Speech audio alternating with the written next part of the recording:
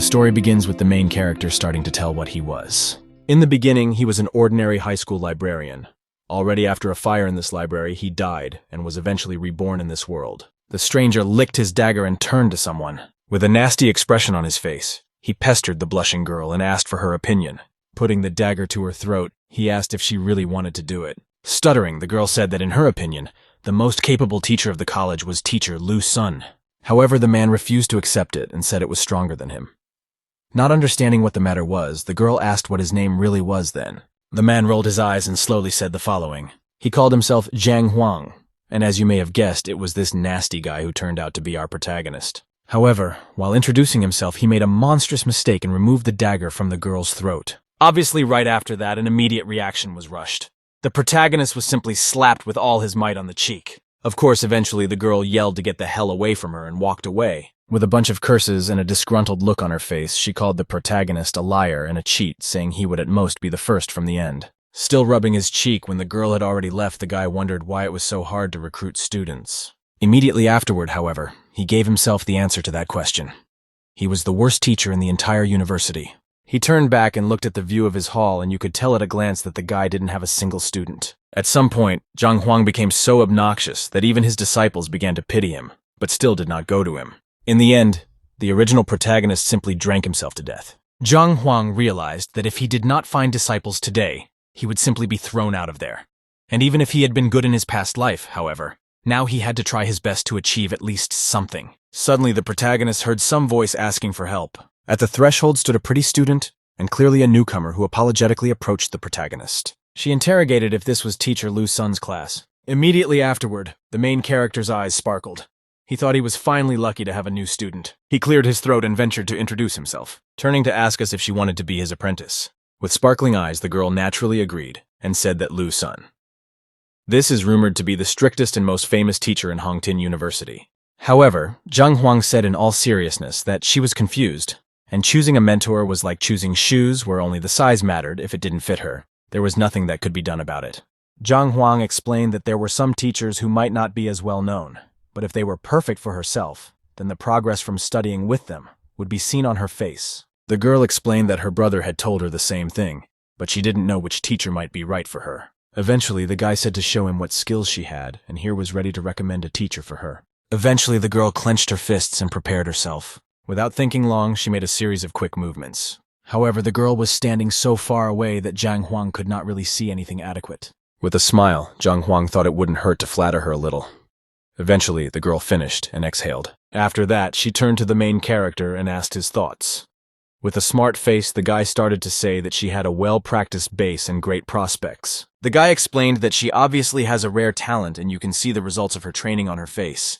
Zhang Huang explained that she had amazing footwork, and every movement was like a tiger's throw, and her footing was trained and confident. However, the girl explained that her leg was damaged and the doctor had diagnosed that she had no chance of rehabilitation. When Zhang Huang heard this, he realized that he was deeply mistaken. Correcting himself, Zhang Huang said that he felt sorry that he didn't see the obvious, and she had some sort of advantage despite her leg injury. Not understanding what the matter was, the girl asked what this advantage was. Zhang Huang briefly slapped his thigh and said that this advantage was hope. The girl smiled and asked him if he had lived with her, but there was still some chance. Guy agreed. She said there were so many habits in the whole university that could help her, and the other two had stopped taking students a long time ago. Realizing what the matter is, the girl naturally became sad, but as if grasping at the remaining straw and asked the protagonist if he is still recruiting. Zhang Huang, however, said that he was not at all interested in fame and fortune, however. The girl had already knelt down. The girl explained that she knew Zhang Huang had strong moral principles, and asked to take her as an apprentice, and said that there was no way she would slack off or dishonor his honor. Smiling, Zhang Huang said that he thought she was brought together with him by fate itself. He knelt down in front of her and held out the knife. The guy said he'd be happy to take her on as an apprentice and hurried her into a contract. After cutting her finger, Zhang Huang pulled some talisman and a drop of blood splashed onto it. Exactly as that drop of blood hit something in the suspension itself started to change. The girl had already begun to doubt, because for this he had to at least think about it and wondered if his honor did not depend on it. Zhang Huang said that she became a disciple of her own free will, and asked what her name was. The girl explained that her name was Wang Ying. In the end, Zhang Huang told the girl to go back and not to forget that there was a class waiting for her tomorrow. after which he pushed her out of the hall. Looking at the pendant, Zhang Huang breathed in because he had finally found a disciple and could no longer worry about expulsion.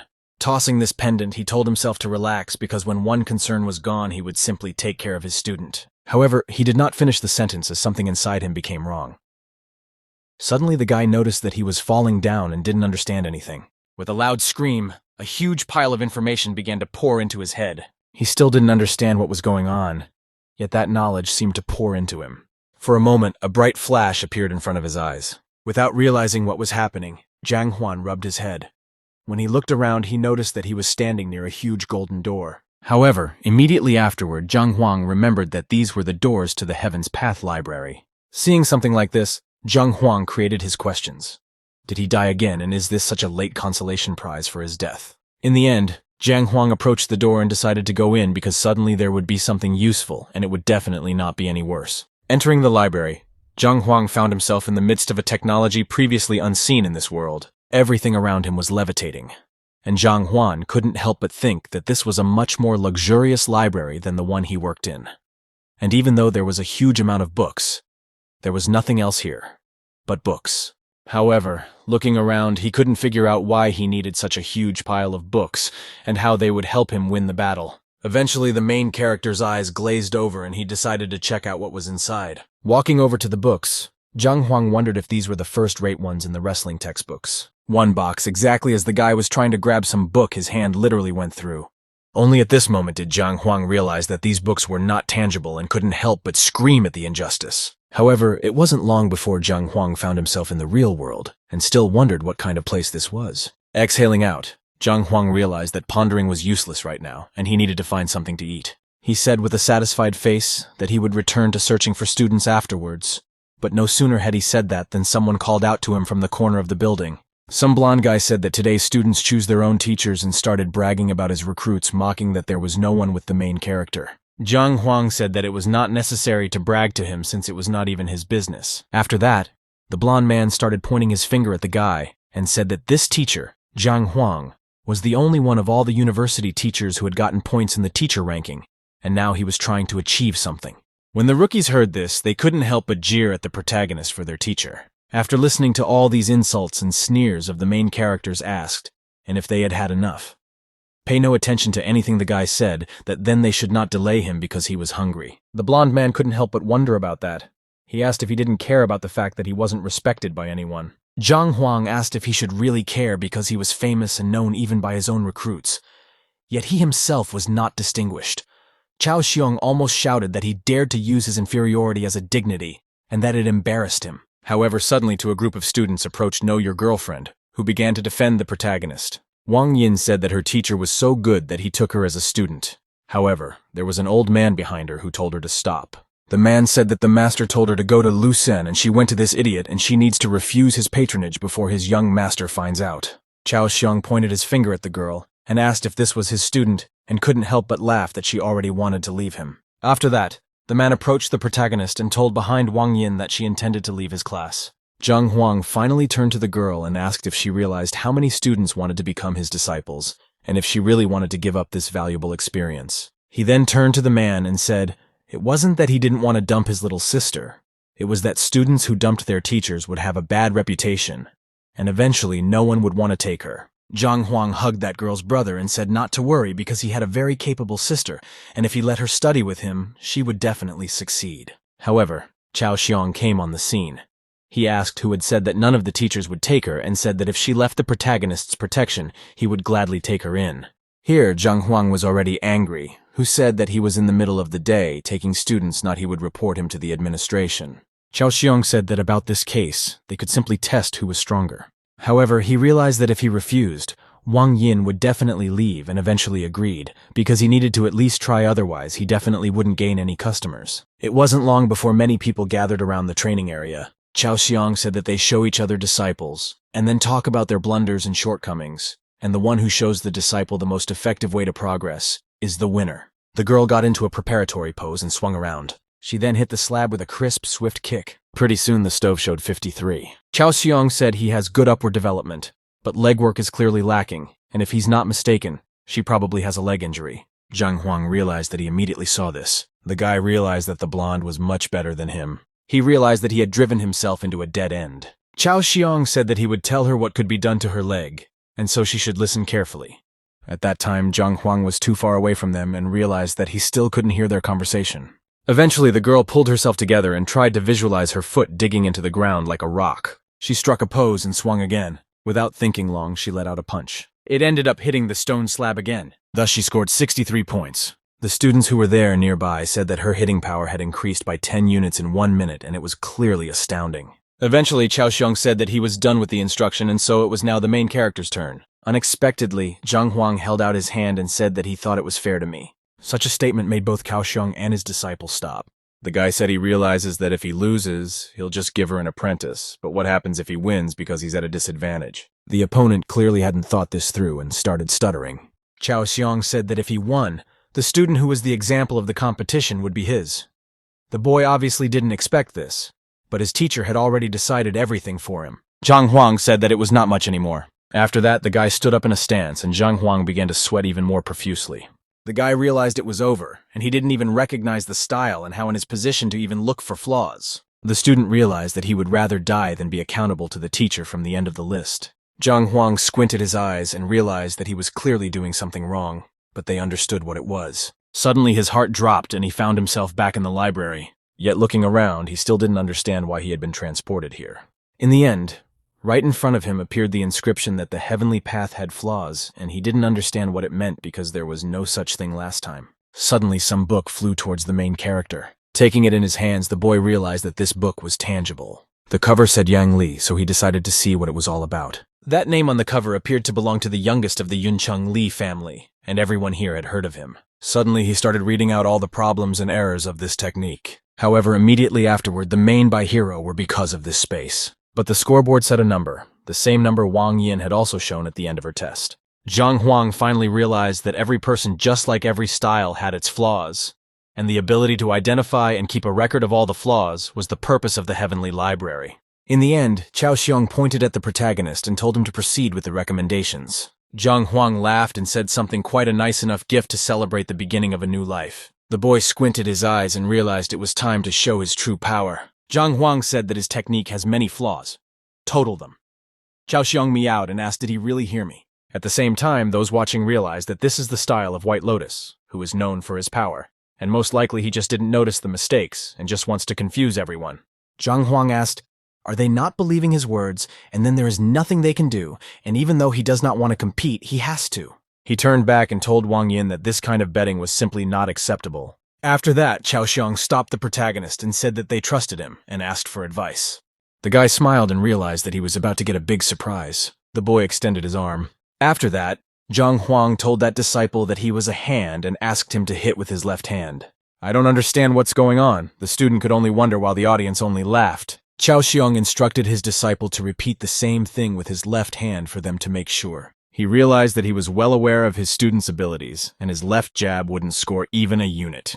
Yang Li eventually landed a left jab. However, he himself was surprised at what had happened. However, when the blonde man saw the result, he couldn't help but be surprised. The scoreboard showed a score of 123 units. This kind of result was unprecedented because it was much stronger than Chao Xiong's instructions. The guy himself was clearly surprised by this. For a moment, he even wondered if it was really his yes.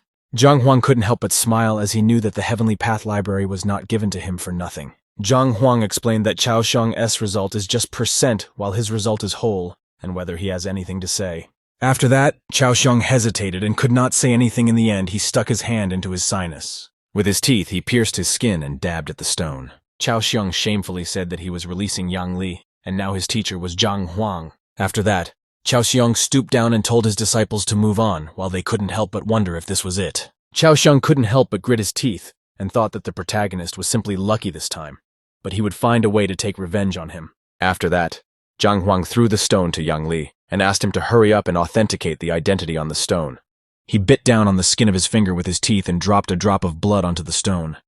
He realized that the other teachers probably wouldn't accept him after all this.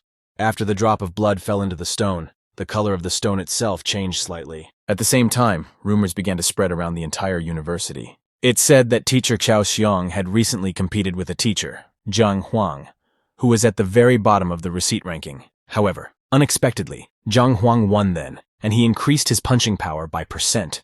Everyone was surprised by this result, because even the famous Lu Sen could not do this. However, when the other girl heard this, she couldn't help but laugh. She simply didn't believe that someone could do what Teacher Lu Sen couldn't do, and said that the guy was simply lucky. However, her friends couldn't say it was just luck after all. It was an increase of a whole %. As it turned out, the girl was simply angry because she originally came to this university solely for the sake of getting to the teacher Lu Sen. It wasn't long before Zhang Huang returned to the hall with his disciples. The guy realized that when he saw someone's skills, the Library of the Heavenly Path would automatically generate a flawed book, and couldn't help but laugh. However, suddenly the same girl appeared in front of the protagonist and asked if his name was Zhang Huang. The guy was surprised and asked what was wrong, agreeing that it was really him. The blue-haired girl asked if it was true that he increased the student's hitting power by %, and asked him to prove it. However, no matter what, Zhang Huang refused and Taroi was angry, asking if he was idling right now. Zhang Huang explained that he was recruiting students, not helping for thank you little rude girls.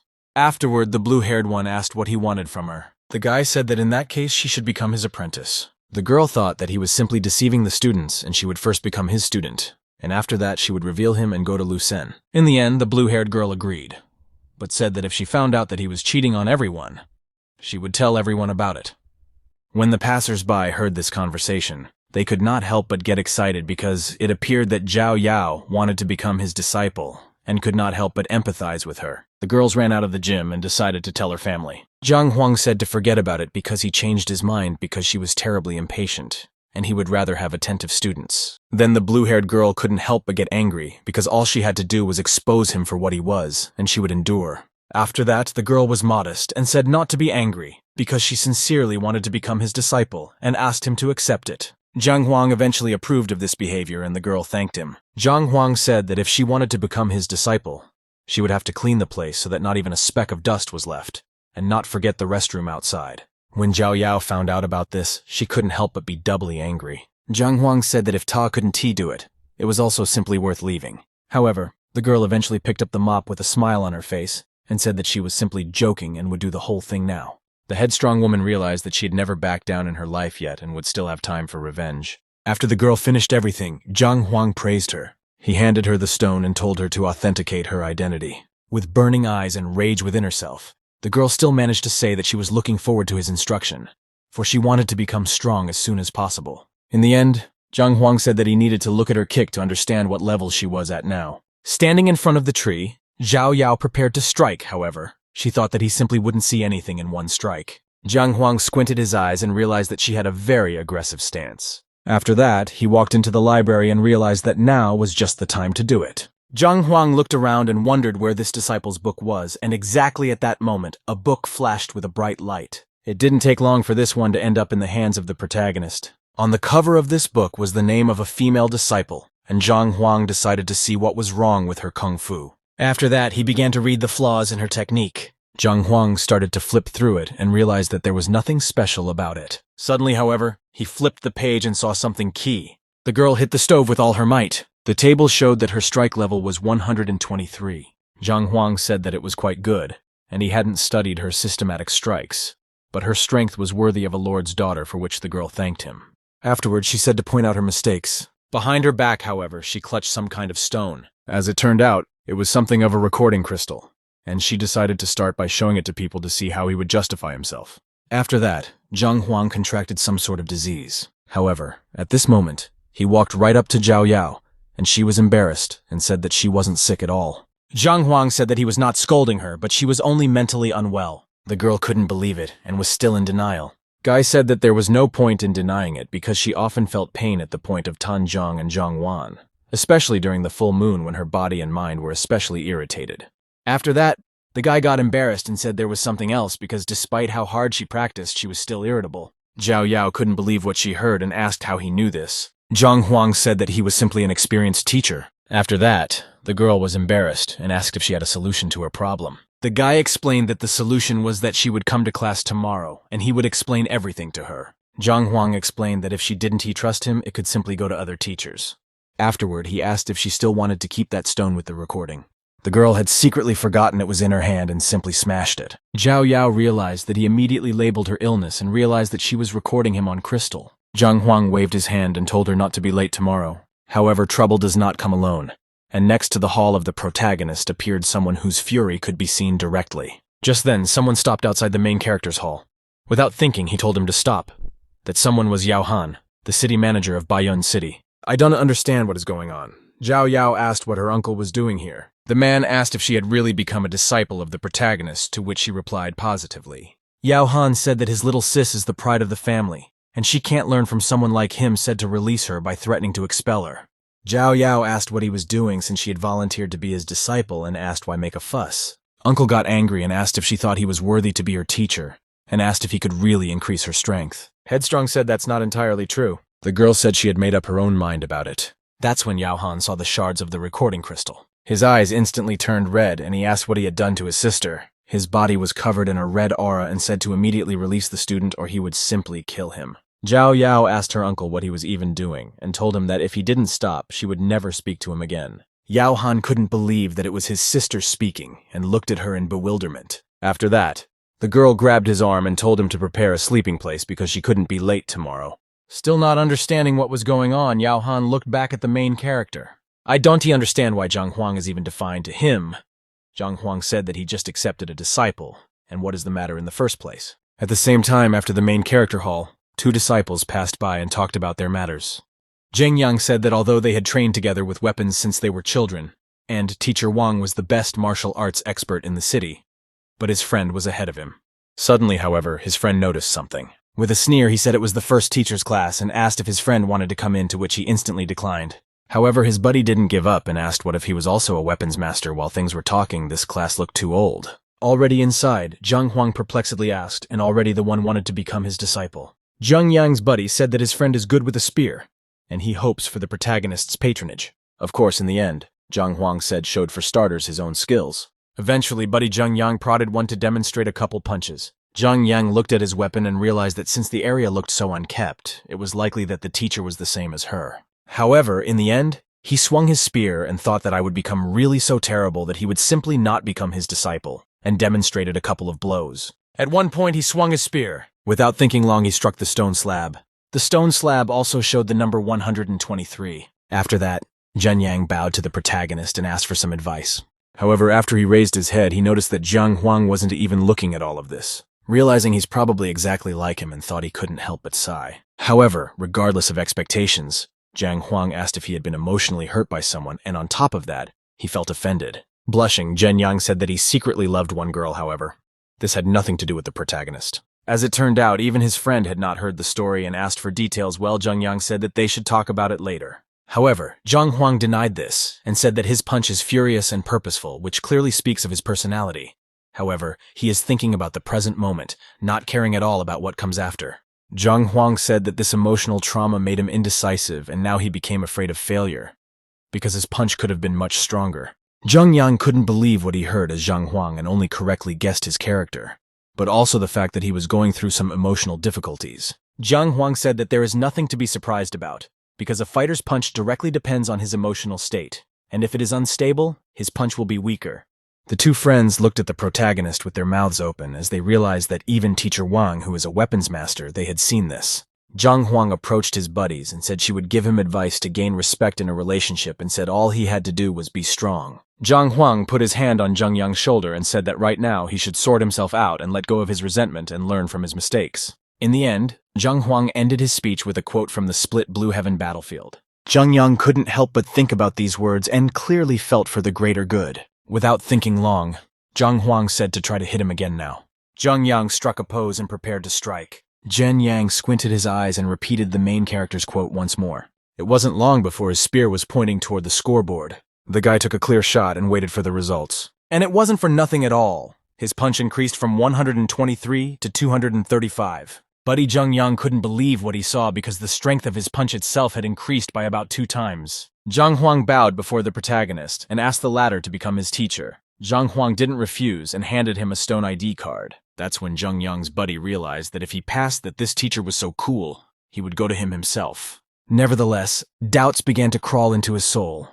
How could he not once have heard the name of such a great man? He simply asked, "What is the main character's name?" Without hesitation, Zhang Huang replied that this was his name. However, Zhang Huang was not upset at all and said with a smile on his face that he was that terrible teacher. Eventually, those 5 words echoed in the guys' heads and they both literally petrified. Zheng Yang clearly did not understand why was Zhang Huang so self-critical. However, Zhang Huang simply said that this world was full of cynics and so there was nothing wrong with it. In the end, Zheng Yang said that he wanted to pay tribute to his teacher, to which the latter said that his reputation did not matter, and then would be happy if he practiced hard. In the end, the guy reminded him about tomorrow's class and asked him not to be late, while Zheng Yang's buddy couldn't help but feel upset that his friend's feelings weren't accepted. Zhang Huang looked at the registration stone and couldn't help but feel pleased that he already had 4 disciples and thus was able to spend the whole stone. After leaving the hall, Zhang Huang decided to take some more stones from the logistics building. Quite soon, Zhang Huang was already in this building. Looking around, Zhang Huang thought that they had all been dismantled.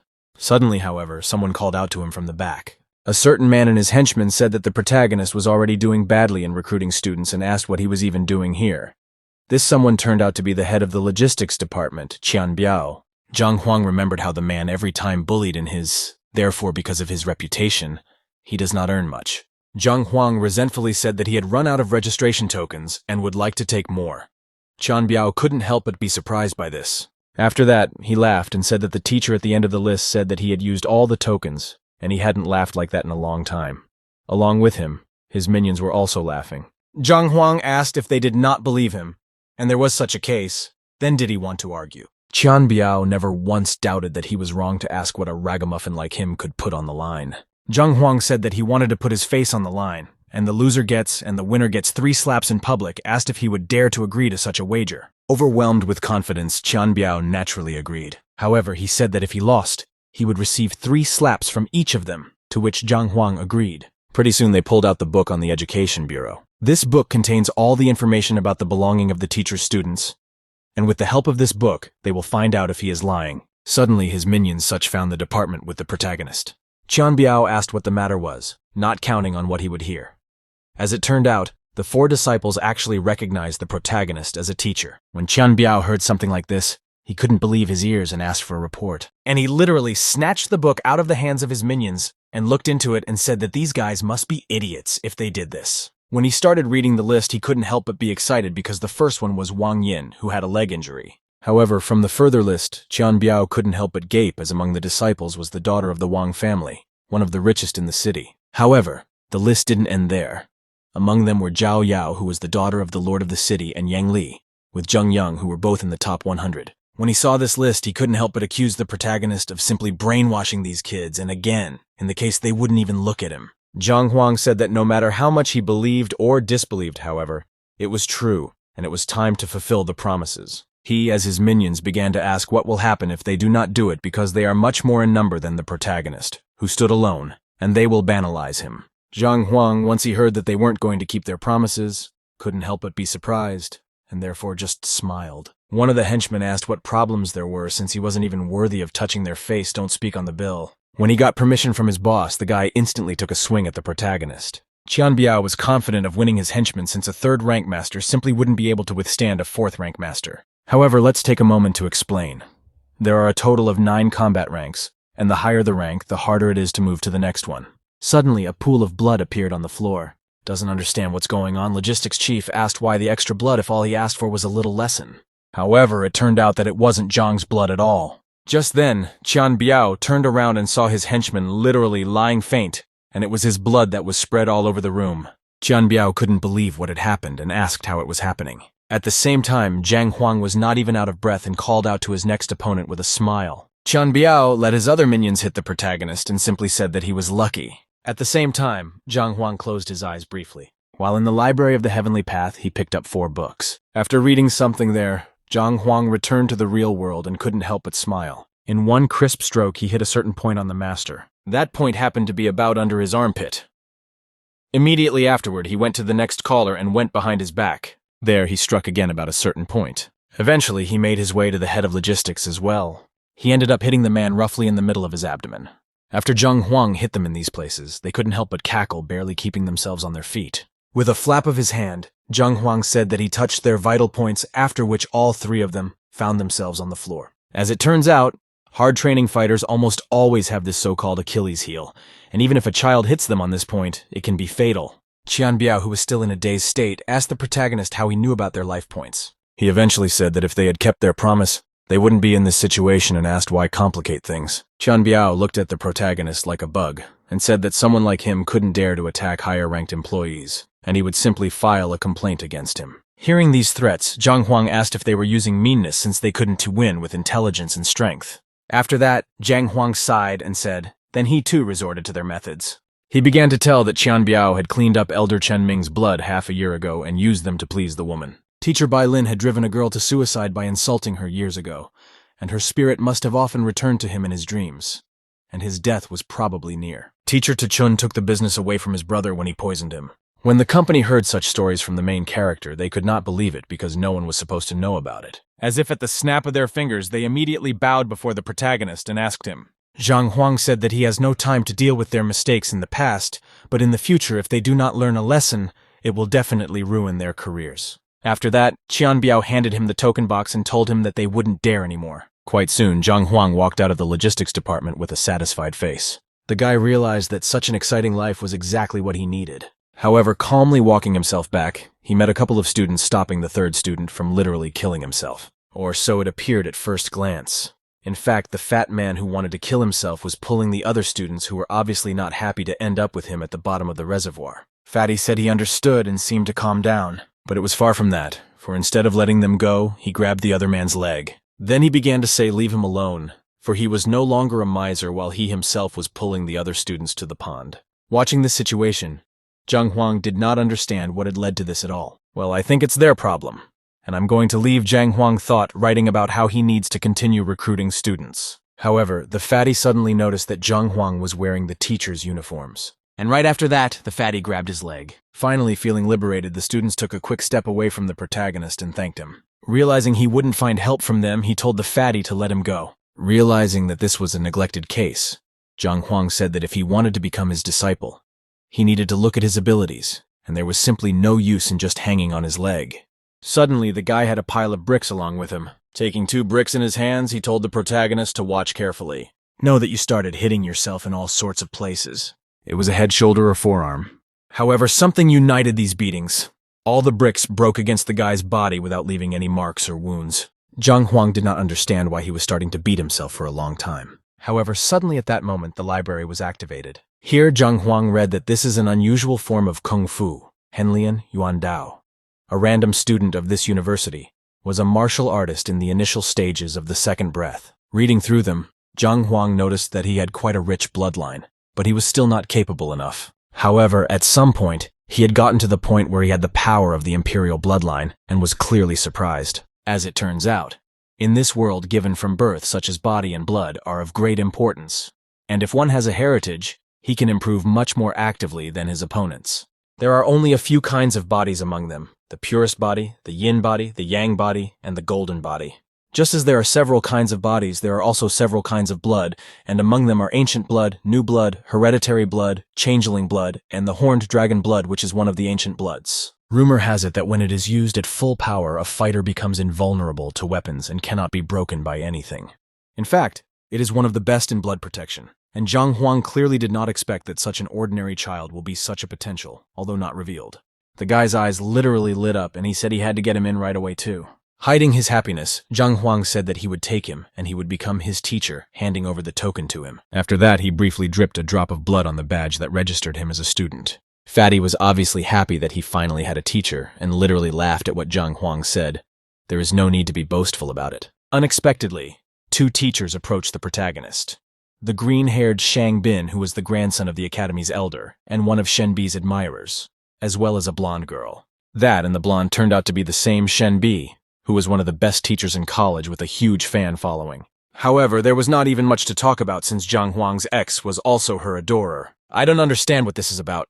Zhang Huang asked what the green-haired man was talking about. Without thinking long, Shang Bin said, "Naturally, he is talking about the main character." However, Zhang Huang wrinkled his face and asked why. Then as soon as he appeared, a stink and covered his nose. Realizing that he was being bullied, and Shang Bin lashed out in rage while Shen Bi could only laugh. When Shang Bin heard this, he became even more furious, because even his idol began to laugh at this situation. At one point, Shang Bin asked if he had lied since his ranking was known by the entire academy. After that, Shangbin laughed as he found this whole situation very funny. When Ware heard this, he fell out in utter despair. After patiently listening to him, Zhang Huang asked if he was finished. If so, he could go. When Shangbin heard this, he came to another burst of rage. However, he restrained himself and told Shenbi that one should not spend long time with this scum, and it would adversely affect her beauty. The girl decided to encourage him, and told him that although last time he was at the bottom of the list, he should not give up, and he should work hard, and he would definitely succeed. However, Zhang Huang only saw it as sympathy, because he thought that Shenbi thought that by taking this guy under his guardianship, he had put a cross on himself. Zhang Huang thanked him for his guidance, but said that although to their eyes this disciple might seem weak, he could guarantee that this was simply an uncut diamond, and if he trained him properly, he would shine. Agreeing with the main character's words, Shenbi moved away from them and told Shangbin that she was a bit tired, so she wanted to rest a bit and he didn't have to follow her. Shangbin looked at the protagonist after that and said that he would make the guy answer for everything. After that, Shangbin started giving examples of how he would spend more time with her, but the girl was unyielding and refused any of the guy's offers. At the same time, Zhang Huang looked at Yuan Dao and asked where his children were going to take him in a completely different direction. Yuan Dao started stammering and said that since he was so bad, he was afraid that he would ruin his reputation as a teacher, and he wouldn't mind if he let him go. However, Zhang Huang only grabbed this fellow's hand. With shining eyes, Zhang Huang said that it was pointless since he had already dropped the resort token, and now he would be his disciple since they were related. Yuan Dao tried to say something, however. Zhang Huang said not to argue with him since he was touched by his concern for him. He said that in that case he would throw him into the very reservoir he wanted to jump into, telling him not to worry because he would be a responsible teacher and have a beautiful grave. It wasn't long before Zhang Huang visited his home. As he picked up the remaining tokens, he realized that today was the last day of the students' per-loving, and it seemed 5 students was his limit. Zhang Huang looked at the notebook lying next to him and realized that since class was tomorrow, he needed to completely figure out today. Opening the notebook, he remembered that before, he had trained according to the principle of Hongting's 9 paths, and each stage there corresponded to the essence of the 9 ranks, and many in this university train according to this system. Adopting a meditation posture, Zhang Huang remembered that he was literally the last of the teachers who remained at the 3rd rank, and everyone else had already reached the 4th rank, so he needed to overtake them. While near some building, Zhang Huang was deep in thought. Looking at it, he thought that here he could find a method to train more successfully than the last times. He remembered that the essence of unified true qi was to gather the spiritual energy that was around them. After all, many masters train day and night for at least years to achieve at least an acceptable result. Clenching his teeth, Zhang Huang could not accept that he really needed to do this for years, and realized that since his class was already tomorrow, if the students knew that their teacher was not even capable of quality energy harvesting, they would simply drop out. Zhang Huang remembered that through the Heavenly Path Library, he could try to look for the flaws of the 9 paths, but the catch was that these flaws were over 1,000, and he simply couldn't remove them all. However, Zhang Huang realized that if he gathered enough information about other training methods, he would use the merits of one system to draw the disadvantages of another. Thus, Zhang Huang came to the hall. He bowed respectfully before the elder and said hello. The old man did not expect to see the protagonist Moscow Leather here quite late, and asked what he was doing in the library at such a late hour. Zhang Huang said that he was going to cross the 3rd rank, however. He had a couple of questions, so he came here. The library custodian said there was nothing wrong with his slow improvement, and the university needed people like him. The man said that the 3rd rank information was on the 4th row of the Kung Fu manual and wished him good luck, for which Zhang Huang thanked him. The old man sighed, as he realized that even though Zhang Huang was a good boy, but he was clearly lacking in ability, and he simply hoped that his results would not be so poor. When Zhang Huang entered the library, he couldn't help but be surprised by the huge number of books. He said that the university library was no poorer than an ordinary modern library. It wasn't long before Zhang Huang came to the designated place and concentrated. Taking one of the notebooks in his hand, he began to look through it. What he was most interested in was how the other training techniques worked. Quite soon, Zhang Huang found himself in the heavenly library. However, looking at the situation in a vacuum, he wondered if it was even possible to fix such a huge number of flaws. However, it wasn't long before he came to his senses and wondered why he had to fix all these flaws in the first place. He realized that he had to simply fix the point that was hindering his particular stage, so he soon found a technique with only 10 flaws. Looking at the book, Zhang Huang couldn't help but complain that even though the Heavenly Way library shows the mistakes, it doesn't talk about the methods to correct them at all. At some point, Zhang Huang recalled the experience of one book. He finally decided that since what he was here, he should gather information about the 4th and 5th rank. After that, Zhang Huang set about reading all the books. As time went on, more and more books found themselves. Pretty soon you could literally set up a barricade of these books. When the keeper of the fucking library heard all this noise, he wondered how such a Slabakov had ever gotten the idea to appear intelligent, or else he'd slander him. Pretty soon, Zhang Huang ended up with no books at all. At the end, Zhang Huang walked out of the library with a smile on his face and decided to start practicing as he was stopped by Elder Mo. The old man asked if he was finished so quickly and if he wanted to take at least one copy of the books with him. Quite soon, Zhang Huang walked out of the library and thanked the old man and bid him farewell. Elder Mo couldn't help but be amazed at the frivolity. But he remembered that the dean had asked him to keep a closer eye on the teachers. It wasn't long before Zhang Huang returned home again. Sitting down at the table, Zhang Huang said that he had gathered everything he needed with the help of the Heaven's Way library.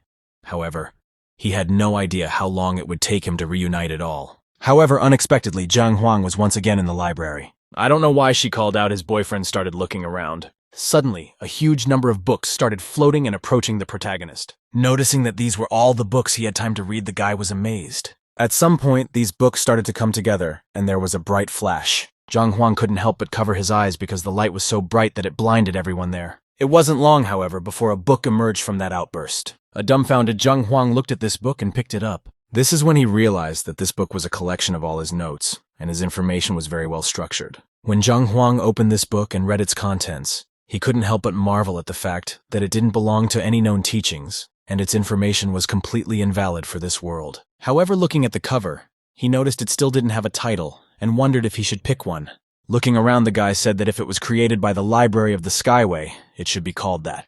And he called it the Heavenly Path Technique. It was as if this title magically appeared on the cover of the book, which Zhang Huang was clearly surprised by. Pretty soon the guy was back in the real world, and everything around him was glowing with a golden color. As it turned out, the guy progressed very quickly through the Kung Fu stage. It wasn't long before his experience exceeded the maximum. Immediately afterward, a certain golden aura began to spread everywhere. There was like a small explosion and the protagonist's perfection ended. It wasn't long before the boy opened his eyes. I don't understand what's going on. He was extremely surprised that it was so fast, because other people who had advanced to the rank of skin and bone peelers fasted for long periods of time, and constantly meditated, not to mention that their progress required a lot of time.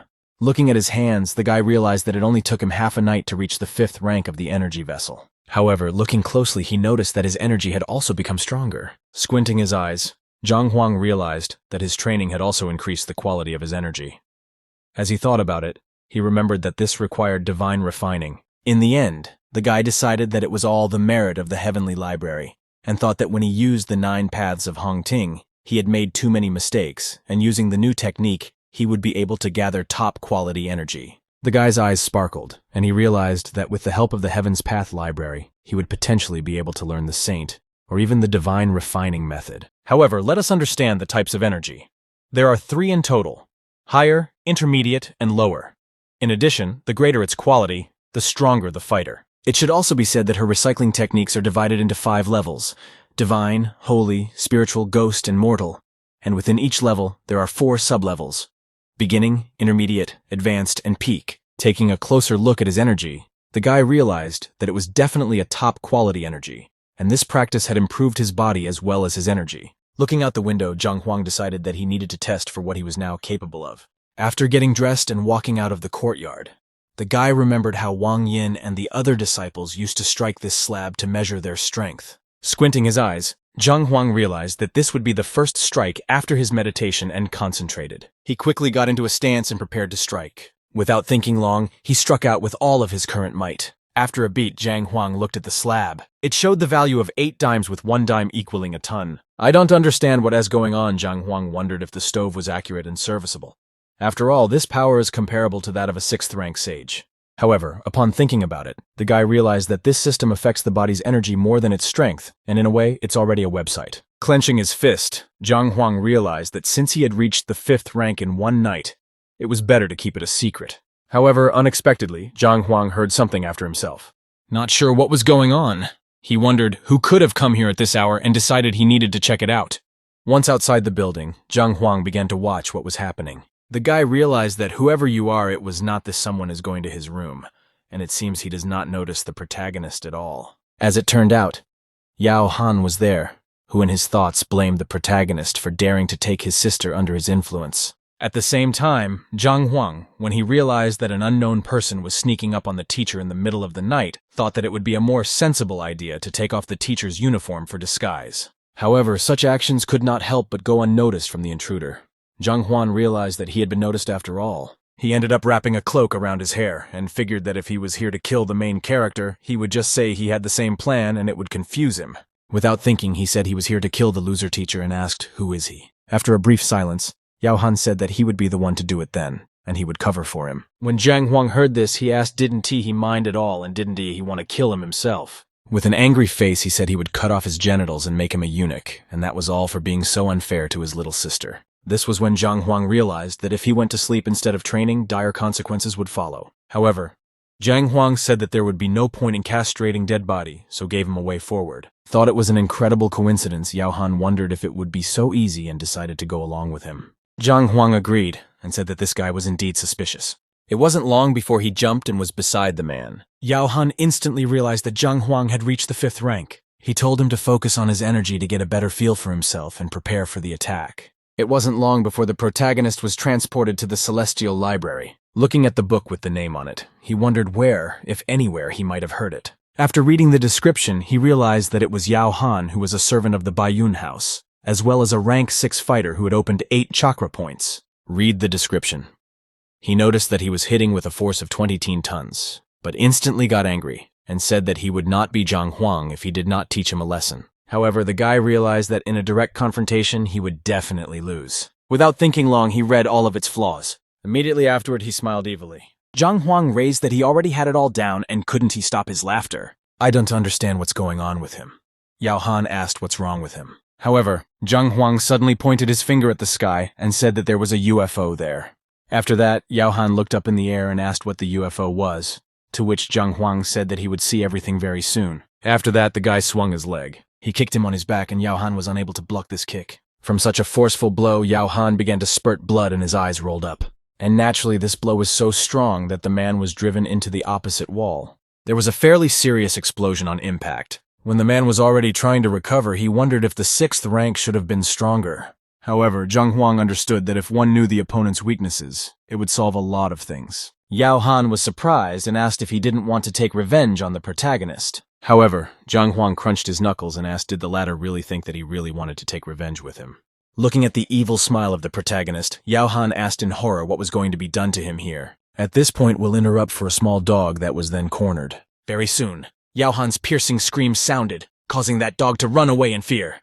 Zhang Huang was rested after finishing his business, and couldn't help but say that it wasn't difficult. At the same time, Zhang Huang wondered what it would be like to be defeated by a 5th ranker, and he was certain that he had not had such a battle yet. However, it wasn't long before Yao Han began to rise up, and Zhang Huang thought about the fact that he needed to ward off suspicion.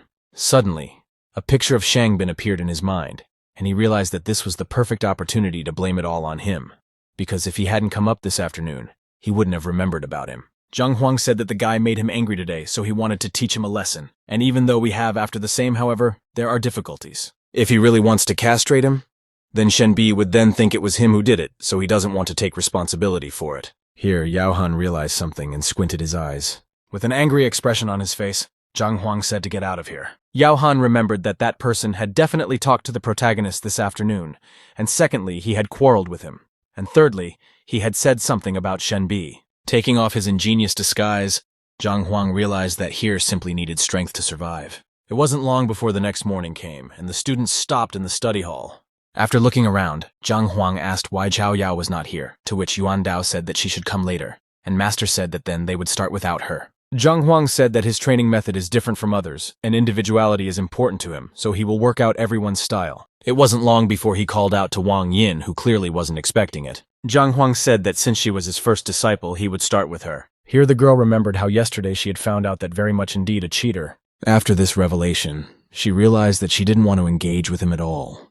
Zhang Huang stretched out his hand and asked her to show the punch again because he should take a closer look at it. The girl asked if the place was too small, to which he said it didn't matter. Guy realized that when he had considered her strength, the first time he still didn't possess the Heaven's Path library. After the girl made her strike, Zhang Huang found himself in the library and looked through her notes. Zhang Huang opened his eyes and said, "This is really not a bad punch. only the girl had already tried to say about the expulsion. Zhang Huang began his analysis. Zhang Huang said that if he wasn't mistaken, her leg was injured in a battle about 2 years ago. The girl wondered how the guy knew this and wondered how he could have realized the cause and timing of the wound. Zhang Huang explained that there are 3 points in the human leg that are responsible for strength, agility, and speed. The guy said that her opponent had hit the point responsible for strength and it had caused it to close up and the blood to flow backwards, and that was the reason why she wasn't able to see on par with the others. Rose Harry realized that one of the best doctors they had invited had said the same thing, and that there was nothing they could do about it since it required a master of minimum rank.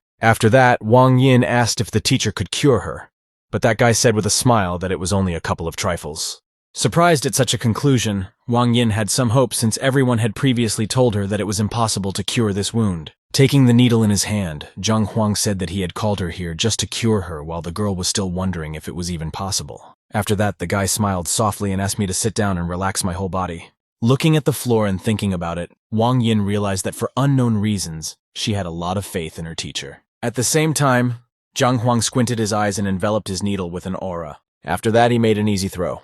Wang Yin instantly realized that this was an aerial acupuncture technique that required tight control over the flight of the angles to ensure that it hit the target accurately. However, what struck me the most was the fact that aerial acupuncture required at least a 5th combat rank. She wondered if the worst teacher in the university had reached rank 5 yet so quickly. At the same time, Zhang Huang did not hesitate and dispatched dozens of needles. It wasn't long before they all stuck into the girl's leg. After that, Zhang Huang closed his eyes and applied the true energy embedding technique.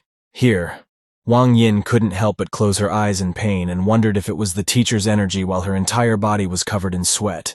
Feeling in hers, she couldn't help but notice how pure it was and like spring water without a single impurity. This was when Wang Yin realized that no one in the entire country had heard of such a true energy refining skill. Still not believing what was happening, she asked the protagonist if it was true.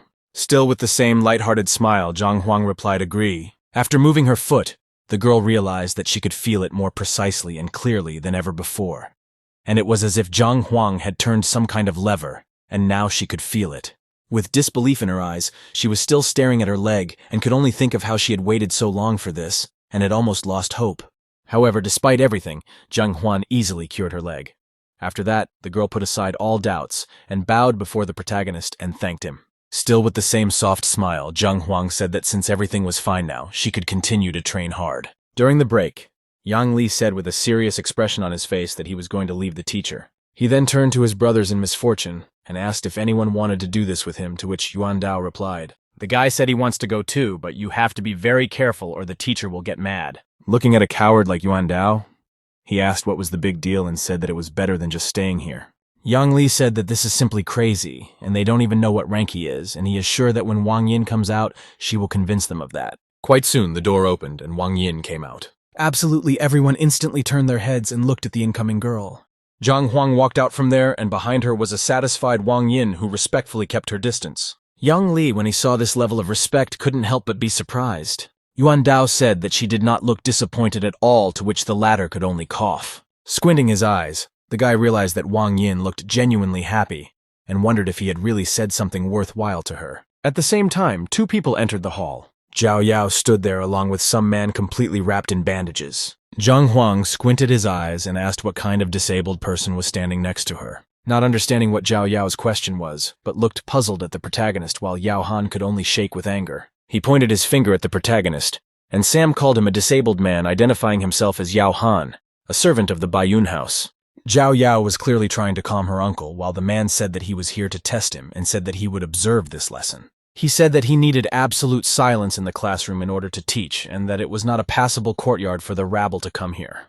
The man got even more angry, and with fury in his eyes asked who he called a brood since he could swat him right now. After that, Zhang Huang said that he could not get along with him and asked Zhao Yao to take care of his relative. After that, the girl began to strenuously drag her uncle out of the gym, and with embarrassment on her face said that he was simply interfering with her class. It wasn't long before she managed to push her uncle out of the hall and slam the door shut. Yao Han couldn't help but rage once more and started threatening the unsuspecting guy with violence. After that, Zhang Huang looked at Yang Li and said that it was his turn, so he should go with him. The guy agreed, however, in his thoughts he was already ready to evaluate the protagonist, and if he really is trash, he will simply drop the class without thinking. And walking into the room, Yang Li asked if Zhang Huang wanted him to practice kung fu.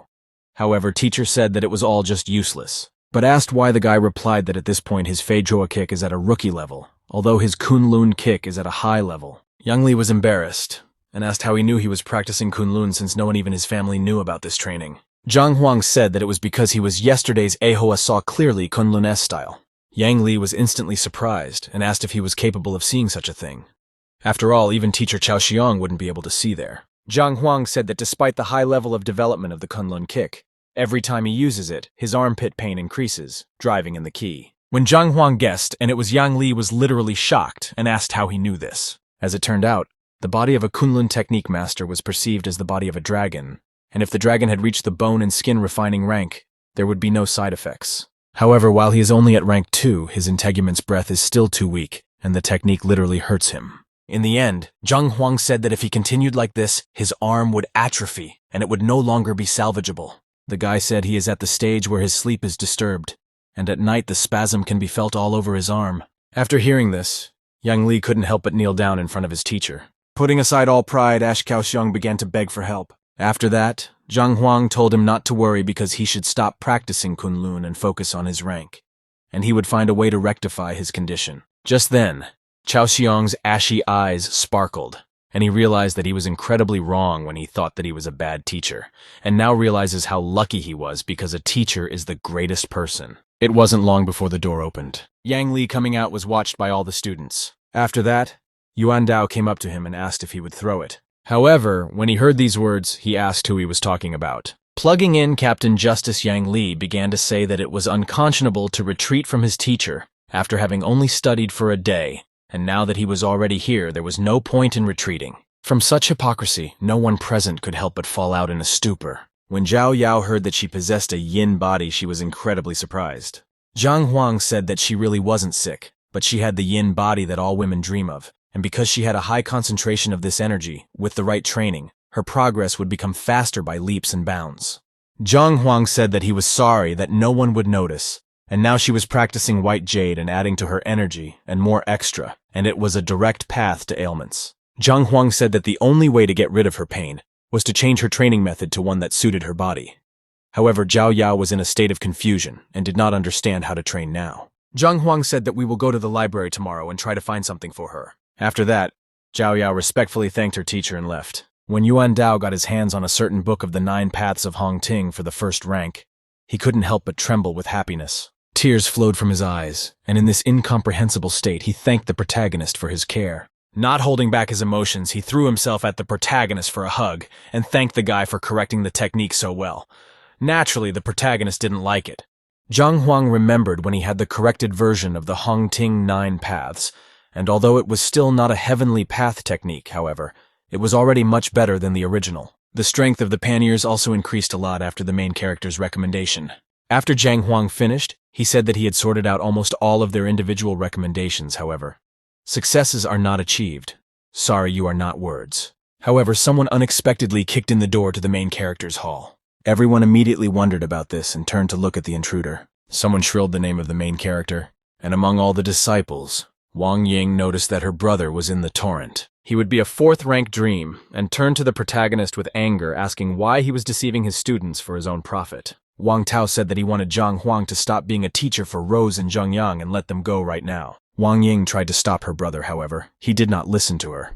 Zhang Huang was not going to pay attention to the intruder and said that he was just interrupting his lesson. Wang Tao asked why he could only learn his own skills and he was lucky to be raised at all and called him a teacher. However, at this moment, it was already Zhang Huang who became angry, activating his aura and began to pressure the intruders. Brother Wang Ying clearly didn't expect something like this and couldn't believe that he had the same aura as the elder. At one point, however, he got his act together and said he was disgusted by the word to like him.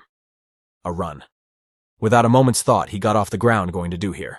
Wang Ying saw this too late and was unable to stop her brother. Wang Tao swung his heavy sword and told the protagonist to prepare to die. Du was already starting to worry about the protagonist, but it was obvious that it was for nothing. As it turned out, Zhang Huang had stopped this sword with just a slight movement of his hand and 2 fingers. Brother Wang Ying couldn't believe that this was possible since Zhang Huang was only a 3rd-ranked fighter and was able to stop his attack with just 2 fingers. Even some chakra opening masters couldn't do that, and it was simply impossible that such a loser could stop him. Eventually, the guy thought it was just a coincidence and yelled for him to let go of his sword so that they would fight in a private battle. However, Zhang Huang clearly had no intention of responding to such a provocation, and stood in the same position. With his eyes closed, Zhang Huang was still standing without any sign of movement while Wang Tao well. How can I still think about the fact that his strength is a sheer deception? He remembered how the last time he was tested he was only at rank 3. To top it all off, even if he has stepped up now, he should only be on the 4th rank of the first stage. At this time, Zhang Huang simply pushed the guy's sword away from him, causing him to become even more furious. After that, Zhang Huang simply threw the intruder out of his hall. At the same time, there was Yao Han outside the door, who heard a lot of noise and thought that Wang Tao would finally teach him a lesson. He opened his door only thinking about what he would see Zhang Huang see then mercy. However, it was not to be as Yao Han opened his eyes wide. It was through that door that Zhang Huang threw Wang Tao out, and the already injured Yao Han spurted blood from the already internal injuries. With such a blow, the door to the hall was simply kicked open. Thus, Wang Tao found himself fainting while he himself, as well as the door, was held up by what was left of Yao Han. With a clap of his hands, Zhang Huang said that the class was continuing. All of the disciples instantly realized that it was a rank 4 supreme power, and even still he was so easily defeated. They just wouldn't understand how a teacher could do that, and from the end of the ranking list. At this point, the students got a swell idea. They wondered had Zhang Huang been hiding his strength all this time. Barely getting out from behind the ramparts, Yao Han asked Brother Pink didn't he want to. He wanted to teach the protagonist a lesson, and what happened? Wang Tao said that he had just used the new technique, but he was lucky as he had not fully mastered it. When Yao Han heard this, he asked if he was able to expose the protagonist. Wang Tao said that he was going to do so, but the university has a strict rule of no interruptions, so they had better just wait. Yao Han said that since they had free time, he would like to ask him something, while Wang Tao only prayed that he would stop talking about the protagonist. Yao Han asked, is there a female teacher in this university who has a character by? Does she have any admirers? When Wang Yin's brother heard this, he said that he must be talking about Shen Bei, who is the local ideal of beauty. And among the fans, the most explicit is probably Shang Bin, but Zhang Huang also ran after her. After saying these names to himself, Yao Han realized that all he had to do was to find out if they really had a conflict back then, and then he would be sure that it was him. At the same time, in another building of the university, someone was talking about how Zhang Huang had cheated his disciple. As it turned out, it was Chao Xiong who stood in front of the greengrocer and said that this was why he wanted to address him as the grandson of the academy elder, and asked if he wasn't the one in charge of teaching. When Shang Bin heard this, he pounded on the table with all his might, which scared even Chao Xiong. The man said that he would solve the matter himself, with an evil smile on his face. And Shang Bin said that he had always wanted to teach this main character a lesson. He had thought about attacking him back then, however. He simply could not lower himself in precious Shen Bi's eyes, and now he had a good excuse. Shang Bin instantly stood up from his seat and called out to Chao Xiong saying that he would need his help. However, as they were heading towards the main character's hall, they noticed the brother's hair and were greatly surprised. Shang Bin asked why he was here and not in training. Brother Wang Ying clearly didn't expect Shang Bin to come here and was surprised. The guy said his sister was tricked into going to that teacher, and he's here to deal with it. Shang Bin got even more angry and asked if he dared to lie even to Madame Wang Yin. And it seems like he really needs to put his brain in place. Wang Tao said that the assistant of Mrs. Zhao's family was beside him, and his ward was also deceived. Shang Bin was even more surprised because it was inconceivable that Yao's family would be affected as well. Charged with determination, he realized that in this case he had to go together, and they would definitely teach this rascal a lesson. At the same time, Zhang Huang read the flaws of the 9-path system. When the students listened to the protagonist, they could not but praise the usefulness of his lectures, because he can point out the flaws in even the most effective techniques. At the same time, Zhang Huang simply couldn't look at his disciples' sparkling eyes, because he didn't understand what was wrong with them. At the same time, the door to the hall opened once more. Shang Bin, Yao Han, Chao Xiong, and Wang Tao stood outside the threshold. Squinting his eyes, Zhang Huang didn't understand what they were all doing here. Shang Bin turned to the guy and said that he didn't expect the guy to stoop to cheating, and he couldn't believe that someone had cheated Mrs. Wang Yin and Mrs. Zhao Yao. However, Zhang Huang was already furious and said that if he had any business with him, he would listen to everything after class. After saying that, Shang Bin only smiled evilly. He got close to the guy and told him that he wanted him to let those students go right now, and otherwise he'd have to force him and he'd definitely regret what he'd done. Zhang Huang squinted his eyes and asked, "What is going to do here, and does dear Shang Bin not know that fighting between teachers is forbidden in the university?" Shang Bin said that the rules of the university are made for order within these walls, but he is breaking it so for his sake an exception can be made. Zhang Huang asked, "Does he do this because his words hurt that yesterday? And does he not think that Shen Bi will not be angry when he finds out about his behavior?" Shang Bin asked if he really wanted to catch him doing this since he had already decided to teach him a lesson anyway, so he didn't care about such nonsense. This is when Yao Han realized that he was the same fan of Shen Bia yesterday.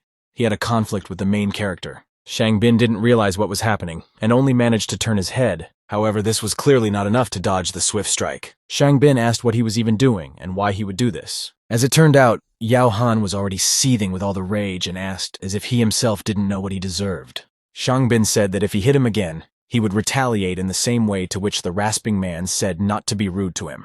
Shang Bin clearly did not expect what was happening and opened his eyes wide. In the end, the solvent just clogged up the poor guy. Chao Xiong asked Wang Tao what was even going on, to which the latter also shrugged his shoulders. Zhang Huang could only smile evilly and said that just as he had planned, a fight broke out.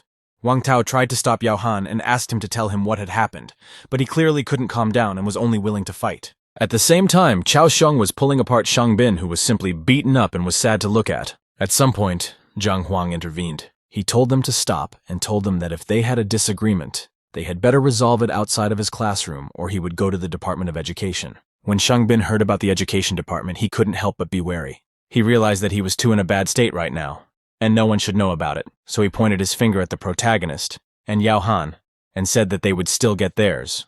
It wasn't long before evening came.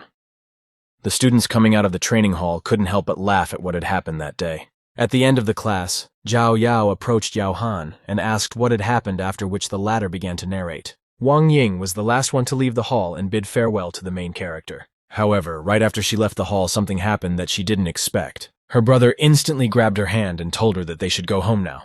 Rosie asked why do it since she lives at school and doesn't need to go home. Her brother said it was out of the question and she was going back. To top it all off, she's obligated to come back right now, causing the girl to fall out in shock. At the same time, in the other core was walking an angry Shang Bin who was cursing everyone and everything for being beaten up. Next to him was Cao Xiang, who was giving in to his superior's rage and saying that for sure Zhang Huang must be at loggerheads with the steward. Holding his battered face, Shang Bin said that he wouldn't do anything to the orderly, and he was sure that he attacked him because he wanted to teach the protagonist a lesson. Immediately afterward, Shang Bin turned back and asked how much Cao Xiang saw in what Zhang Huang I strongly taught Yang Li. Cao Xiang said that it is absolutely certain because you are sure that the boy is being forced to stay there. Shang Bin was happy about this outcome, and said that since he was so confident, it made sense to make an application for a will detector right now. Shang Bin said that in this case, you should remember to raise the penalty to the maximum, and it is the best way to put the protagonist in his place. At the same time, the Wang Yin family's mansion began to reprimand the girl. The elder immediately made the girl kneel down and asked if she knew what she had done. Standing with his back to her, the elder asked if she knew who she had chosen as her teacher. Wang Yin said that in her opinion, the teacher is as he seems and was very talented. Despite the girl's naive remark, the elder or something poured in. He turned to her and told her that he was only capable of raising children to be trash like himself, and why she even allowed the idea that he was fit to be her teacher. Elder said he didn't even think there would be this kind of problem with her. He asked if she didn't know what her teacher's ranking was. At the same time, other elders entered the hall and agreed with their colleagues' doubts, and said that she was simply confused. One of the elders asked her to look at Wang Yang, who was learning from Lu Sen, and his strength had increased by % in just one lesson. However, the girl said that with the main character, her strength increased by more than %, and on top of that, he healed her legs. The elder logically reasoned that even the most famous healer their family had invited could not cure her, so maybe do some scum like the main character. The other old men also laughed and said that it was simply a miracle and a fairy tale that he had increased his punching power by more than %, and if Wang Yin continued to lie, it would not make the protagonist's situation any better because he had never been to his classes. But he was sure that he was unable to heal her leg. Listening to the insults towards her teacher, and she couldn't help but shake with rage. At one point, she had had enough and yelled that they simply could not judge a man they had not even seen, and she absolutely refused to leave his class. When the elders saw this persistence, they couldn't help but stand in a stupor for a few seconds. At one point, they really started laughing out loud. The head of the family couldn't believe what his daughter was saying and said that she should drop his classes today, and otherwise the doors to this house would always be closed to her. When the girl was on her way out, she was told that if she went out that door, she would never come back. However, she approached one of the pillars and said that she would become the measure of measuring power if they did not believe her words.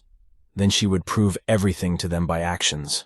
Immediately afterwards, she swung at the first strike. Here, from one blow, the table showed a value of 120 units. Her series of kicks didn't end there, however, and she decided to do a leg kick. Thus, she raised the value to 200.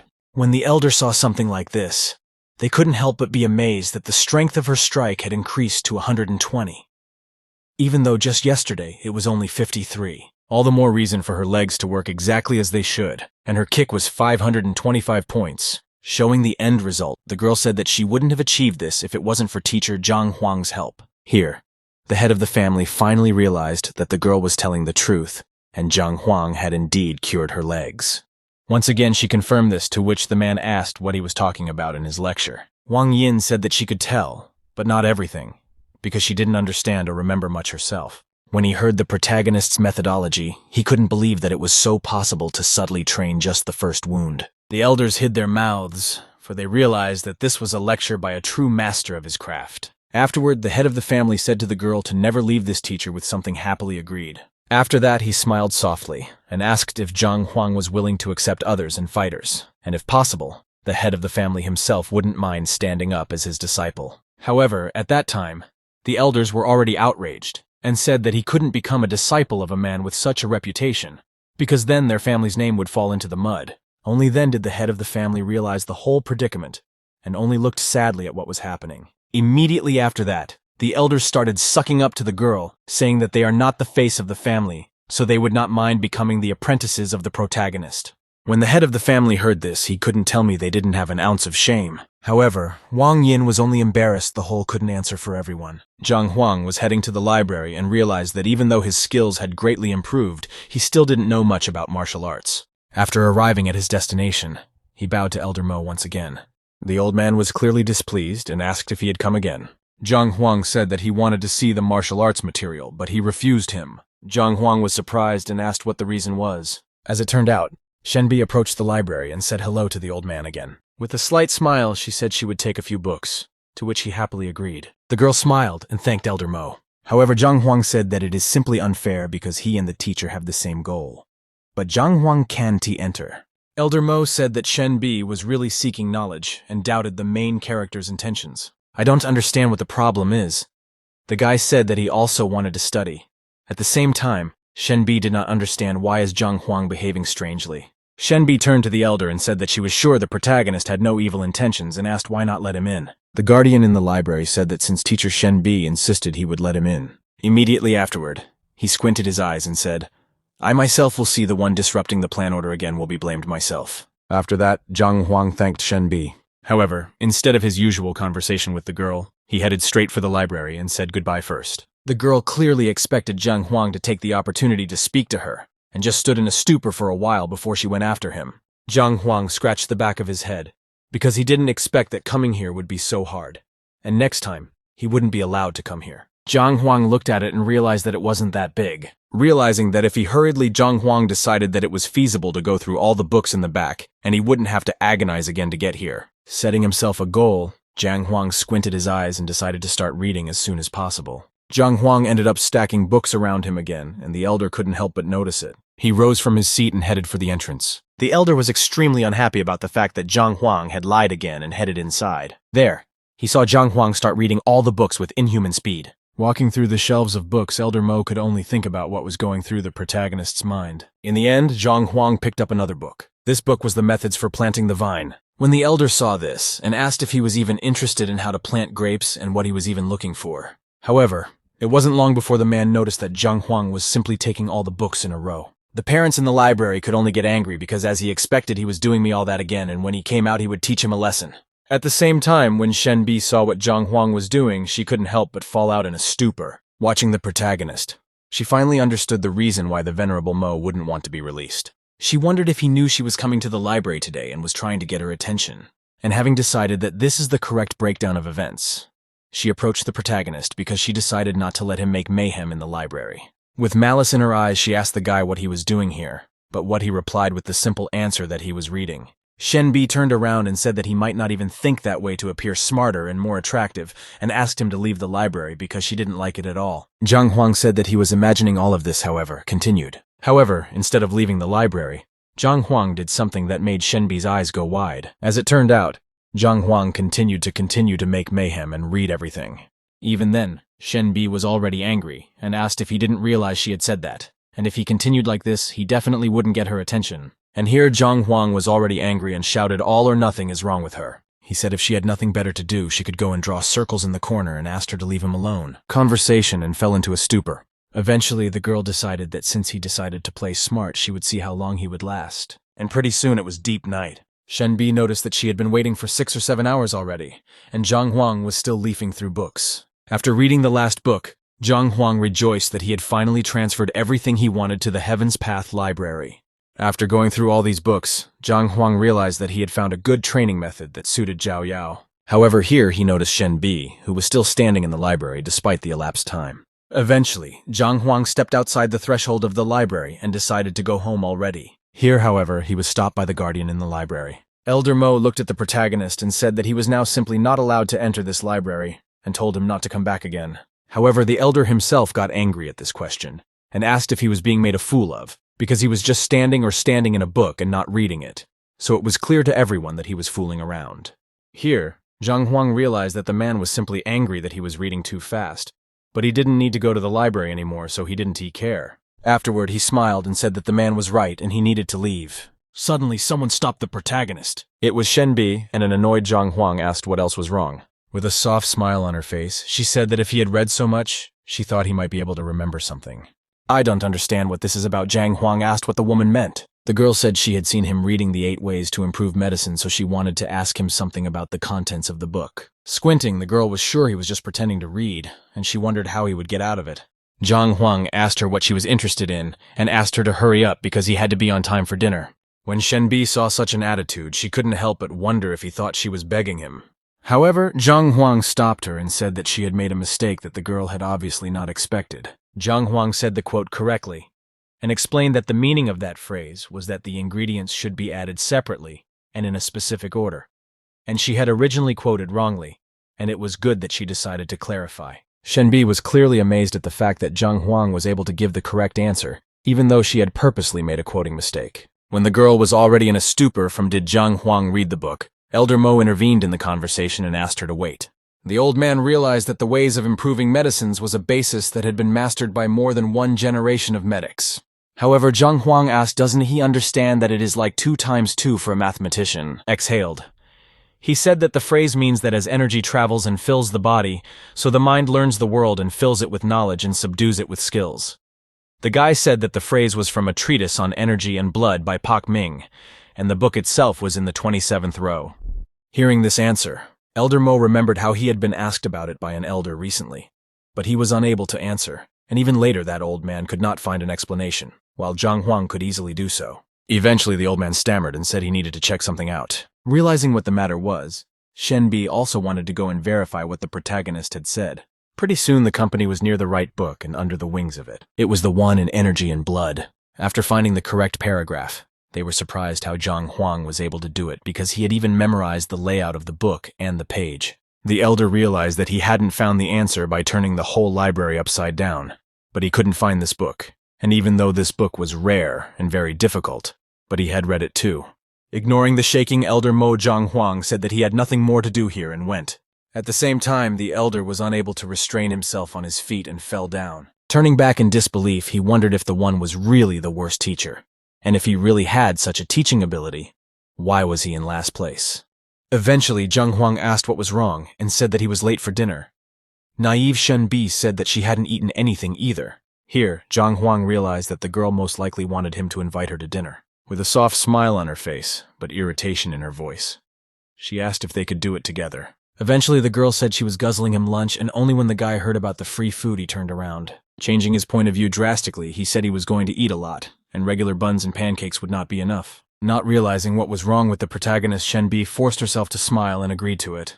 It was already obvious that the Library of the Heavenly Path could see the disadvantages and advantages of techniques, and could read the weaknesses of the enemy like a book, but it was not able to reveal to the protagonist a woman's heart. Quite soon, Zhang Huang was heading to the dining room together with the blonde girl. The girl couldn't help but notice the fact that they had spent half a day together, but he didn't say a word. Shen Bi turned around as if she wanted to ask him something, but what she saw was not what she expected. It was as if there was some sort of light aura around the protagonist. However, Shen Bi immediately recognized that this was a second rank of mind power. As it turned out, martial artists develop not only the body, but also the mind, and the higher the rank of mental strength, the greater the learning ability to perceive and process information. However, she realized that the mind was much harder to train than the body, and difficult to subdue, so only the head of the academy had reached such a wound of the mind. That's when she squinted and realized that all the teacher's test results were fake, and he'd done it to fathom second reason with the help of other people's reproaches and bullying. With a chuckle, she realized that Zhang Huang was the real tiger in the pig school and vowed to herself to expose the protagonist. Suddenly, Zhang Huang realized that something was wrong. Back then, he had thought it was just a beautiful place, however. Now noticing something, the aura around him was a sign that he had reached the second rank of intelligence. The guy smiled and considered that since he had already been reborn in this new life, with his new training technique, his body was filled with the purest energy, so it was no wonder that such a thing happened. Very soon, Zhang Huang found himself outside the university pavilion. This place was crowded with people who just wanted to eat or had fun. Looking at the signboard, Zhang Huan realized that he had always eaten in small restaurants and canteens, so he didn't expect Shenbi to bring him here, while the girl was wondering how long Zhang Huan would still be able to pretend. It wasn't long before the doorman had the company inside the restaurant. At the same time, Shangbin was also in the establishment. Cao Xiong poured wine on him and told him not to be so angry, because he had already applied for the willpower detector, and tomorrow, the university would review it, and Zhang Huang would definitely be punished. The man said that next time, together with the elder beast, the main character would definitely be in trouble. Cao Xiong said that it was not at all necessary if they got him drunk and fed. Things would be much easier. It wasn't long before the food was put in front of the visitors. One of the waiters said their order was ready if they wanted anything else they could apply. Shangbin said he has a lion standing in his backyard, and asked him to make sure he is fed. The waiter agreed to such a request and hurried away. After that, Cao Xiong said that according to rumors, the pavilion to the university is a very prestigious restaurant, and its owner is always cold to all the customers. So why is he being so kind now? Shangbin said that the pavilion is so famous because its creator Hong Hao is a strong and influential person, and Shangbin himself has no idea why he didn't become one of the oldest academy. However, he said they are so warmly welcome since his grandfather was a good friend to the restaurant owner and he is always welcome here. Suddenly there was one who noticed something unusual. He pointed at the strange company and asked me Zhang Huang and Shenbi whether it was... When Shangbin saw this, he instantly got up from the table and wondered what Shenbi was doing with this loser because he had invited her here so many times, but she didn't agree, and he simply couldn't believe it. However, Cao Xiong approached Shangbin and said that he knew how to open Madame Shenbi's eyes and show what a scum Zhang Huang really was, and this method would also raise Shangbin's credibility in her eyes. The man was extremely surprised that Cao Xiong already had some sort of plan and asked what it was. Quite soon, Zhang Huang lowered his two wands, leaning back in his chair. All he could do was praise the food and say that it was delicious, and he hadn't been so full in a long time. At the same time, Shenbi couldn't help but sigh as he just ate and paid absolutely no attention to her.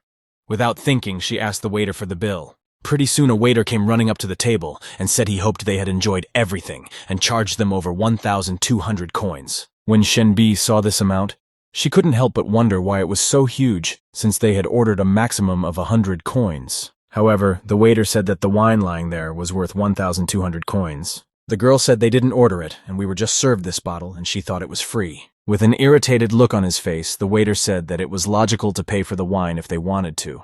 They would have asked about the price and not to blame them for their problems. This is where Shenbi finally lost her temper. However, she held back and said she didn't have that amount with her right now, and if they wrote it on her account, she would turn the money around later. However, even then he began to say that if they cannot afford it, then why they originally ordered, because now they have to give money right now, and no one will feed them here for free. Suddenly a bystander approached the waiter and asked what was going on here. Like a prince on a white horse, Shangbin appeared and asked what all the noise was about, asking him not to break discipline. The waiter smiled and said that the incident was that people had eaten but could not pay for their order. Then Shangbin turned to the protagonist and said that if he didn't have money, he shouldn't have pretended to have it, because he was dishonoring himself and Shenbi. When Zhang Huang saw that he was brought into this conversation, he couldn't help but feel offended. Being completely sure of the fact that it was Zhang Huang who had to pay the bill, Shangbin said that the protagonist had better stop. It was obvious, however, he was the one who planned for the protagonist to be served an overpriced drink that he wouldn't be able to pay for, and when he looked like a lowlife, he would come and save the beautiful Shenbi. Shangbin was already dreaming about the fact that Shenbi would be his, however. He clearly did not notice all the clues of the others who were trying to draw his attention to Shenbi. Only when the girl almost screamed did Shangbin pay attention to her. He had expected her to get up from the table and throw herself into his arms, but it didn't go the way he had expected. The girl burst into flames of rage and asked if he thought she was being generous. Shangbin said naturally he is not talking about her but about the main character because he has no money, and he treats her, and it is a disgrace to the teacher. Zhang Huang intervened in the conversation and said that he was not actually treating the girl, but Shenbi was treating him. Shangbin realized the failure of this plan and couldn't help but turn blue. Shangbin couldn't believe that Shenbi was treating him to a meal and thought it was impossible because he invited her to dinner every day, and she was the one who invited him. Still in a state of unbelievable rage, Shenbi asked, "Is he saying that she is pretending to be generous, and for a teacher to be disgraceful means she is disgraceful?" However, not being able to take back his words, Shangbin's excuses looked extremely ridiculous. Here, Chao Xiong intervened in the conversation and said that it would be even better if he paid her bill. He then took out his wallet and said that he would pay the teacher's bill himself, thinking that this would definitely calm the girl down. Shangbin was already sure that she liked him, but once again, he made the silly mistake of not paying attention to the others. As it turned out, Shenbi was simply offended by the fact that he was paying for her and said that she didn't need it. She then took out her token and said that she would pay herself so as not to pretend to be generous. She held out the pendant and said that it was worth at least 5,000 gold coins and promised that it was. Shangbin tried to stop her, but it was obvious that the girl was in a bad mood right now. Handed over the token, she said she'd keep it as collateral and redeem it afterward. Shangbin turned to Chao Xiong and said that things were not going according to plan and what should he do now. Zhang Huang intervened in the conversation and said that it was not worth it to give a stoic valuable thing a pledge. Zhang Huang said that this food is not worth that much. Afterward, he asked Shenbi would she really give him the money for cheating them so viciously. Here the waiter was furious and said that the restaurant is a prestigious and honest place, and what kind of deception they are talking about, because after such words, they will not go unpunished. Here, both Shangbin and Chao Xiong thought that victory was in hand since the restaurant owner understood why did Zhang Huang say something like this. Zhang Huang, however, merely calmly said that he would explain why he was so displeased. He explained that the dish is flavored bear meat and violets to prepare. You have to marinate the bear meat in violet extract for 3 days, but they only marinate it for half a day, and then roast it to make the flavor even slightly similar. Zhang Huang said that the extract didn't soak into the meat at all, so ordering such a dish is throwing money away. After that, Zhang Huang pointed at the fish and said that the kind of species they were passing off as wild was actually bred in captivity and could be understood by the small and thin fins and tail. At the same time, the owner of the restaurant could not be angry with me because he was replacing all these products behind the back of the bosses, and it is difficult to notice even a professional gourmet. However, the man decided to play dumb and said he needed hard evidence, realizing that if he admitted it, the restaurant's reputation would be ruined. Zhang Huan was already furious. He picked up a jug of wine, and without a second thought, he poured it right onto the floor. Realizing what the guy was trying to do, the owner of the restaurant was horrified. However, it was already too late as Zhang Huang had already managed to light a cigarette and said that if it was really so expensive, it wouldn't be a pity to pay 1,200 coins for it. However, threw the cigarette into the puddle, he said that it was not at all. As it turned out, this wine burned terribly, and pretty soon the entire restaurant was engulfed in this horrible odor. All the visitors could hardly stand on their feet and did not understand how he could stink like that. Zhang Huang explained that it really tastes like drunken immortality, and if you drink the original drink, it only has benefits. But this bottle only has harm, and it stinks better. This is proof to him. Naturally, all the visitors heard all this and could not help but accuse the owner of the establishment of cheating. Soon enough, they all started demanding money back. At the same time, the owner of the restaurant could not understand how it happened. He couldn't understand why they used to say he was just a loser and how he was able to recognize all his tricks back then. At the same time, Shangbin simply did not understand what had even happened, and neither did Chao Xiong.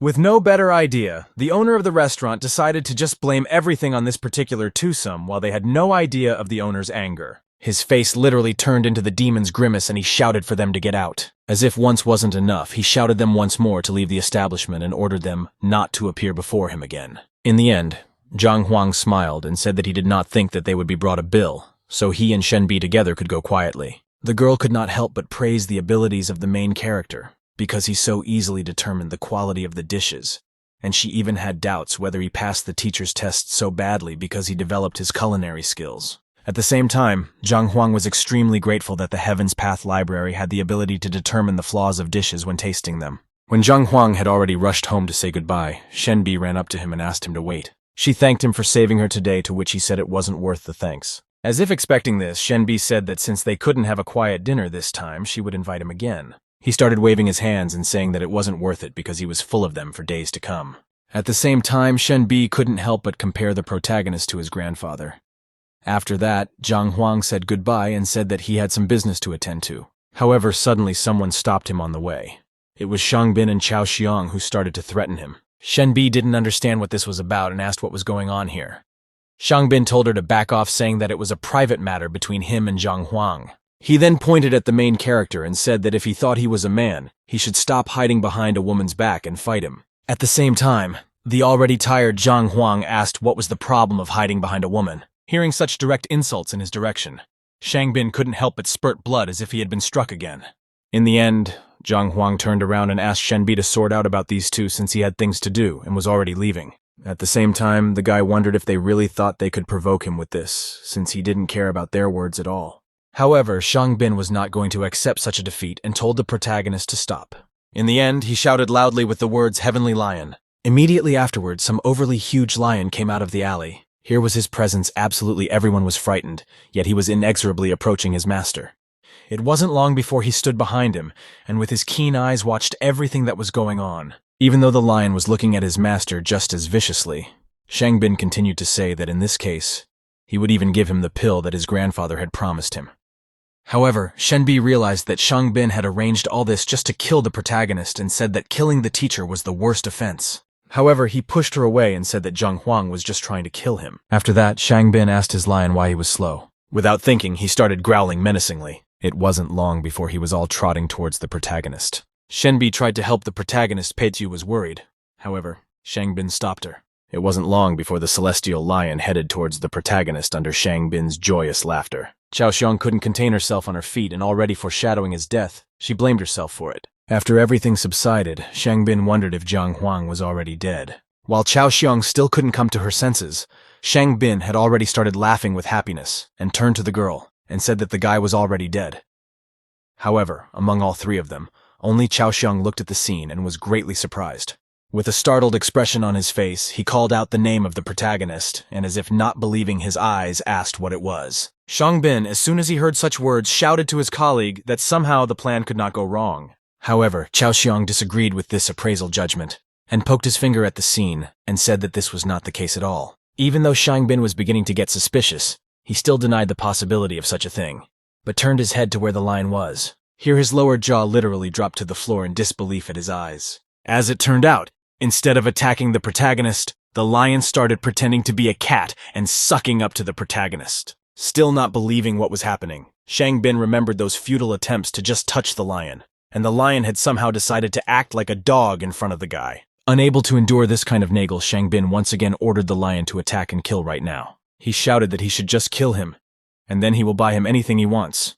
But the lion clearly did not pay attention to him, and like a kitten was next to the main character sucking up to him. In the end, Zhang Huang said that his former master was incredibly noisy and told the man to shut him up. Suddenly the lion turned around, being in a total rage, and Shangbin asked what Zhang Huang was up to. Immediately afterward, the lion went to his former master with unprecedented speed, but not with the head of the protagonist A to take his head. He kicked Shangbin's body with all his might, causing him to be thrown to the other end of the alley. Chao Xiong clearly did not expect such a thing and headed towards his colleague. Walking up to him, he asked how he was feeling and if he was okay. At the same time, Shangbin was in a state of total despair because even though the lion should be his grandfather's pet, yet the latter had not shown any respect for him. After the lion returned to the protagonist, he praised his seller and said he had done well. Shenbi couldn't believe what she was seeing and couldn't help but ask how the guy accomplished this. When Zhang Huang once again repeated this question, he couldn't help but wonder. In the end, he said that this heavenly lion was very cooperative and maybe he just thought he was pretty.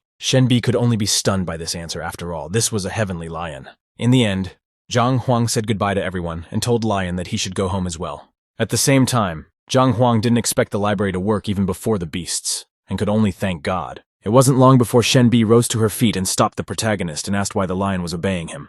He said that he wanted to live a long life, but it was simply not possible if he stayed near her. At the same time, he addressed the girl as an older sister, and the latter took offense at the mention of her age. After that, Zhang Huang adopted an expression of pity and begged him to finally let him go. When the girl saw this, she couldn't help but grin. She eventually decided to end on a good note and said goodbye to the main character. Realizing that the girl was up to something, however, not being able to discern what it was, Zhang Huang went home with a troubled mind. At the same time, when the restaurant closed, a bigger showdown began. The real owner of the restaurant was next to that very same manager, and questioned him on how he dared to change the ingredients of the dishes for the sake of profit. The restaurant manager said that he might be at fault, but Zhang Huang was much worse, and he said this in front of everyone, not hiding as if he didn't respect them at all. However, the owner of the restaurant was not going to listen to these excuses and thumped his fist loudly on the table. He asked if he thought that no one in Rostov had ever noticed him, and that he would not disgrace his establishment by doing so.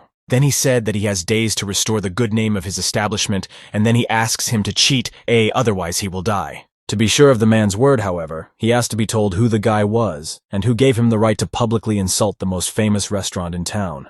Shuddering, the supervisor said that it was the teacher who ranked last in the ranking, Zhang Huang. When the man heard this name, he could not clench his fists so tightly that even the jade ring on his hand literally burst.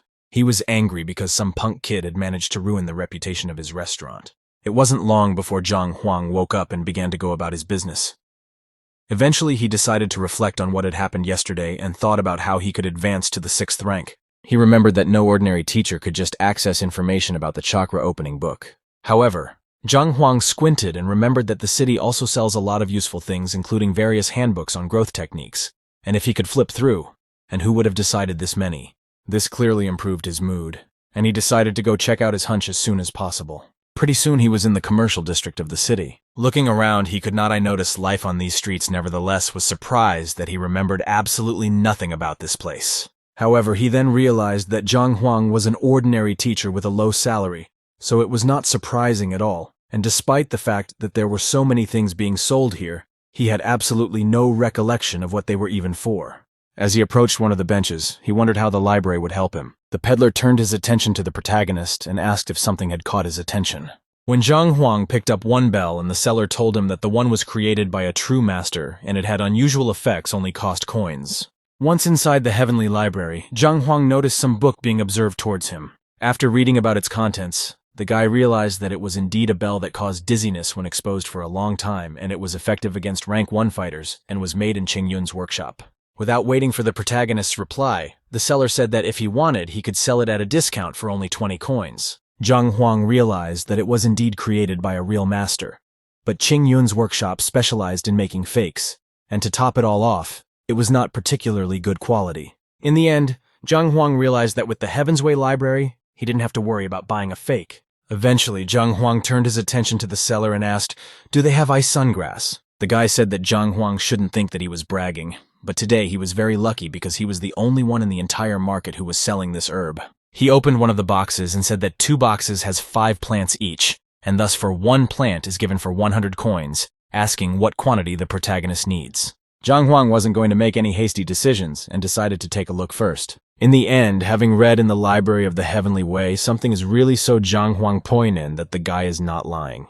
At the same time, Zhang Huang noticed that one of the plants looked extremely dried up and asked what was wrong with it. Zhang Huang asked did they keep him in the wrong conditions. However, the seller just waved his hand and said that he had made a career out of this herb, so knew how to handle it. And this degree was originally like this even when he harvested it. So he said that if the latter wanted it, he could give it to him for half price, or rather a mint. However, Zhang Huang saw something amazing in the library.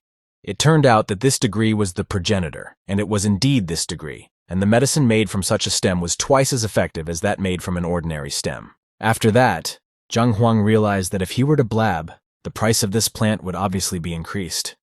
Of course, in the end, Zhang Huang held out this stem and asked him to wrap it up. If he buys this herb, the problem will be solved much faster and there will be no need for other ingredients. It wasn't long before the seller wrapped up the weed and asked the protagonist for coins. However, suddenly, Zhang Huang realized that with this library, he had completely forgotten about them because the guy who was in this body before him was one of the worst in the academy. Because of that, he had no money, and he did not even have 10 coins in his pocket, let alone 50. When the seller noticed that Zhang Huang was in no hurry to buy asked what was the matter. In the end, Zhang Huang embarrassedly asked if he could sell this degree for coins. Then the salesman asked if he was kidding. However, Zhang Huang shook his head in all seriousness and said that he was not messing with him. Pretty soon he asked if he was sure he wouldn't sell it. However, the seller clearly refused to sell for such a low price. However, Zhang Huang said with the calmest expression possible that there was no need to name a guard and he was really interested in buying it. He said that he had no money, but he was not a thief and would probably give it to him even for free. At the same time, the seller did not understand whether he was so naive or whether he was just not at home, if he thought that he came here without money and expected gifts. The vendor grinned and asked, did Zhang Huang really think that he would agree? And if he could get him to give that one away for free, he would call him a sage. Zhang Huang said that he shouldn't call him that, but if they didn't believe him, they could just hit him. With a gentle kick, the salesman realized that the protagonist really did have a rank 3. He then grabbed him by the scruff of the neck and told him that he was just messing with him, and he had seen psychos, but they never wished for death, and he assured him that he would definitely kill him. The vendor was extremely surprised that Zhang Huang knew where he was from because Pingyi was a small settlement near the city. However, the guy said that it didn't matter at all how he knew it, and it was much more important that he had been bitten by a cold bamboo snake in the forest 6 months ago. He explained that he managed to survive, but the bite had damaged his kidneys and rendered him impotent. The salesman looked dumbfounded at the protagonist, because he had actually been bitten by a cold bamboo snake in the forest months ago. Zhang Huang asked if he was wrong, and if he had lied, he would just turn around and leave. But he would never be able to feel like a man again, and asked him not to say later that he had not warned him. Eventually, the salesman stopped the guy and asked him to stop, asking if he could help him. He said if he knew the cure, he could take whatever was on his counters for free. Zhang Huang said that eye from the cold bamboo snake when entering the body freezes the organs, and this is a fact, and medicine is powerless here. For this reason, people often amputate limbs, and even the most skillful alchemists can do nothing. Nevertheless, there is some strange because despite the chilling properties of the body, this snake of hers has a warming effect and he just needs to swallow it. When the salesman heard about it in this method, he asked if it was really that simple. Zhang Huang said that he had seen these snakes in one stall, and if he didn't believe him, he could buy and try it right now. It wasn't long before he opened one of the boxes where that snake was. He cut open its belly and pulled out the bile. It wasn't long before he put the same very in his mouth. However, as soon as he swallowed it, he noticed something wrong.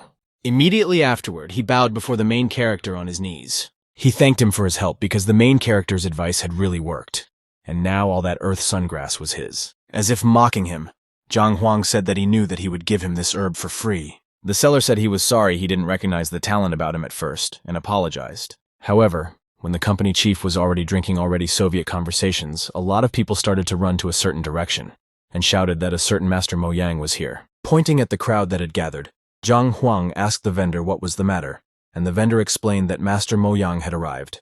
The salesman turned to the protagonist and said that this man was the incredible Mo Yang. At the same time, Zhang Huang began to vaguely remember that this was a specific profession like a gourmet. However, Zhang Huang realized that with the Heavenly Way library, he didn't need everyone's luck. He only needed to touch the item, and he would understand everything. And it was a clear way to get rich. Zhang Huang said that he would leave the herb with him for now, and then come and pick it up afterward, and the seller said not to worry about it. At the same time, a crowd of people had already gathered around the foreman, all asking for the appraiser's advice. Mo Yang said he will be leaving here tonight, but he wants to thank them for the hospitality they have shown him, so he is willing to give advice to 5 people. At the same time, Zhang Huang stood beside him and looked into the antiques.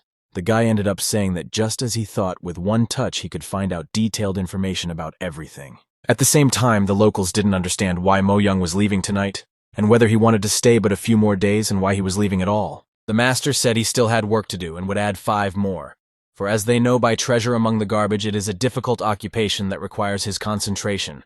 10 items is his limit. At the same time, the rest of us live, or were even willing to pay for him to help them. However, the master only got angry at such remarks and said that he had been practicing his craft for a very long time.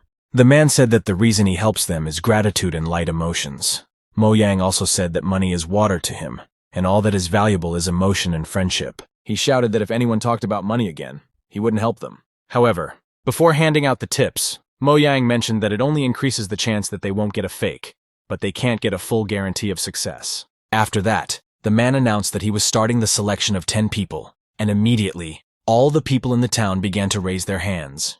In the end, Mo Yang chose one of the old men. He walked over to the vase and said he was using his technique to figure out which of them were worth their attention. He said that he could buy this decorative vase from the end of the Koban period, and assured that it was worth a lot of money. Everyone else watching whispered and put the appraisers as an example in front of the others, while the elder really couldn't believe he was so lucky, and asked again if it was true. At the same time, Zhang Huang noticed that this was the same vase that he had literally just checked, and it was just an ordinary vase from the counterfeit workshop. The old man held out something in the box and said to accept it as a thank you, which the master hurriedly did.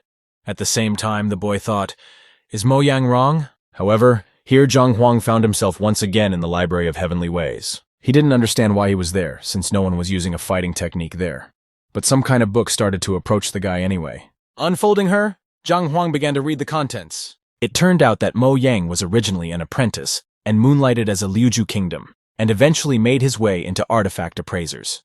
As it turned out, the man actually used his martial nafig since its meaning was that the seductive voice of the initial level would cloud people's minds with words and convince them of the greatness of the master of the technique. Zhang Huang couldn't help but grin because this action looks really refined and highly moral, and even the main character he was able to deceive. Looking around, the guy realized that if there are crooks, then there are victims, and it seems to be most of the crowd. Zhang Huang eventually turned away and was about to go about his business while Mo Yang began to pick out the last person. Suddenly, he pointed his hand at the protagonist, and the latter interrogated if that was really the case. Mo Yang said that everything was correct, and it was Zhang Huang who would be the last person. The guy didn't understand why, among all the crazy fans, he had chosen him.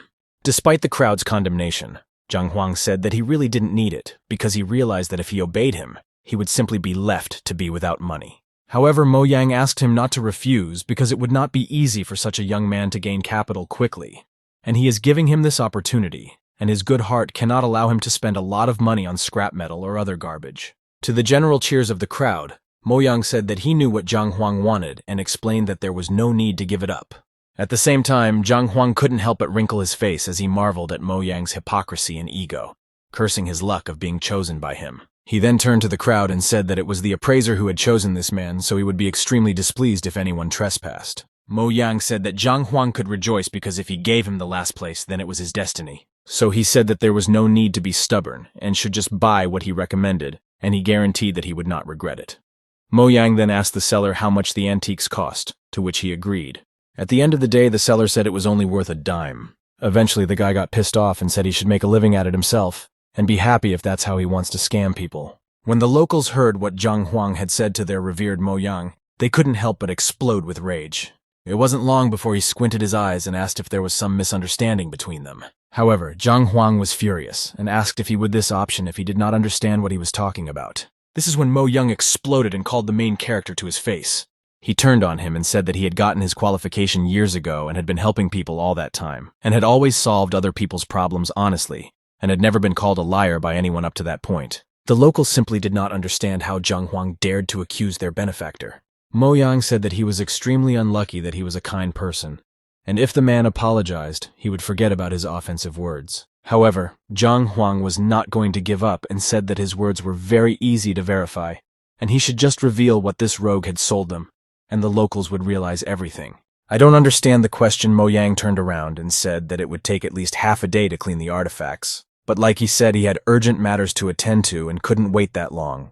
Mo Yang said that in this way, Zhang Huang wanted to say that he was using his busyness as an excuse to leave early, because he would be embarrassed by his attire. At the same time, one of the locals also weighed in and said that since Zhang Huang claimed that their savior was a rogue, he also had knowledge. Mo Yang said that, just like the local said, he must have done not a few evaluation studies himself, since he dares to insult him like that. Then he said he would give him a chance so he could choose, and if that one was going to change, he wouldn't appear so barefaced. After finding out what the matter was, Zhang Huang agreed because he realized that with the Library of Heavenly Way, if he called himself the second appraiser in the world, there would be no one anywhere who would posthumously call himself the first. However, he turned to the seller and asked if he could pay for the artifact after polishing when its true price would spring, but the seller said no. He said that you have to pay up front, and this rule was made just so that there would be no liars who would refuse to pay if the value of the goods did not recoup their original cost. That's when Mo Yang intervened in the conversation and said that he would pay for it if someone won, and if not, he would just apologize like he said he would. Hearing the words he was waiting for, Zhang Huang smiled and said that he would not refuse to help and thanked the man. While Mo Yang couldn't help but marvel at the lack of any shame in the protagonist, he had already started to examine all the items. He then sloppily threw the stone to the salesman and told him that he was the one to choose. Then he offered to purify him here in front of the people so that no one would dare accuse him of lying. The vendor obviously did not expect this. However, Mo Yang said to do exactly as Zhang Huang wants since he does not know anything about it anyway. It wasn't long before the iron machine was posted for general review. The seller was already smiling because he foreshadowed how Zhang Huang Putin would speak after clearing. Mo Yang realized that he had provided him with small pebbles since they were all ordinary roadside stones and had not yet grown old enough to say anything in his direction. However, as it turned out, inside the so-called roadside stone was the real Linglun stone. The locals immediately recognized it because they knew that it was the main material for making ghost armor, and each of them cost a fortune, making them extremely rare. When the seller held this cloth in his hands, he could not believe what was happening, because how could such a stone be lying by the roadside? Here the locals began to realize that if they sold such a large stone, it would quietly cost a mint. Mo Yang realized that things were bad or said that he was just lucky, and it didn't mean anything yet. After that, he was already trying to get away, but Zhang Huang stopped because he had a question for him. The man turned around and asked what was the big deal. After that, Zhang Huang called out to the first person he chose and summoned him to him. Zhang Huang said that if he was not mistaken, he had paid for this vase of coins, and it was made in a fake factory, and it was just an ordinary decorative vase. And on top of that, it was cracked, so it would easily break. When the old man heard about it, he couldn't help but shout at the protagonist, asking if he was joking because the master advised him to buy it. Realizing that he would not take Zhang Huang's word for it, he said that if he did not believe him, he should only lightly press the thin part of the vase. He explained that there was no need to worry because if it was the prices of the artifact, it would not be damaged and the trash would be broken immediately. Trusting the protagonist, the old man decided to test the vase for originality. However, just as he touched its fragile neck, so a huge number of cracks began to spread from the point of touch. In a matter of seconds, the vase shattered into small shards, something the man clearly hadn't expected. When the public began to realize that this base was indeed a fake, they began to ask questions. A smiling Zhang Huang said that the answer to the question of how this was possible should be asked by Mo Yang. The guy suggested that if he was right, then he and the kiosk vendor had a conspiracy, and were selling their wares using fake popularity, and under the guise of gratuitous tips to scam them. The guy smiled once more and asked if he had said everything correctly from the appraiser himself. That's when the locals started to bring up rumors of some rogue Liu Ju. That's when people started to realize that everything they bought turned out to be fake. Mo Yang tried to calm the crowd, but just one mistake was enough to shake up the community. They no longer trusted him, and those valuable stones that were so-called antiques ended up on the floor broken. Many residents were furious they spent tens of thousands of coins on ordinary stones. Everyone started blaming Mo Yang. Although the man tried to explain something, it was obvious that no one was listening to him anymore, and he was only asked why he could not answer for his words. It wasn't long before a fight broke out, and literally all the locals were involved in beating up the crook. At the same time, Zhang Huang calmly walked out of there and thought that their world, and as long as there were rogues in it, there were also the deceived. The guy didn't realize that this book mom might have the rank 6 reference book he needed so badly, and it was worth checking out. The librarian met him on the doorstep and asked if Zhang Huang had come to read or buy books. He asked her if she had any materials on the 6th battle rank, but she only said that he must be joking. With a smile on her face, she explained that their store was quite small, and such materials require a specialty there are only 1st rank books. Eventually, Zhang Huang asked if she could suggest where such books could be found. On second thought, the librarian said that you need special rights for that. The girl explained that she knows someone. However, he is a very unusual person. If he's in a good mood, he may even let you take some books home with you. In the end, the guy asked if she could tell him where to find him. The librarian, however, said that she would also go and personally take him there, which Zhang Huang thanked her for. On the way to the mansion, Zhang Huang asked about the size of that man's library, to which the librarian explained that he was known as one of the smartest people in the kingdom because he had taught even the emperor himself. The girl explained that this elder Lu Shen hates being windy. She turned to the guy and told him that when it came to the continuation of the book, they would only interfere in their affairs. The girl explained that he favored obedience in response to everything he said.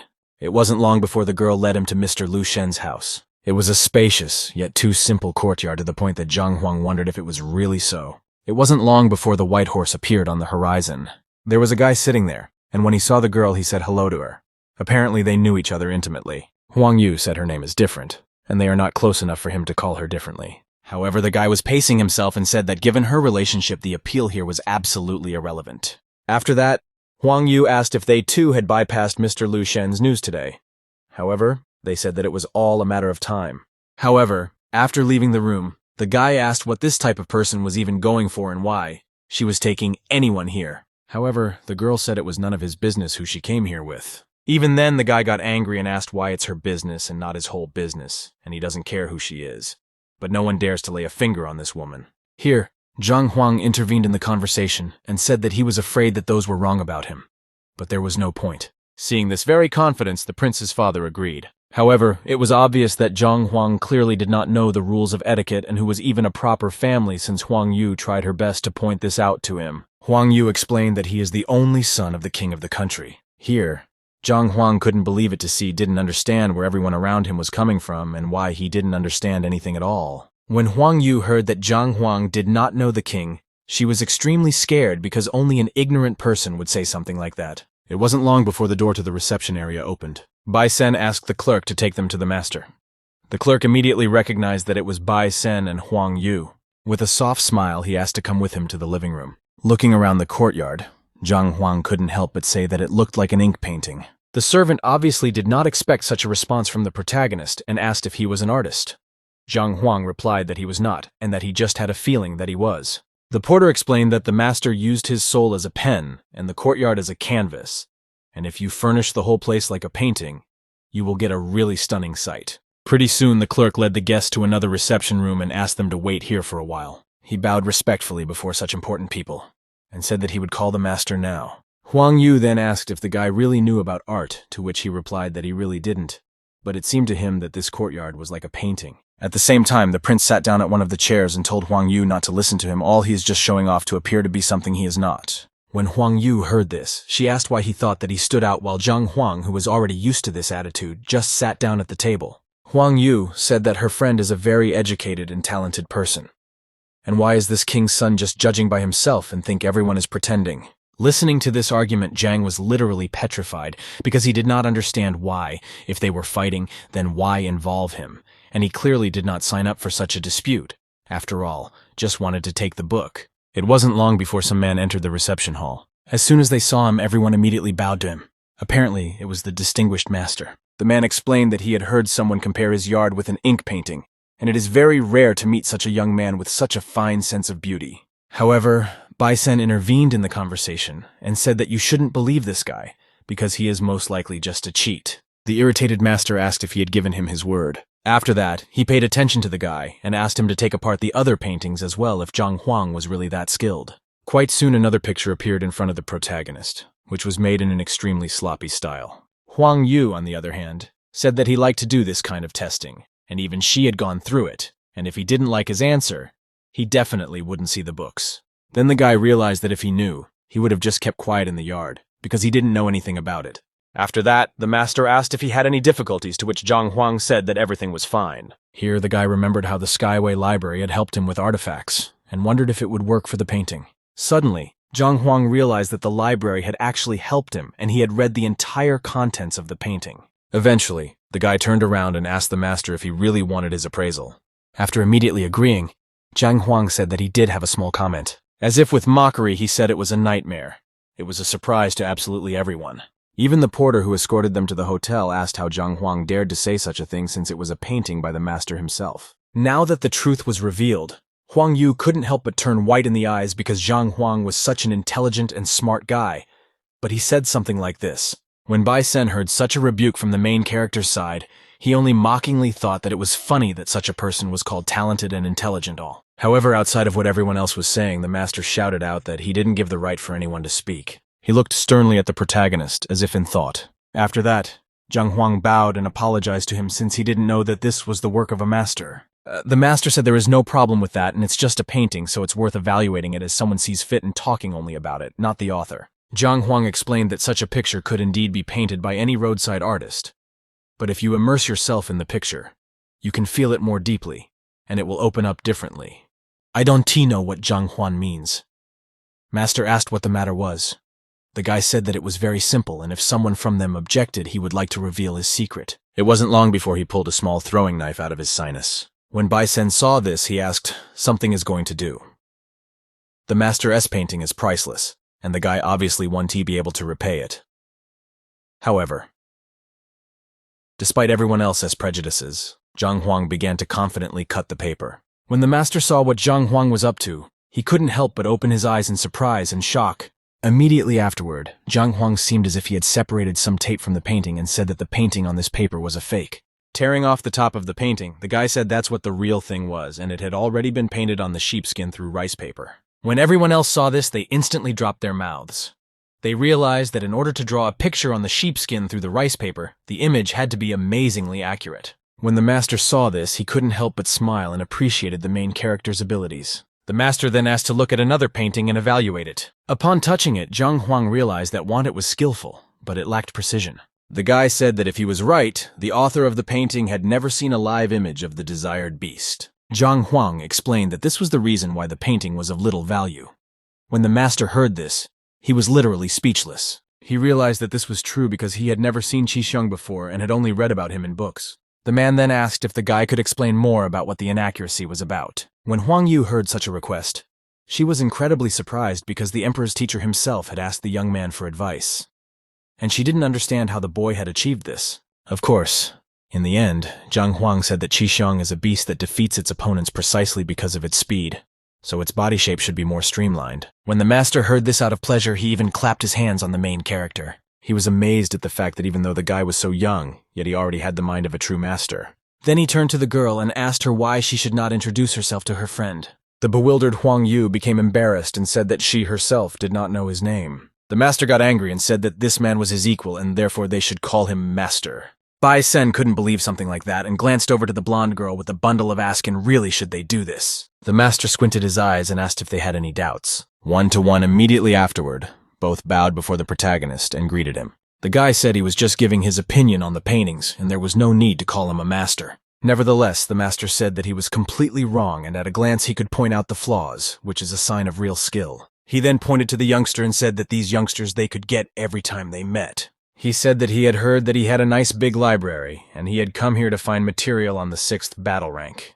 The man put his hand on the protagonist's shoulder and said that he did have a large collection of books, but they were all mostly about art. He explained that there weren't many martial arts books, and what to say about the 6th rank, but he could show everything he had in his office. The porter pointed out to his boss that his office was quite precious. The man said that Zhang Huang wanted to look at the footage, and he was not someone who could forbid him from something like this. It wasn't long before they found themselves on a pile road. It wasn't long before the company came to the library, and the host asked to make himself at home here. Guy realized that even though the amount of information was very limited, however, it was better than nothing.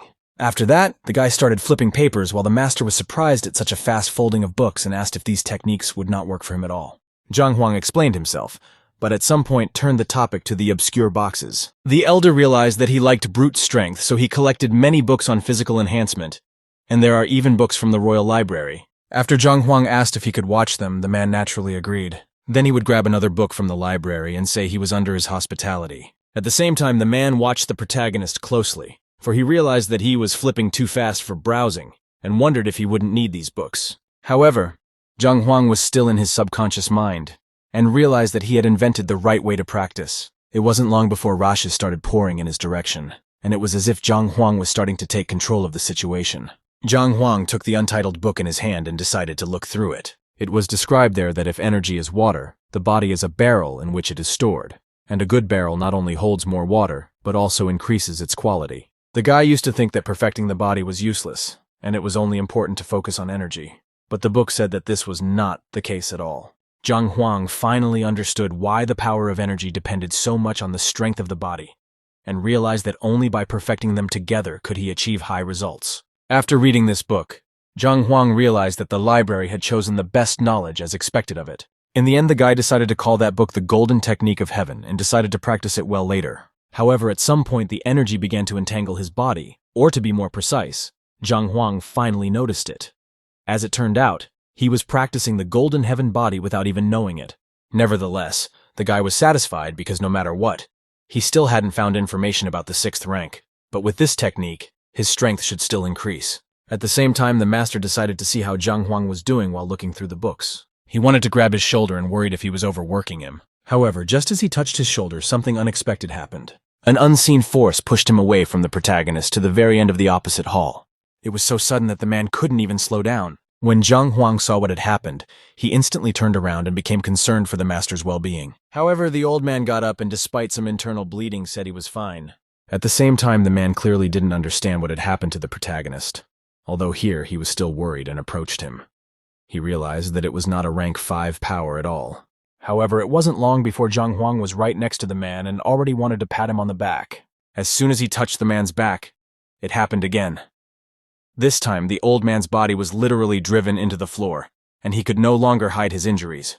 Zhang Huang clearly did not understand what was going on and asked if he was faking it. After that, Zhang Huang tried to help his teacher once more, but the teacher told him not to touch him. Barely getting up from the floor, he asked has Zhang Huang already advanced to the 6th rank. Zhang Huang scratched the back of his head and said that he didn't think it would happen so quickly. And here, The man realized that Zhang Huang just hadn't yet adapted to his drastically increased strength, and as the man had previously read some, could raise his rank in a matter of seconds. Despite the protagonist's goofy face, the master realized that this guy had just looked at a few books and immediately moved to another rank. However, he wondered if he had accumulated a lot of knowledge and read the phrase he was missing and invited the protagonists into the living room. It wasn't long before the company was in the living room. Bai Sen was talking to Huang Yu at the same time and asked how he had even reached the 5th combat rank. But the girl said that he had only stopped by her store today to buy books, and she knew absolutely nothing about him.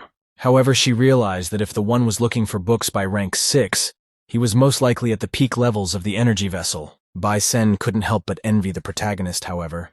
He realized that it wouldn't be long before he would find out what was for sure. Suddenly, the company noticed the battered master and couldn't help but fall into a stupor. Understanding their questions, the foreman said everything was fine and not to worry because he was fine. After that, he asked his servant to measure the strength. Bai Sen approached the protagonist and asked if his strength had really reached the peak level of rank 5, to which he agreed. After that, he asked if he wanted to do a little sparring then. When the master heard this, he realized that he was now at this level, and it was a great opportunity to see if the main character's strength had increased. However, here, Huang Yu stood up from his seat and asked what this was even about, and if he didn't realize where they were. However, the master agreed and said that it is not that big of a deal anymore, but it is worth knowing the measure. Hearing the approval here of his idol, Bai Sen naturally agreed not to overdo it. At the same time, Zhang Huang was preparing to fight while Bai Sen asked the protagonist to demonstrate his strength to him.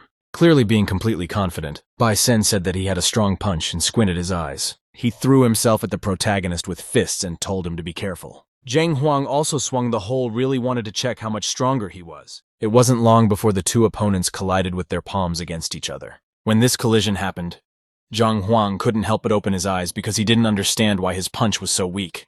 Naturally, Bai Sen simply flew off from the main character's blow to the other side. Here, from such a blow, he even created a small vortex and created a good amount of dust around him. Huang Yu wondered what is the real strength of the protagonist. The guy, when he saw that he had flung his opponent to another part of the arena, asked if he was okay. Bai Sen couldn't admit that his whole body hurt and said that he was fine. After that, Zhang Huang warmed up and said that it was good that he hadn't shown everything he was capable of yet, and suggested that he would fight at full strength this time. The guy immediately began to refuse, and said that there was no need for it, because Zhang Huang was much stronger than him. However, Zhang Huang was already getting annoyed because he felt that Bai Sen was too lazy to fight, and he didn't even use his full strength. It wasn't long before the servant reported that the column to test the force had been set up.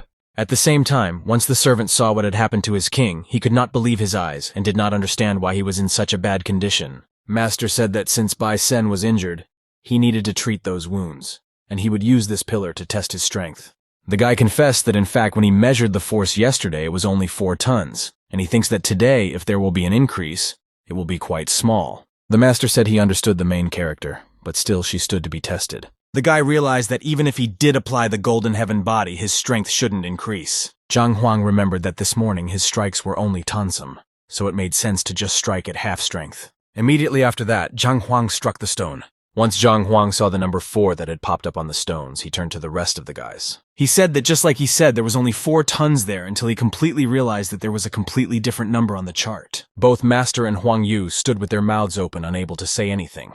After a while, after gaining courage, Huang Yu asked the protagonist to look at the pillar again with her trembling voice.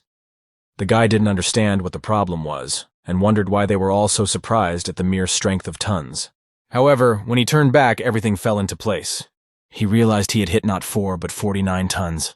Not believing his eyes, Zhang Huang asked the master if the table was even in good working order, to which he said that the column was fine, and asked if he had just reached the 6th rank in the library.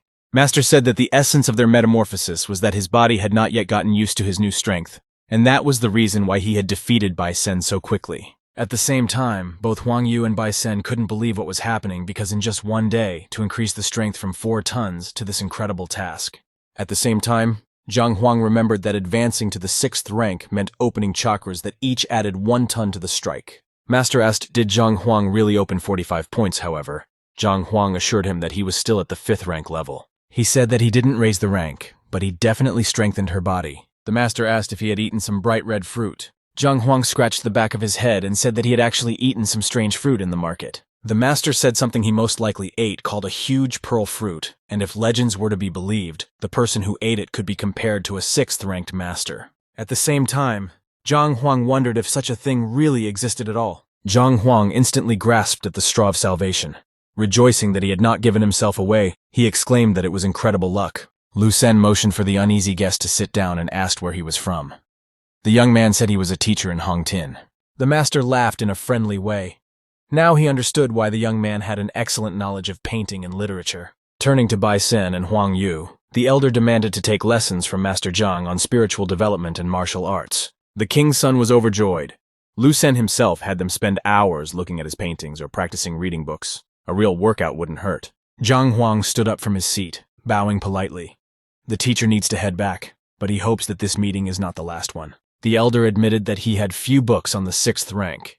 He promised to introduce the guest to the right person. He had access to the royal library. The young man exclaimed joyfully that he would be most grateful to the master if he would introduce him to such an official. Lu Sen laughed good-naturedly, waving goodbye to the guy.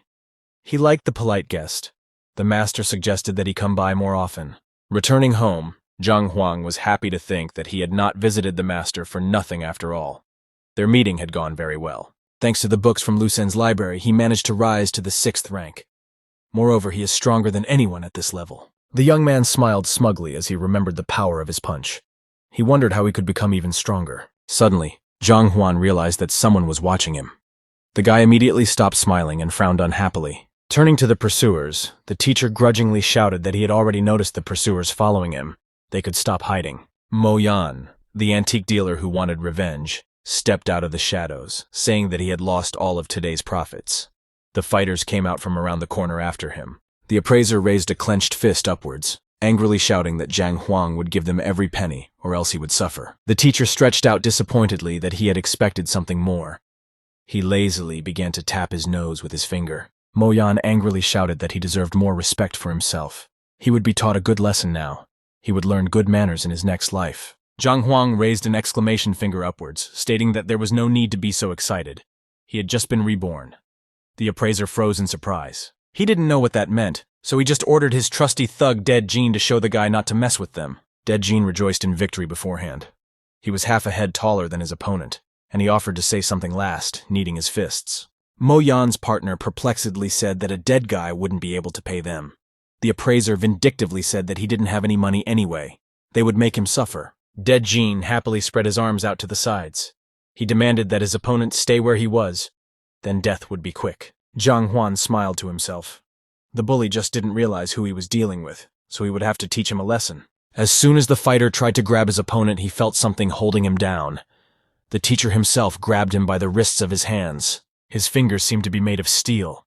Zhang Huang only pressed his thumbs on his wrists, but it made the ambo grimace in pain. The young man squeezed his wrists harder and harder, twisting his opponent's arms. Dead Jean nearly cried out in pain and collapsed to his knees. Zhang Huang suddenly released his right hand and leaned backward, assuming a fighting stance. He was glad for the opportunity to test his strength. Pulling the bulky man toward him with his left hand, the teacher struck him in the solar plexus with his palm. Dead Jean fell to the side, spitting up blood. Mo Yan had been watching the opponents intently the entire time. As the bulky man flew past, a strong wind lifted the flaps of the other's robes. Zhang Huang looked at his palm, which was being coiled by pure qi energy, with astonishment. He himself had not realized that he was so strong. Mo Yan grudgingly asked why his partner was still standing still. The blue-robed man sighed dejectedly. The appraiser got angry and shouted that the insolent man should be taught a lesson immediately. The man took off his hat, smiled, and said he would talk to the guy. After squatting to warm up his legs, the new opponent caustically stated that he didn't want to do this, but now Zhang Huang would see what a 6th-ranked fighter could do. The young man was surprised to realize that he was facing a challenging opponent. In his martial arts school, he would have been a respected man. Mo Yan impatiently shouted that it was time to finish already. This time, their assailant would definitely have a hard time. The man was already getting excited himself. He frowned and shouted gloatingly to his boss that it wouldn't be a problem. He'd just kill the guy. Curling his fingers, the fighter soared upward. The Falcon flight technique allowed you to cover a short distance quickly. The two guys were talking to each other confusedly. It didn't seem fair for them to use such martial techniques. Mo Yan didn't reply anything. He angrily thought that the guy who had defeated Dead Zhang deserved to be treated like this. As the man flew toward his opponent, he used another technique, a powerful wing sweep. The teacher stood patiently in place. He was hoping to see a worthy opponent. Unfortunately, he wouldn't even have to use the mental library to win. The fighter had no doubt of his victory. Flying toward the teacher, he curled his fingers. Just a little more, and his opponent would be dead. Suddenly, the man felt a hellish pain in his groin area. He felt as if all the bones in his body had cracked. Hearing his fighter's loud scream, Mo-yan asked in surprise what had happened.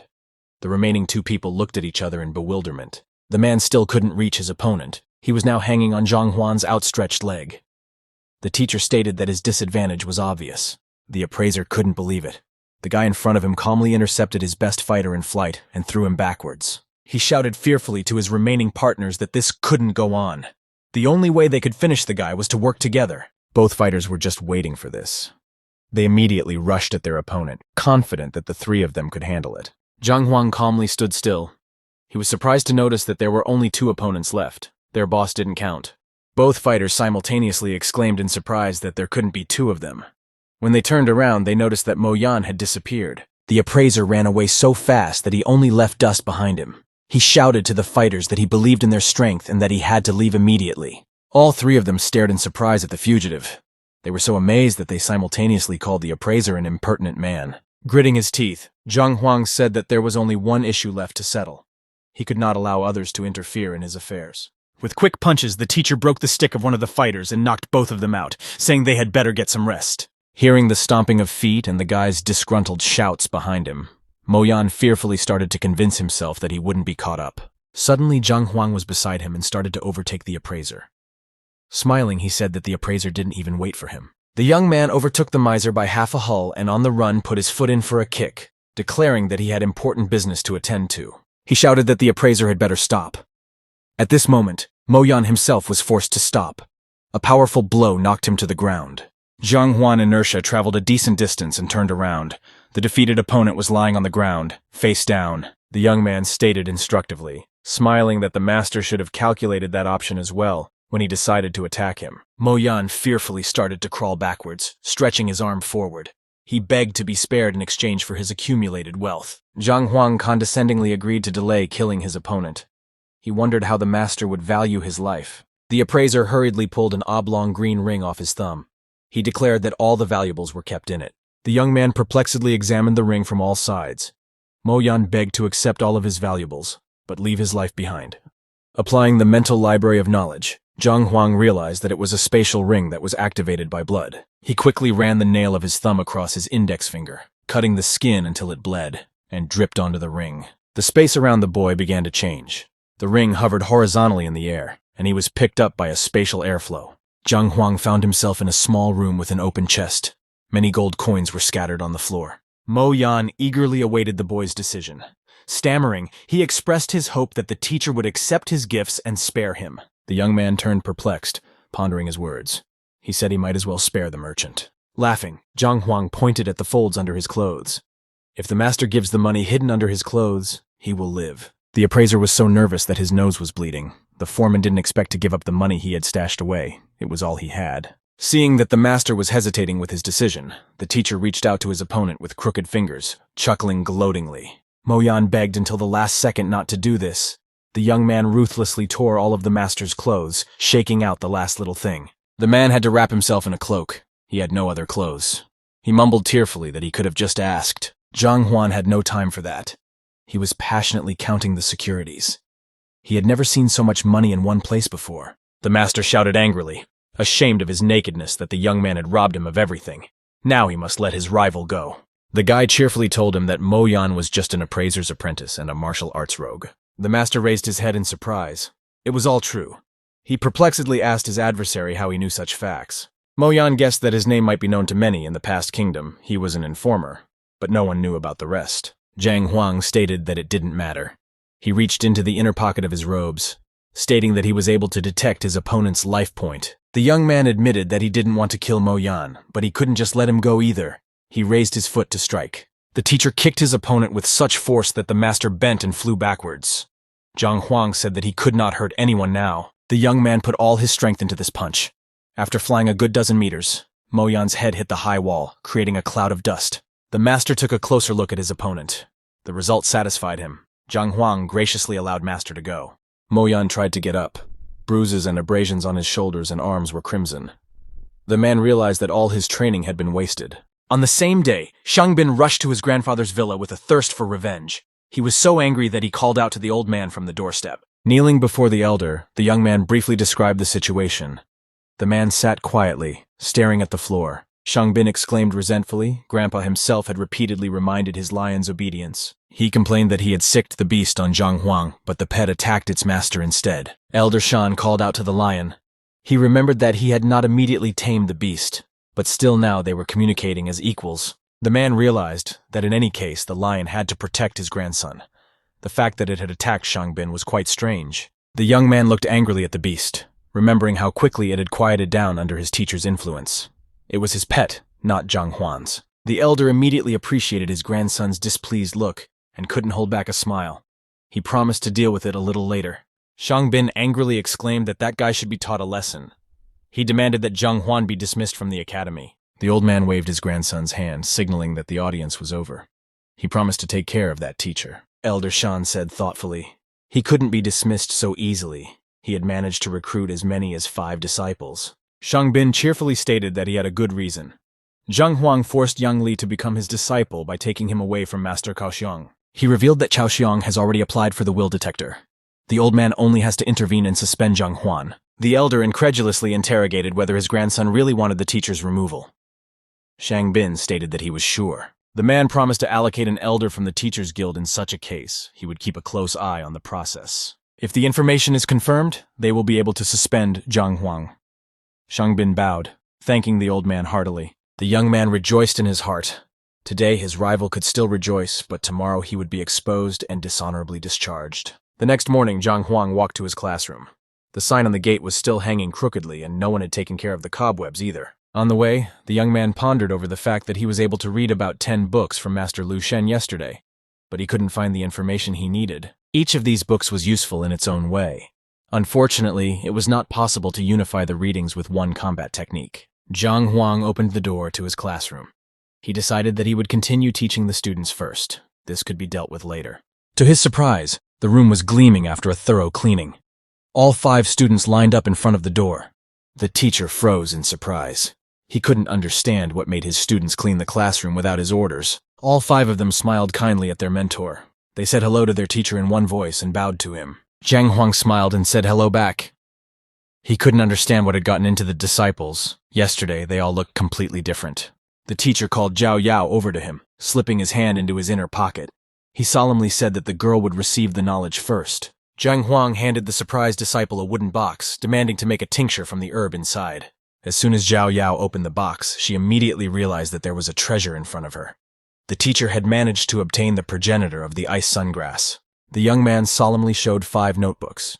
He stated that he had developed 5 individual methods for the students. All 5 of them reached for the notes with interest. They had already realized yesterday that they were dealing with a complicated man. Yuan Dao couldn't believe that the teacher had composed his technique himself.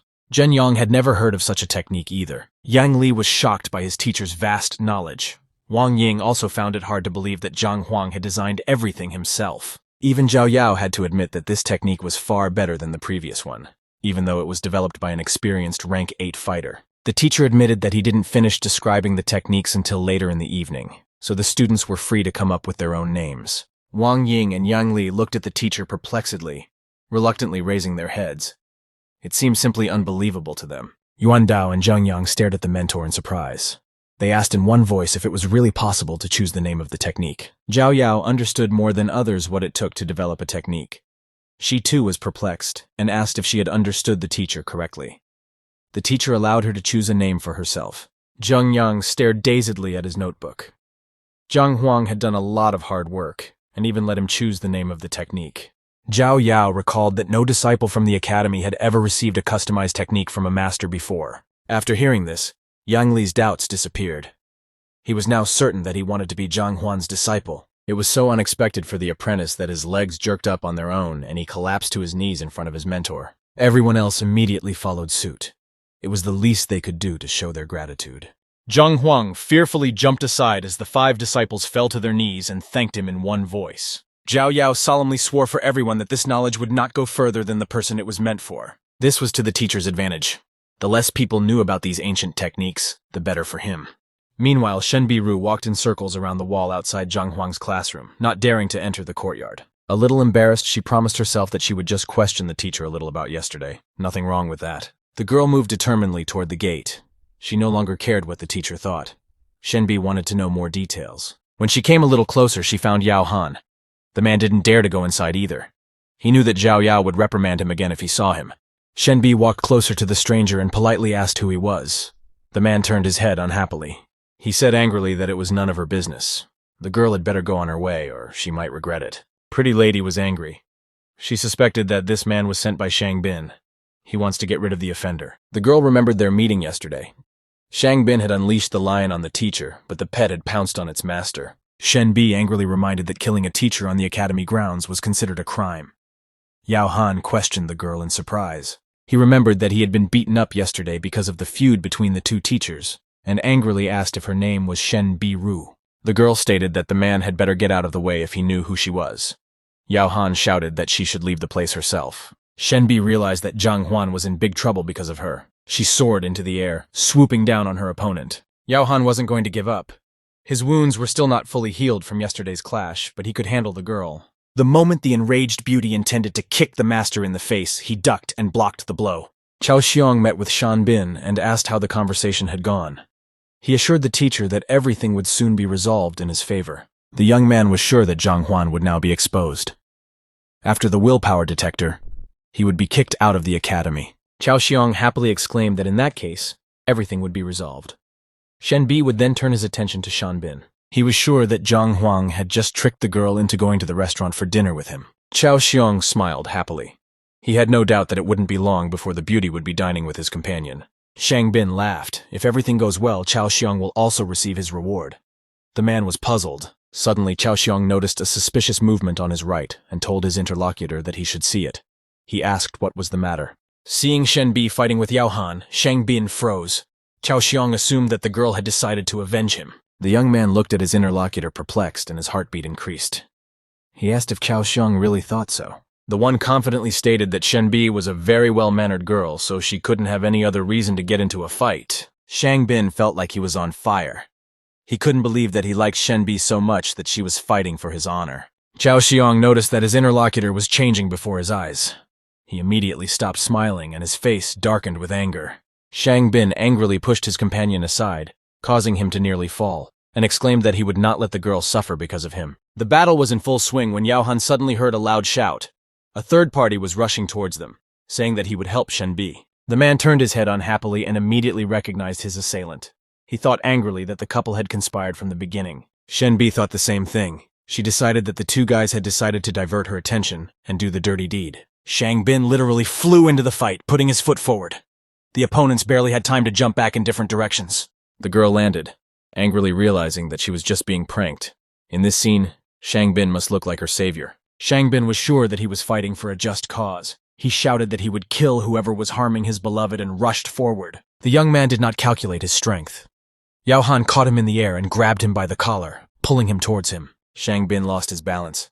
The man immediately put a bruise on his cheek, forcing him to his knees. This was not enough for Yao Han. He lifted his opponent in the air by his collar and slapped his cheeks, bringing him to tears. Chao Xiong ran up to Shen Bi and asked him to help Shan Bing. He was in danger. The girl angrily thought that it looked quite realistic. She asked if the teacher was sure that the boy needed help. The teacher said confidently that otherwise Shang Bin might die. Shen Bi pretended to agree and headed towards the opponents. Shang Bin could no longer see anything in front of him because of his swollen eyes. Yao Han realized that he himself was in danger. He could barely cope with one girl. Two opponents were impossible to defeat. The man decided that the best thing to do now was to retreat, and threw Shan Bin away at the feet of the advancing girl. In parting, he shouted that he would find them both soon and pay them back in full, each of them getting what they deserved. Chao Xiong picked up the beaten buddy. Shen Bi watched the fleeing guy in surprise. He decided not to fight her. The girl gloatingly thought that the play had gone on too long. Chao Xiong pitifully called out to her. The teacher looked very bad. The battle was too noisy and attracted a lot of attention from the class Zhang Huang was in. Opening the gate, the young man angrily inquired why they were all gathered here and interfering with classes. Because of his damaged jaw, Shang Bin could barely move his tongue. He tried to explain to his opponent that he was being summoned. Chao Xiong explained everything in detail about the will detector and his application. Shang Bin gratefully raised his thumb up. Zhang Huang asked in surprise. He had never heard of a willpower detector before. It was worth looking up information about it. Without putting things off, the young man summoned the mental library and opened the heavenly encyclopedia. He was able to learn that thanks to the will detector, it is possible to find out if a student is voluntarily conscripted.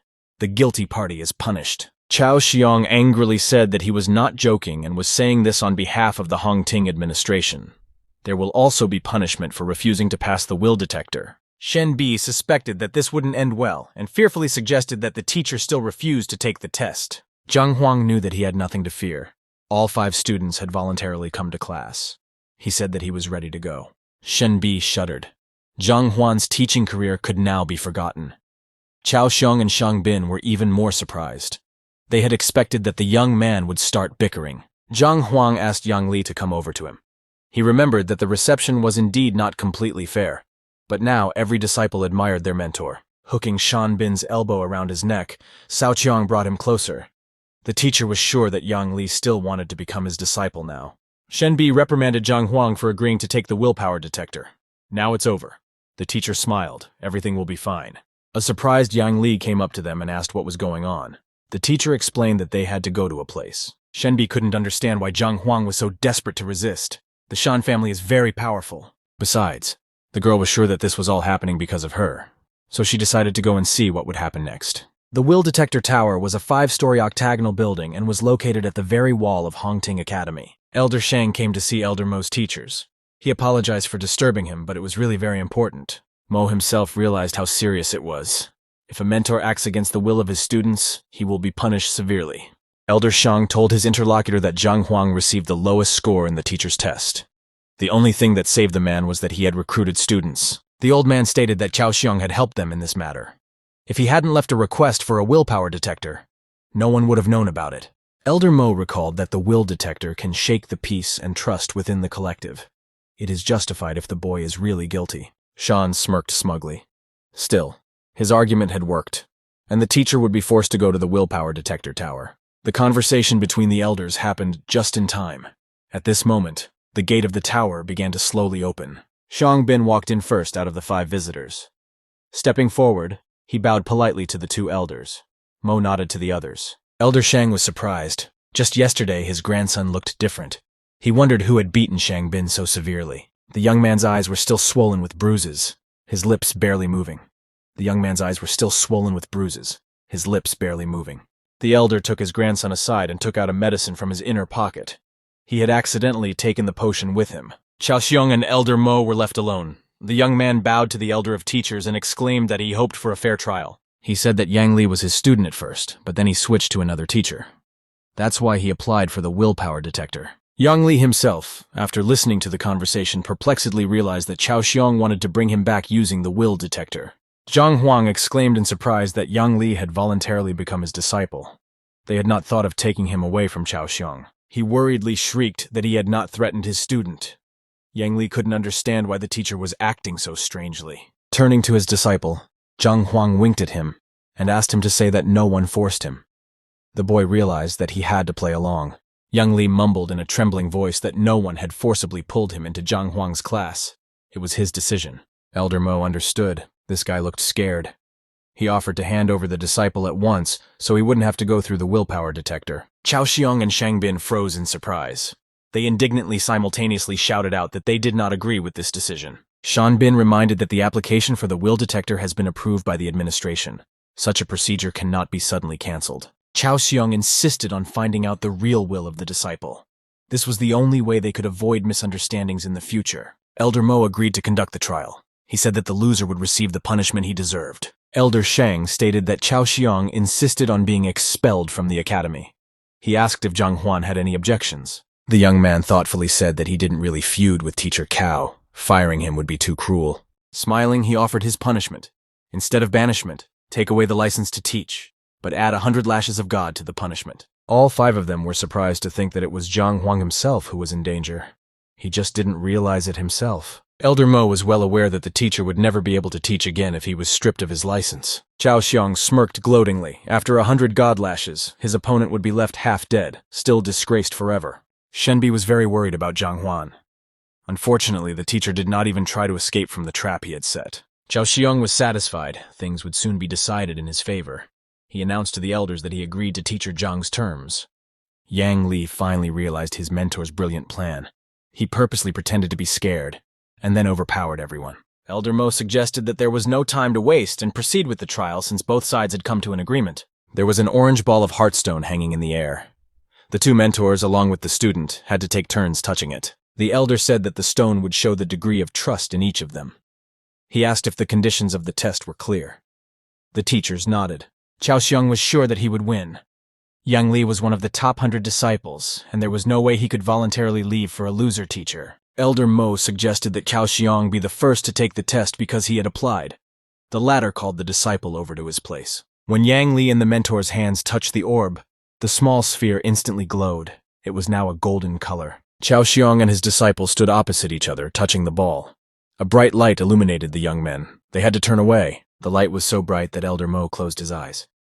He remembered that the Heartstone could read people's sincere emotions. He stated that a disciple might hate the mentor if he was forcibly coerced. Elder Shan readily agreed with this. He told us that the maximum trust is 100 points. Even parent-child trust rarely reaches half of that value. Shenbi blamed herself for everything. She said that it was best for Zhang Huan to leave the academy right now and not come back. Shang Bin smirked gloatingly. He said that it was too late to run away from retribution. He should have thought about it earlier. He reminded him that the test had already begun. The trial must be completed. The young man was glad that his enemy would soon be kicked out in disgrace. To his surprise, this time Zhang Huang no longer looked as frightened as he had when he entered the tower.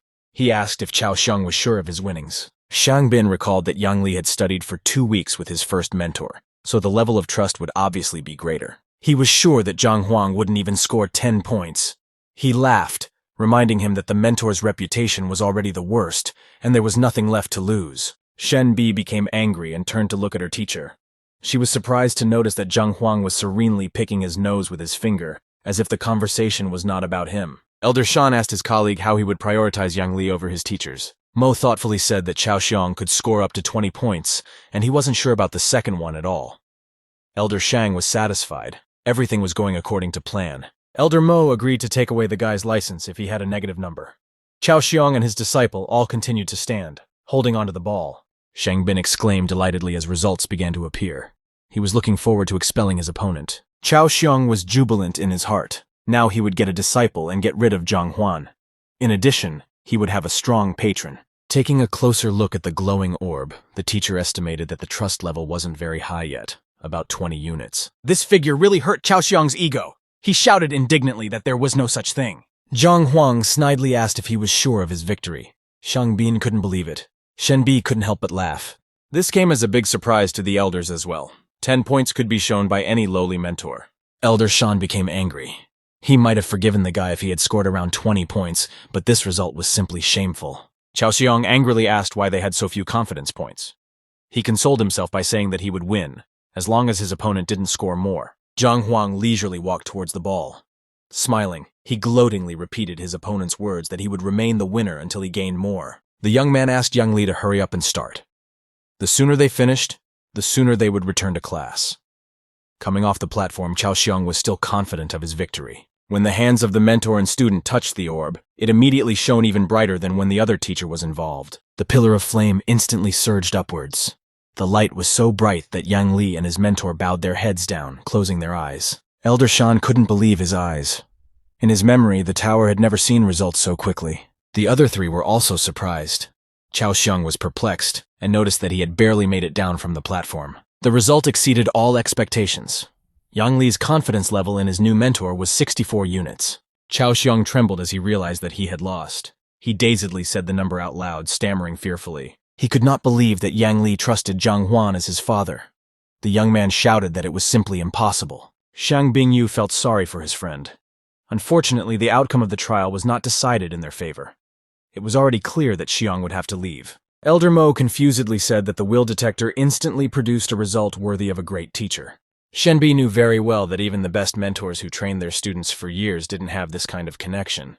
The result amazed her. Zhang Huang turned to the elders. He recalled the terms of their contest and said that he had fairly defeated his opponent. Cao Xiong exploded. He shouted that such a result couldn't be possible. The magic balls were obviously malfunctioning. Shang Bin supported his friend. He said that the disciples couldn't trust an incapable teacher so much. Elder Mo frowned. The young man continued to convince him that even Lu Sen and Wang Tao didn't have that kind of trust with their top disciples. The man continued to remain silent. He watched Yang Li intently during the competition. The guy's eyes were just glowing with happiness. The elder knew that this was his sincere feeling. Zhang Huang reminded that he had won the competition. Now Chao Sheng should have his license taken away. Elder Sheng became angry. Pulling himself together, the old man tried to smile and asked to spare his opponent. He was already upset by his defeat. Zhang Huang angrily declared that he had won fairly. If he had lost, none of them would have dealt with him ceremoniously. Elder Shan angrily shouted that getting an apprentice still meant nothing. The guy wouldn't be able to cultivate a serious fighter. Elder Zhang Huang angrily declared that he had won fairly. If he had lost, none of them would have dealt with him ceremoniously. Elder Shan angrily shouted that getting an apprentice still meant nothing. The guy wouldn't be able to cultivate a serious fighter. Chao Xiong watched the men's altercation intently, frowning. He still hoped that things would turn against Zhang Huan. Taking advantage of the moment, Chao Xiong said that there was no deception here. One of Zhang Huan's disciples had gone crazy. There might be a similar situation here. Elder Mo slowly turned his head towards the teacher.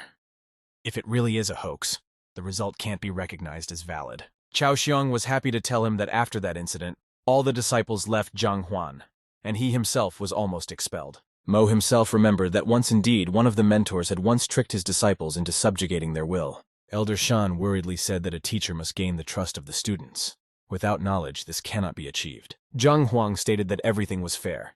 He brought his disciple to the will detector tower, hoping for a fair outcome. Elder Shan indignantly shouted that a teacher's license couldn't be taken away just because he lost the argument. Shenbi tried to object. Shang Bin reminded her that Chao Xiong was a very valuable teacher in Hongting. The girl angrily shouted that it was unfair. If teacher Zhang Huang lost in this argument, he would immediately fly out of the academy in disgrace. Shang Bin replied that it was ridiculous. These teachers could not be compared. Zhang Huang would not be able to raise the students to the second rank. At this moment, the tower door opened ajar. The man apologized softly and said that he had business with Elder Shan. Opening the tower gate, he said that the Wang Hong clan head and the Wang family elders from Tianshuan City had come to visit. The elder confusedly replied that he had nothing against it. Distinguished guests can go directly to the will detector tower. He was glad that the Wang Hong clan head had arrived at the academy. Now their reputation would rise. The man angrily thought that the massacre would have to be postponed. Shang Bin recalled that Wang Hong was one of the top 10 masters. He wondered why an honorable man had come to see his grandfather. The elder laughed. He suggested that the visit might be related to Wang Tao. The grandson interjected in surprise. Elder Shang said that he had personally raised the clan head's eldest son to the 4th rank. Wang Hong had probably come to thank him for his success. Zhang Hong asked Shenbi in surprise if it was true. The girl stated that this was not the time to worry about it. She said that Elder Shang is a very powerful man. If the Wang family supports him, the young man will be in a lot of trouble. Zhang Huang laughed, scratching the back of his head. He said that there was no need to worry. Problems should be solved as they came. Shenbi looked angrily at her interlocutor. She's trying her best to help, but he doesn't even notice it. The clan head Wang Hong entered the tower with open arms, welcoming Elder Shan with open arms. The latter bowed to the guest. Smiling, the man said he was very happy to have a guest. If he needed anything, he could just say so. Wang Hong respectfully shook the hand of his interlocutor. He confessed that he had come for a reason. There was a matter at the academy. His daughter Wang Ying is being trained by a certain Zhang Huang, and would like to know where this person can be found. Elder Shan was sure that this meeting was to their advantage. He stated that coincidentally, the teacher was here and pointed at him. Chao Xiong and his friend were eagerly waiting for payback. They knew that the clan leader would not be discreet and would kick out the cheater. In this room, only Zhang Huang himself was guessing what the matter was. If it was related to Wang Yin, he was incredibly lucky. Seeing that Wang Hong immediately stopped smiling and headed towards the teacher, Elder Shang himself was a little scared for the guy and tried to stop him. To the surprise of Zhang Huan and the girl, the clan head knelt down and respectfully greeted the teacher. Elder Shang only now realized his mistake. This kind of treatment clearly showed that Wang Hong had no grudges against the guy. Shang Bin was nearly tearing his hair out. He and Chao Xiong had hoped that the clan head would just slap the teacher on the spot. Zhang Huang smiled politely and took the clan head by the hands, asking him to stand up. He didn't deserve to be treated like this. Wang Hong happily exclaimed that Zhang Huang had cured his daughter's leg and provided profound knowledge, so he was extremely grateful. The teacher smiled, replying that it was his responsibility to fill his students' minds with knowledge, so there was nothing to be proud of. Elder Mo stroked his beard thoughtfully. He stated that teacher Zhang Huang was trying his best to fulfill his teaching duty. The man suspected that they might have misjudged the teacher. Now he understood why Yang Li trusted his mentor unconditionally. Elder Mo said that even his daughter's recovery couldn't be the reason for the visit. Wang Hong angrily cut him off. Pulling himself together, the man forced himself to smile and pretended it was a joke. He said that he did have business with the elder. Elder Shang readily stated that he would do his best. Wang Hong said that he would like to talk about his son. He took out a wooden box from his inner pocket and gratefully handed it to the elder. He said he couldn't accept the gift. He was just doing a job. The reason was completely different. Teacher Elder Mo would probably see it as a dishonorable act. Wang Hong declared that he admired the elder. He revealed that Wang Tao wanted to leave his teacher. He realized that he needed another mentor. Elder Shan couldn't believe it, his eyes rounded with horror. Master couldn't afford to let his best disciple go. He frantically recalled that everything was fine between them. The elder didn't understand why Wang Tao had decided to do this to him. Wang Hong hoped that his request would not be denied. Cursing in his heart at his interlocutor who had made him look ridiculous, the elder agreed to let the disciple go. He pricked his finger, dripping blood on the oath stone. Elder Shan angrily thought that his ranking would now drop. He smiled at Wang Hong, declaring that he had freed his disciple. At the same time, the elder couldn't stop thinking that his fame had started to crumble. He handed the stone to the clan head, asking if there were any teachers in mind. Wang Hong replied carelessly that there was one person. Turning to Zhang Huan, the man said that he must know his son, Wang Tao. He asked him to take the boy as his disciple. All 5 of them were outraged so loudly that their shouting could be heard far beyond the will detector tower. Elder Shan felt so bad that he clutched his heart. It was very mean to take away his best disciple and hand him over to the worst mentor. Chao Xiong couldn't understand what could make Wang Tao leave Elder Shan and trust a loser. Of course, Zhang Huang knew Wang Tao very well. Smiling, he stated that he did not think it was a good idea to teach him. The young man replied with a polite refusal. Wang Hong froze on the spot in astonishment. Everyone else simply fell to the floor in surprise. Shang Bin confusedly exclaimed that it was just a joke. Zhang Huang wouldn't really dare to refuse a member of an influential family. Shen Bi perplexedly asked if he was joking. Yang Li also didn't understand why the teacher replied with a firm refusal. Elder Shan felt even worse. The worst teacher, for whom he was so dishonored, had just given up on a student. Elder Mo looked at the teacher thoughtfully. He thought that Zhang Huang was either very stupid or smarter than the rest. The clan head wondered if Zhang Huang was really refusing to be Wang Tao's mentor. The latter firmly stood his ground. The young man only now suspected that Wang Hong was simply unaware of his recent run-in with Wang Tao, and that was why he was so insistent. The clan head said that his son was disrespectful. He just didn't know who he was dealing with. He asked him to apologize for Wang Tao's stupidity. Chao Xiong realized that he no longer had anything to lose.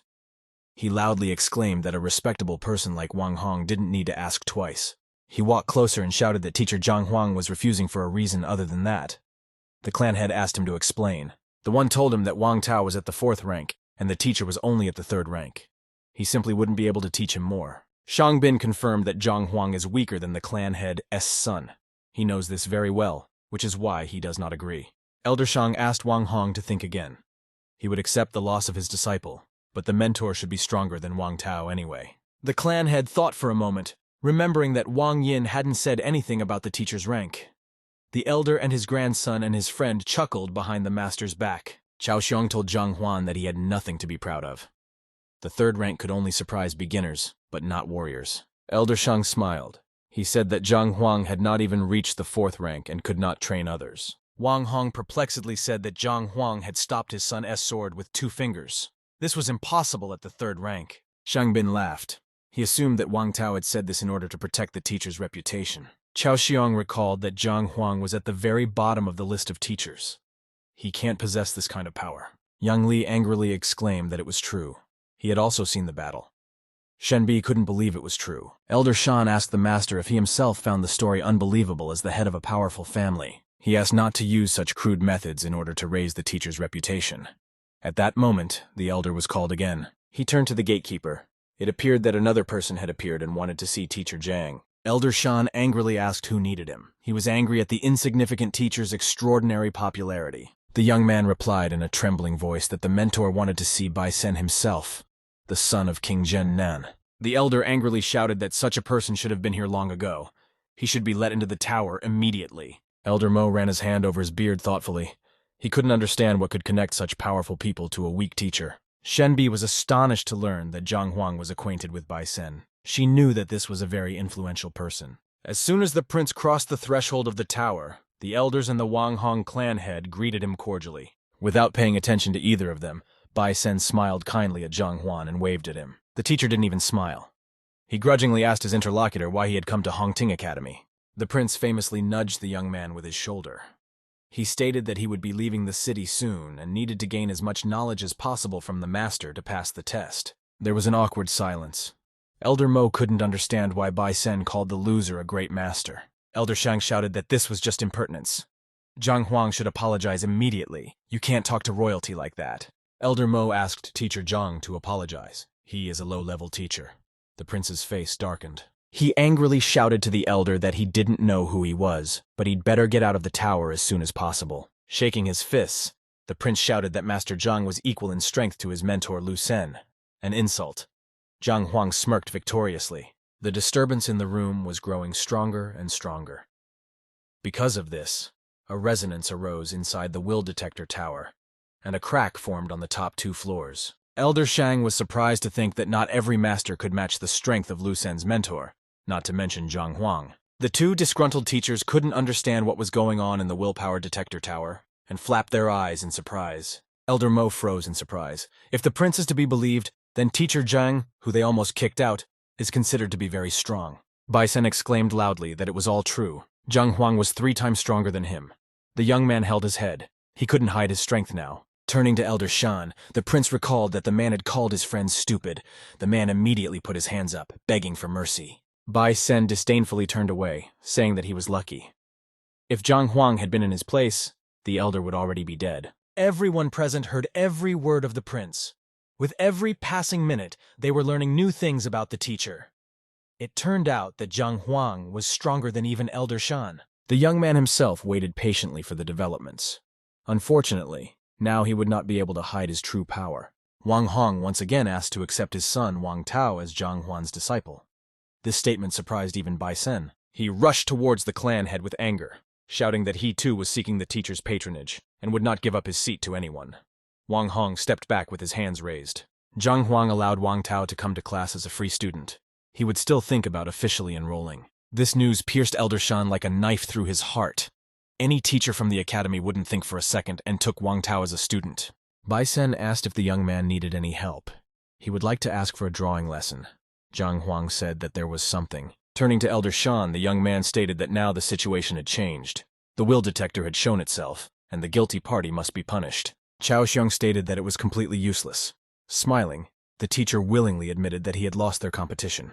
He solemnly declared that no one could take away his teaching license, so all that remained was God's 100 lashes. Zhang Huang dumbfoundedly questioned his opponent. The latter triumphantly exclaimed that the license could not be revoked without a good reason. Chao Xiong shouted that there was nothing to pick on in his mentoring. Even the Teachers Guild couldn't revoke his license. He snidely asked the young man what he intended to do. Zhang Huang perplexedly turned to Elder Teacher Mo and questioned if it was true. He began to realize that he had been deceived. The man confirmed Cao Xiong's every word. It is impossible to get the license revoked for no apparent reason. The young man grudgingly asked why he hadn't been told about it earlier. Elder Mo had to admit that he was sure he would lose. He said that there was only one option to revoke the teacher's license. Zhang Huang impatiently asked for more details. It appeared that the Grandmaster or his assistant must affirm the decision to revoke the license and report it to the Teachers Guild. Zhang Huang interjected in surprise. Grandmaster and his assistants were 2 important people. He didn't know such officials. The young man held his head. Even if the Grandmaster was nearby, there was no hope of persuading him to take away his license. At that moment, the gatekeeper knocked again. He shouted to the elder that a lady who called herself Huang Yu wanted to see him. Bai Sen was immediately overjoyed when he recognized that Huang Yu was also here. Zhang Huang was surprised to think that this name seemed familiar to him. Elder Mo demanded that the girl be let in immediately. There was no need to keep such important people waiting. After bowing, the gatekeeper opened the gate of the tower. A tall blonde woman, whom he knew as a bookseller, appeared on the threshold. Teacher Elder Mo bowed politely to the girl. Huang Yu was flattered by such a respectful greeting. Walking up to the teacher, she bowed to him in front of everyone. It was obvious that Zhang Huan knew her personally as well. Smiling, Bai Sen stated that Huang Yu was just taking the position of assistant grandmaster that they were talking about. Elder Shan couldn't find a place to be. All the high patrons were suddenly on the side of the worst teacher. This was the end of his career. Sheng Bin froze in surprise. Chao Xiong also couldn't understand how an ordinary teacher could know such esteemed people. Zhang Huang asked the girl in surprise if she was really the assistant grandmaster. With a smile, Huang Yu confirmed the prince's words. The young man laughed, his good mood returning to him. He exclaimed that everything was working out in the best possible way. After hearing that teacher Cao Xiang had lost the bet and was refusing to fulfill the terms, Huang Yu asked what the dispute was about in the first place. When the girl was told more details, she frowned and said that such a person would sooner or later disgrace the honor of the academy. Huang Yu proposed to immediately prepare documents to revoke the license. Cao Xiang should not teach in Hongtin. The teacher heard every word the girl said. His knees immediately went under. Cao Xiang fell to the floor, his body trembling. The young man knew very well that after being dismissed from the academy, everything would change. No one would even look in his direction afterwards. Cao Xiang bitterly remembered how hard he had worked for this license. He had never imagined that he would lose it like this. The man clenched his teeth. This situation made him angry. Cao Xiang decided that he would not give up so easily. Leaning on his trembling hands, the mentor jerked up from the floor. He shouted to his opponent that it was too early to rejoice. The Teachers Guild would be interested to know that he had failed the teacher's exam. Zhang Huang pretended that he was not interested. Carelessly picking his nose, he replied to the man that he would still fly out first. These soft words struck Cao Xiang's ego. He had no more arguments and knocked his opponent out. Seeing his breathless friend against the wall, Shangbin called out to him fearfully. He realized that he had to get rid of his teacher by any means necessary. The man threatened that eliminating Cao Qiang would do nothing. Now Zhang Huan could definitely forget about a quiet life. Elder Shan stated that all of this was true. The mentor didn't get a single score on the exam, and one of his students went crazy. Huang Yu froze. Bai Sen said that in that case they really needed to review some facts. Zhang Huan clenched his teeth in anger. The young man realized that he had underestimated his opponents, and they were determined to drag him down with them. Because the mentor crossed the wrong people, things were going badly. If he is fired, the situation will be very deplorable. Zhang Huan only had one last argument left. He possessed tremendous strength, and the academy could not afford to dismiss the master. The young man coughed delicately, drawing everyone's attention. Shen Bi was ahead of the teacher, turning to him. Closing her eyes, the girl admitted that she finally understood everything. There was no need for Zhang Huan to justify himself to anyone. The guy looked at her in surprise. Shen Bi angrily told how in the library, she and Elder Mo asked the guy some tricky questions. He answered them. Bai Sen exclaimed that he could personally confirm Zhang Huan's awareness. In addition, the strength of his strike corresponded to a 6th ranked development. Shen Bi angrily said that in such a case, the exam is very suspicious. She did not understand how Zhang Huang did not get a single score. Clan Chief Wang Hong thoughtfully reminded him that the exams were held behind closed doors. It was likely that the young man had been given the 3rd rank unfairly. Angrily pointing at Elder Shan, Shen Bi shouted that the Education Bureau had falsified the exam results. Elder Mo now understood why Zhang Huang didn't complain. He was trying to preserve the reputation of Hongting Academy. The teacher seemed to him now an angelic creature who had obediently borne the burden of failure and endured all humiliations. Wang Hong angrily told Elder Shan that the teacher suffered for the sake of friendship in the collective. Elder Mo and Huang Yu also echoed the clan leader. Elder Shan couldn't understand why everyone suddenly turned on him. He couldn't remember forging any exam results. Zhang Huan himself was not happy about the turn of events. In fact, he only wanted to say that he had not been evaluated accurately. Elder Shan angrily said that he had no reason to pay attention to the petty rookie and underestimate him. Elder Mo exclaimed that he was trying for his grandson's sake to be a better teacher. The talented Zhang Huang was getting in his way. He added that the facts speak for themselves. The young man was forced to take a willpower detector and was very hard-pressed. Elder Shang couldn't believe it. Right now, it was already pointless to prove that Zhang Huang had no interest in him before today. He looked angrily at the teacher, thinking that he was the one who started this whole thing. Mentor Zhang is only pretending to be an innocent sheep. Anger overwhelmed the elder. He clenched his teeth and was about to say many things to the young man, but his heart failed him. Inside the body, everything exploded. Spitting out blood, Elder Shan spun backwards. At the same time, he was falling on his back. Elder Mo angrily said that he was just pretending. Wang Hong suggested that his license should also be taken away. Shang Bin stood in utter bewilderment. He couldn't understand why the entire top staff of the academy had attacked his grandfather. Elder Shan stared at the ceiling in surprise, droplets of his croy flying in the air. After vomiting blood, it became easier to breathe. Grace came upon him. The elder stood smiling, and it was as if a mountain had fallen from his shoulders. His consciousness became clear. Now the man was ready to fight for his honor again. He shouted angrily that the conversation was not yet over. Zhang Huan has to explain why his disciple went crazy. At that time, only the mentor was responsible for him.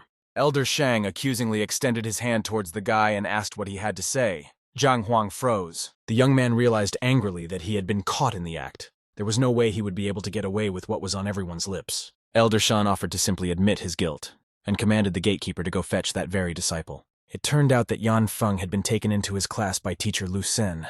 Elder Mo didn't understand why he did it.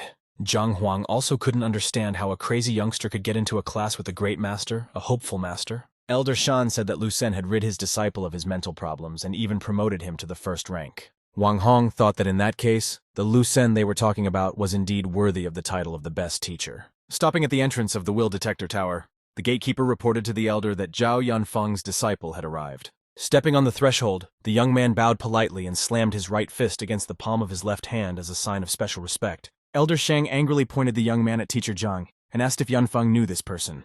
Zhang Huang stared straight into his former disciple's eyes, his lips tightly pressed together. His fate was being decided now. Yanfeng angrily looked at the familiar face, disdainfully stating that it was his former teacher named Zhang Huang. Elder Shan asked if the teacher really drove him to madness. He replied that he was lucky. Teacher Lu Sen had helped him recover. The man victoriously declared that everyone would find out sooner or later, so they'd better forget about the teacher's exam results. Elder Mo thundered, saying that it could go no further. It was enough to dismiss the teacher. Huang Yu was upset. She was already starting to feel proud of her friendship with the talented young man. She didn't want to ruin his career with her own hands. Elder Shan was perplexed and asked why the teacher was silent. He could speak in his defense, but the student would have the last word. Zhang Huang scratched his ear in a puzzled manner. He admitted that he could not add anything. Yanfeng had truly gone mad. The elder started to speak confidently, knowing that he knew the boy would object. Suddenly he realized that the mentor had quietly admitted his guilt. Zhang Huang said loudly, spreading his hands apart to admit it. There was no need to make excuses if he was at fault. Elder Shan victoriously said that the teacher had admitted the fault, and he wasn't even ashamed. He doesn't deserve the honor of being a teacher. Zhang Huang came closer and asked him to stop. At his age, you can't worry so much. You might even get a heart attack. This infuriated the elder. He shouted angrily that he was not the one to worry about, but the teacher and his family. The young man turned to Yanfeng. He assumed that the former disciple must have achieved serious results and asked him to show a couple of punches. He looked at the teacher perplexed. He knew that everyone was talking about his madness, and he couldn't understand what his blows had to do with it. Huang Yu puzzledly offered to discuss the details of the student's madness. He might not have gone insane just because of learning in Zhang Huang's class. Yanfeng stated that he had asked Lu Sen about the former teacher's methodology. The latter admitted that such teaching could drive one crazy. Zhang Huang angrily said that he had had enough. He wants to finally see what the young man has learned recently. Huang Yu didn't understand what the guy's former mentor was getting at, but asked the student to fulfill his request and show a couple of punches. The young man reluctantly adopted a fighting stance and swept across the tower floor, emitting yellowish energy as he struck. Bai Sen said softly that the guy's control of strength was excellent. Wang Hong also observed the disciple and said that he was good at martial arts. Elder Shang still couldn't understand Zhang Huan's intent. Lu Sen saved the guy from going crazy. There was nothing special about the blows. Suddenly, the man saw that the mentor wasn't even looking. He shrieked in surprise, in which case there was no need to bother the student. After stopping, Yanfeng clenched his fists at chest level and turned to Zhang Huan. He asked if this was enough. The mentor finally opened his eyes. He smiled faintly and said that the techniques shown were more than enough. Elder Shan suggested that those present not waste any more time. They had proof and confession of guilt. Zhang Huang asked him not to jump to conclusions. Since everyone wants to hear his explanations, they will hear them. Smiling, the mentor informed him that he had actually driven his student to a state of insanity on purpose. The entire willpower detector tower shuddered as those present shrieked in surprise. No one would have thought that it wasn't an accident. Elder Shang laughed. This was to his advantage. The man asked to testify that Zhang Huang was purposely bullying the disciples. Elder Mo closed his eyes. He simply had no words. Huang Yu looked at her acquaintance with sadness. She sincerely wanted to help him, but there was nothing she could do. Yanfeng clenched his fists and angrily said that he did not deserve to be treated like this.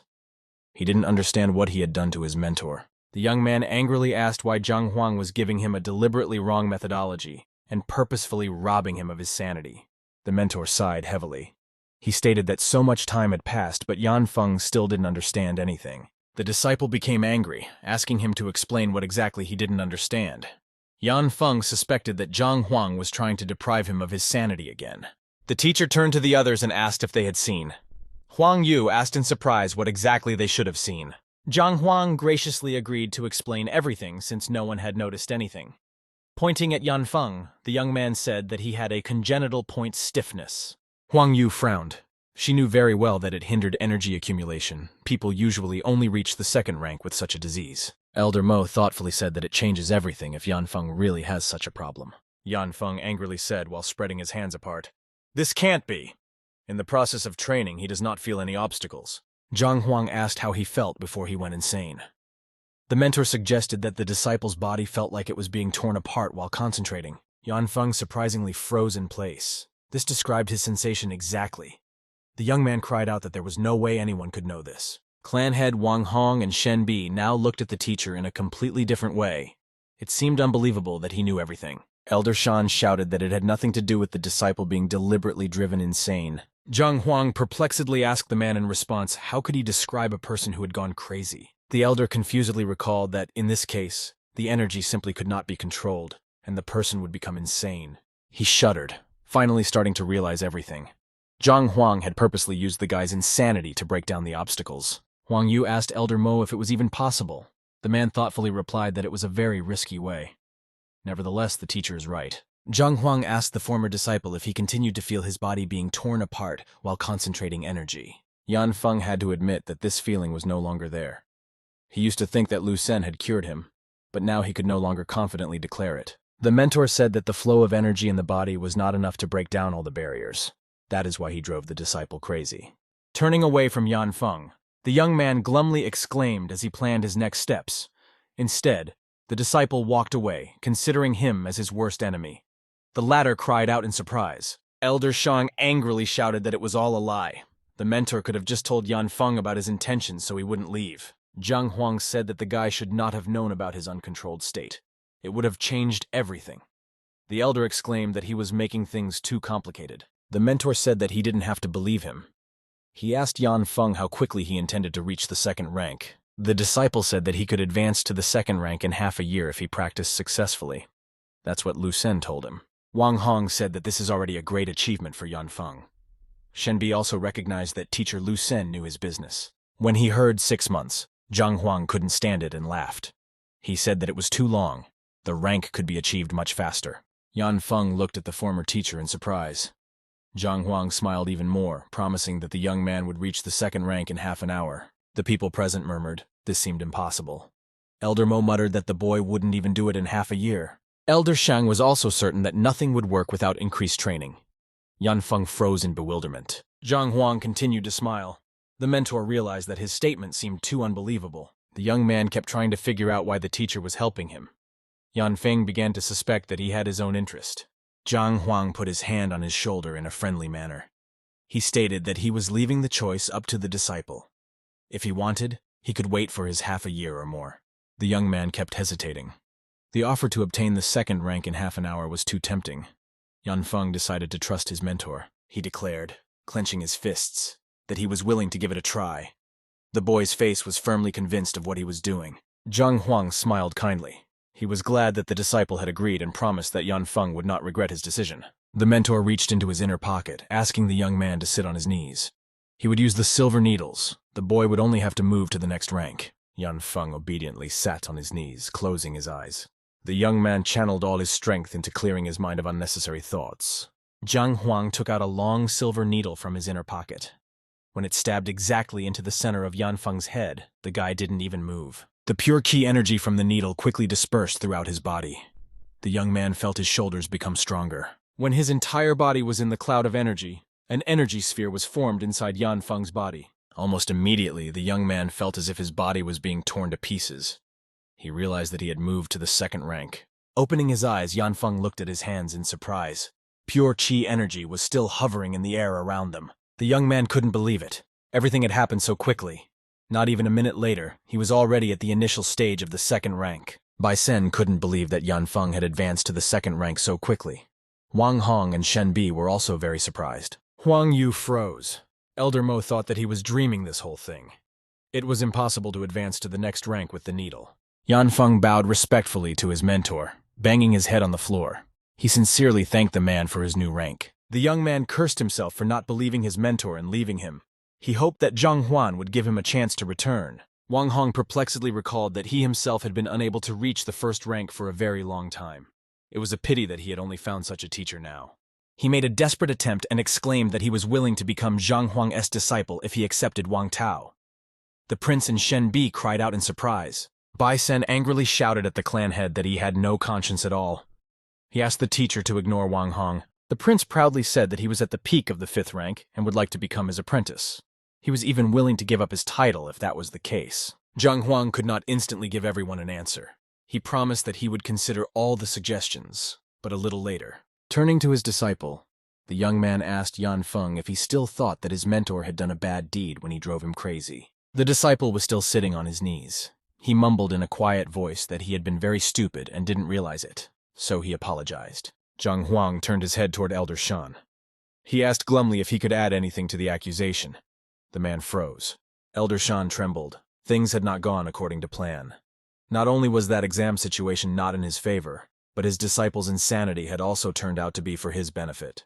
Elder Mo angrily exclaimed that he had had enough. Elder Shan could say nothing more.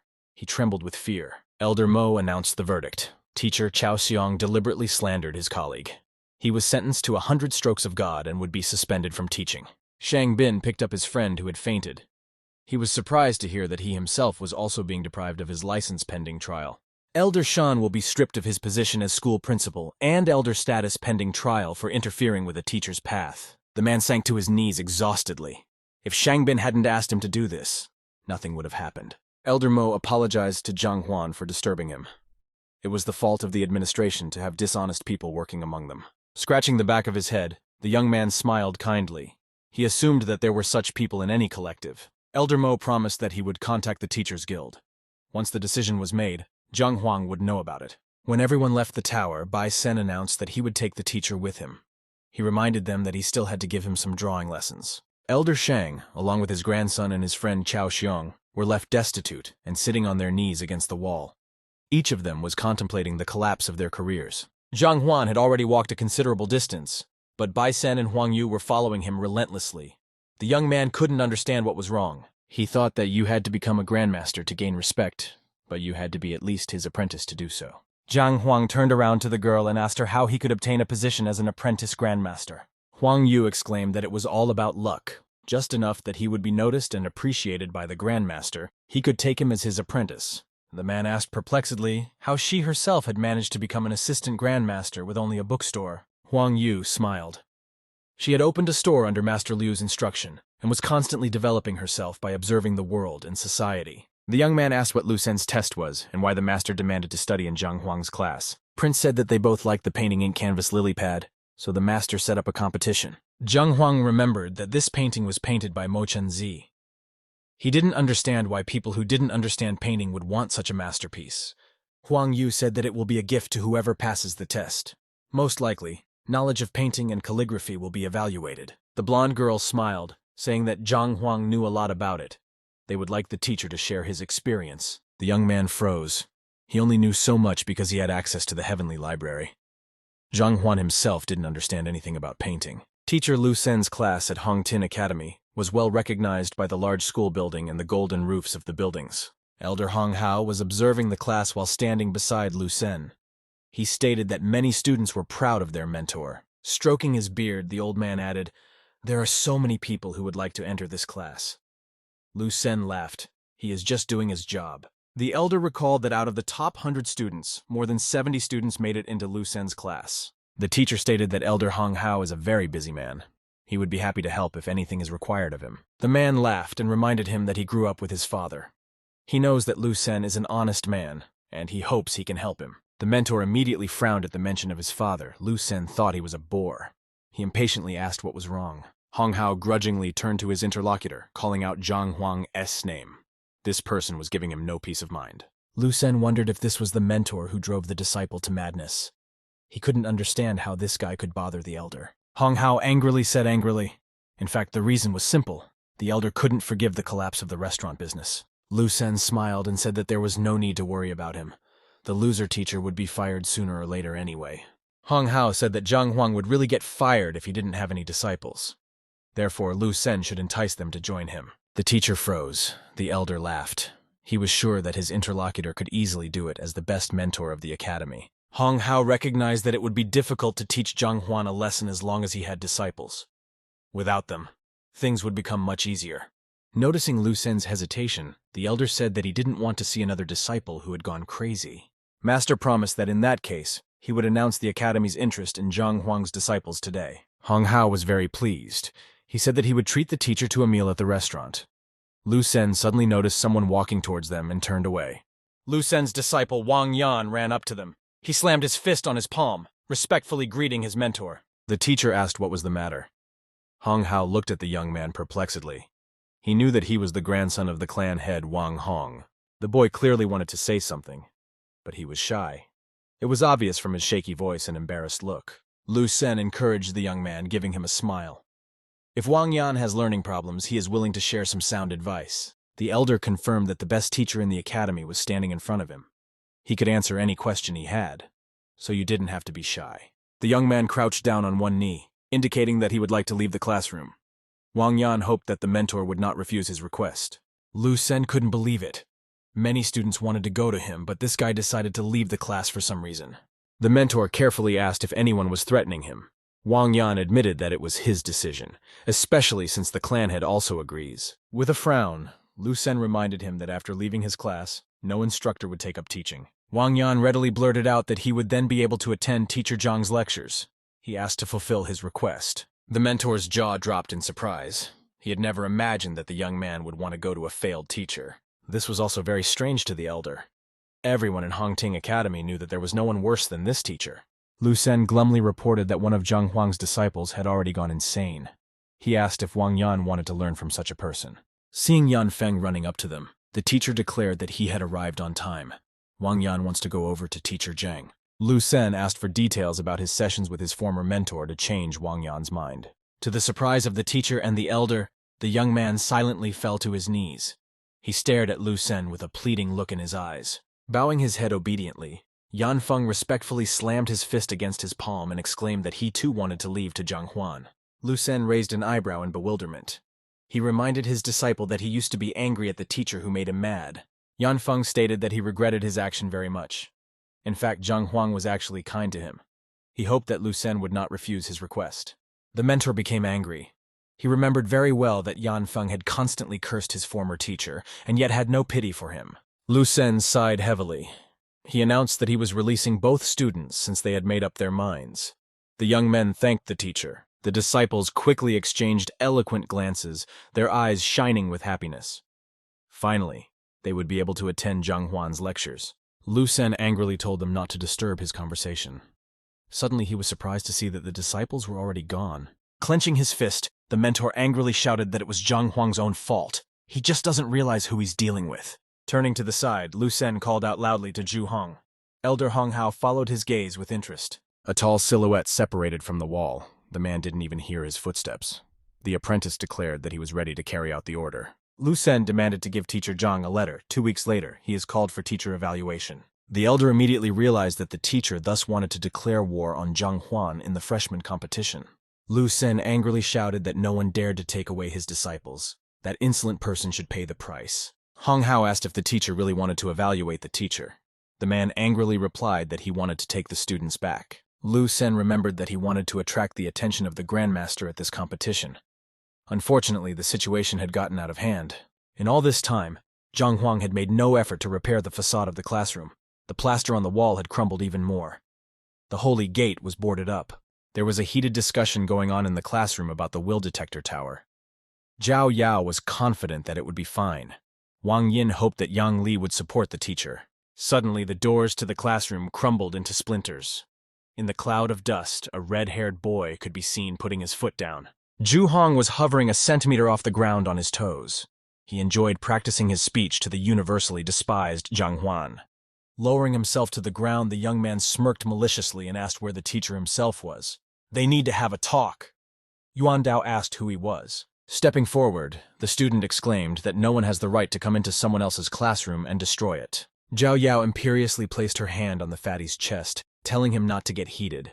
She said that Zhu Hong was standing in front of them. He was ranked 4th in the entrance exam. The young man waved a white envelope. He handed over the words of his teacher. Zhang Huang would be summoned in 2 weeks for teacher evaluation. Zhao Yao interjected in surprise. She couldn't understand why the academy's best teacher would want to compete with their mentor. Zhu Hong contemptuously tossed the envelope, saying that Zhang Huang had angered Lu Sen. This could be considered a declaration of war. The message slowly fell to the floor. The young man said that if he refused, Zhang Huang was obliged to admit defeat and apologize in Lu Sen's class. Turning his back to his disciples, Zhu Hong carelessly waved goodbye to them. Zheng Yang demanded that they stop immediately. The young man exclaimed that Zhu Hong broke the classroom door and spoke disrespectfully about the teacher. He would have to apologize. The red-haired guy laughed loudly. Zhu Hong asked if the person he was talking to really wanted him to apologize. The young man soared into the air without warning, approaching his opponent with quick, graceful movements. Zheng Yang was genuinely surprised. He realized that he was dealing with a more experienced opponent, and he didn't even hit his body. At the same instant, Zhu Hong knocked the young man out with a sudden punch. In front of everyone, Zheng Yang flew a few meters away and fell to the grass. Rings of purple energy swirled around the uninvited guest's bent knee leg. He angrily exclaimed that he had no intention of apologizing. Zhao Yao flashed with hatred.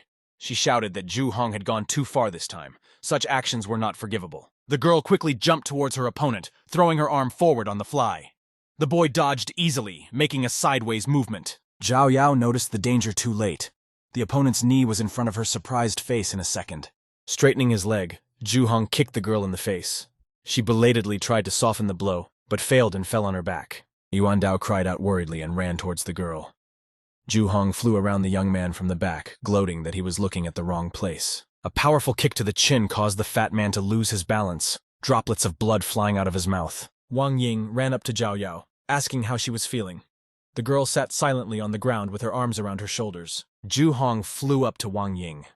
He was perplexed as to how her family even let the girl go to a loser teacher. Zhen Yang had already come to his senses by this point. He ran up to his opponent, declaring that no one dared to insult the teacher. Quickly pushing Wang Yin away from him so hard that the girl sat on the ground, Zhu Hong raised his knee and blocked Zhen Yang's punch. He smirked gloatingly, telling his opponent that he was clearly lacking in training. The young man realized it himself. Zhu Hong was throwing punches so fast that the guy barely had time to block them. He had to step back. Up to a certain point, Zhen Yang was able to hold back his opponent's lightning-fast attack. Zhu Hong made a leap forward. The blow was so strong that at the current development rank, the young man was unable to block it and flew back again. A cloud of dust formed at the place where Zhen Yang had fallen. Zhu Hong stood waiting with his knee up.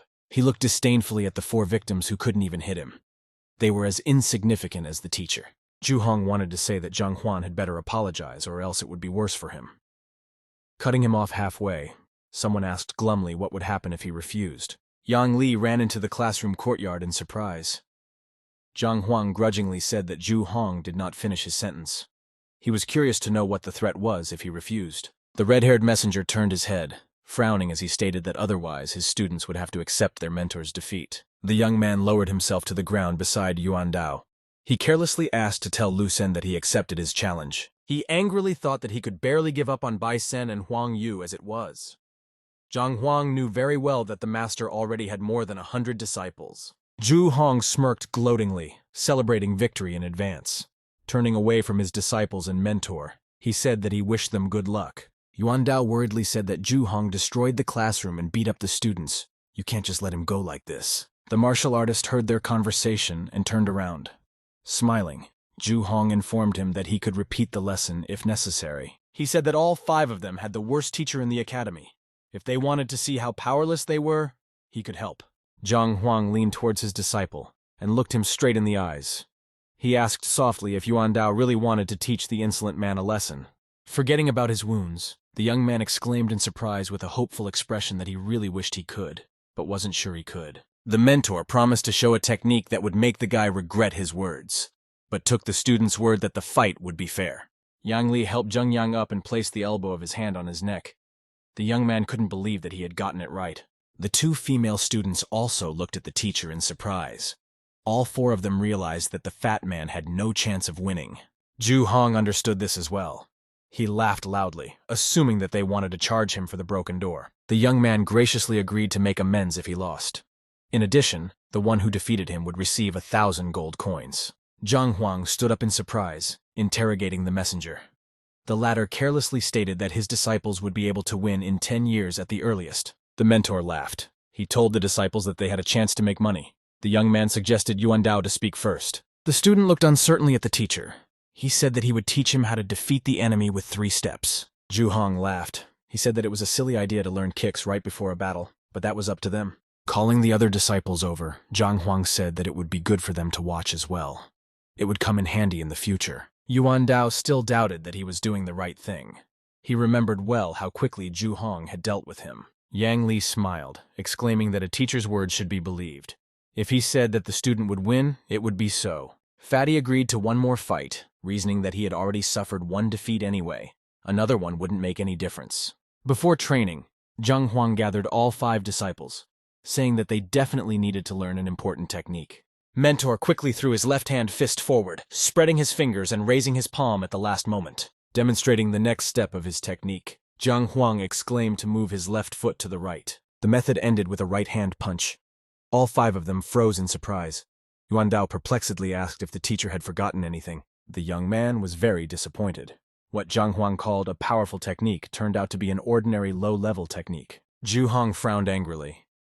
He didn't understand what was the point of teaching a guy such simple strikes while being watched. Zhang Huang patted the fatty on his shoulder, stating that he had faith in him. Yuan Dao grudgingly thought that this reception was weaker than himself. He slowly moved towards his opponent. The cheers of the other students could be heard behind him. Zhu Hong decided to give it one last chance and frowned and asked the guy if he really wanted to fight again. He confidently said yes. The red-haired warrior lunged forward, shouting at his opponent on the fly that he just didn't realize what he'd gotten himself into. Suddenly, Yuan Dao heard his teacher's voice in his head. The Qi energy connection transmitted his mentor's instructions. The fat man adopted a fighting stance. According to the teacher's plan, he had to switch movements and confuse the enemy. Seeing the familiar movements, Zhu Hong relaxed. This was too simple. He realized that Yuan Dao wanted to try out the technique he had learned. The young man had nothing against it. It was even easier that way. Zhu Hong didn't pay attention to the fact that his opponent had switched legs at the last second. Yuan Dao decided to trust his teacher and followed his teacher's demands exactly. His strike was only a deception. Zhu Hong habitually blocked the punch that every freshman was familiar with, and was surprised to realize that he had been held. The powerful punch came 3 inches lower than what they had been taught in the academy. Blood spurted from Zhu Hong's mouth. The young man felt himself losing strength. He suspected that the fat man had somehow found out about his vital point. The infernal pain caused Zhu Hong to drop to his knee, placing his hand on the bruised spot. Yuan Dao frowned at his opponent. Gloatingly chuckling, the fat man crunched his knuckles and asked what Zhu Hong would do now. The man crawled back fearfully, begging to be spared. Zhu Hong's face turned white with fear. From Yuan Dao's smirk, he realized that he wouldn't expect the young man to pardon him. The blows were so strong that a sparrow sitting in a tree became alarmed and flew away. Zhao Yao couldn't believe her eyes. Young Li proudly declared that this was exactly what he was talking about. A teacher is always right. Zhang Huang was satisfied with the beating. Smiling, he reminded Yuan Dao that he had only asked him to teach him a lesson, not to kill him. The fat man had just piled his whole body on top of his opponent and was about to put a couple more bruises on his face. He reluctantly obeyed his mentor. Zhu Hong's face didn't look good. He had lost his front tooth. In addition, his right eye was almost swollen shut. The most frustrating thing was that he had been defeated by a normal technique. Yuan Dao surprisingly asked what was wrong with him. If Zhu Hong wanted, he could try out another strike on him. Zhang Huang laughed. He suggested that the fatty rest for a while and give way to the next contestant. The teacher motioned for Zhen Yang to come out. He froze in place. Li Yang jovially elbowed his friend, saying that he would do well. Zhou Hong couldn't believe that this wasn't the end. The boy hoped that after the beating, he would just be released to his class. He remembered that Zheng Yang was unable to block any of his punches. This gave him confidence in his victory. Zhu Hong realized that he needed to follow these 3 strikes, and then he could win. He suggested Li Yang to attack first. Through the mental link, Zheng Yang received instructions from the instructor. Zhang Huang suggested using the Yuan Dao strike as the main strike. As the young man flew towards his opponent, Zhu Hong was already ready to fight back and turned his body around for a leg kick. As soon as Zhen Yang tried to hit him with his right hand, his opponent grabbed her wrist, victoriously exclaiming that he had foreseen this. Zhu Hong gloatingly thought that it wasn't that hard. He wouldn't fall for the same trick a second time. The sudden slap on his cheek made the red-haired messenger realize that he had been tricked after all.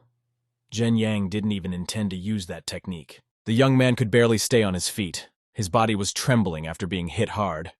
Zhu Hong coughed. He was not feeling well. Gathering his strength, the man quickly threw out his left fist towards his opponent, but Zhen Yang easily dodged it. Taking a step forward, the young man was behind Zhu Hong's back and grabbed his left arm, simultaneously striking his spine. A terrible pain jerked the man, and he fell to his knee. Holding his bruised side, Zhu Hong spewed curses. He muttered angrily that it wasn't a fair fight. Both guys were constantly aiming for his vital point. Zhong Yang surprisingly said that in a fight, there is no difference in how to win.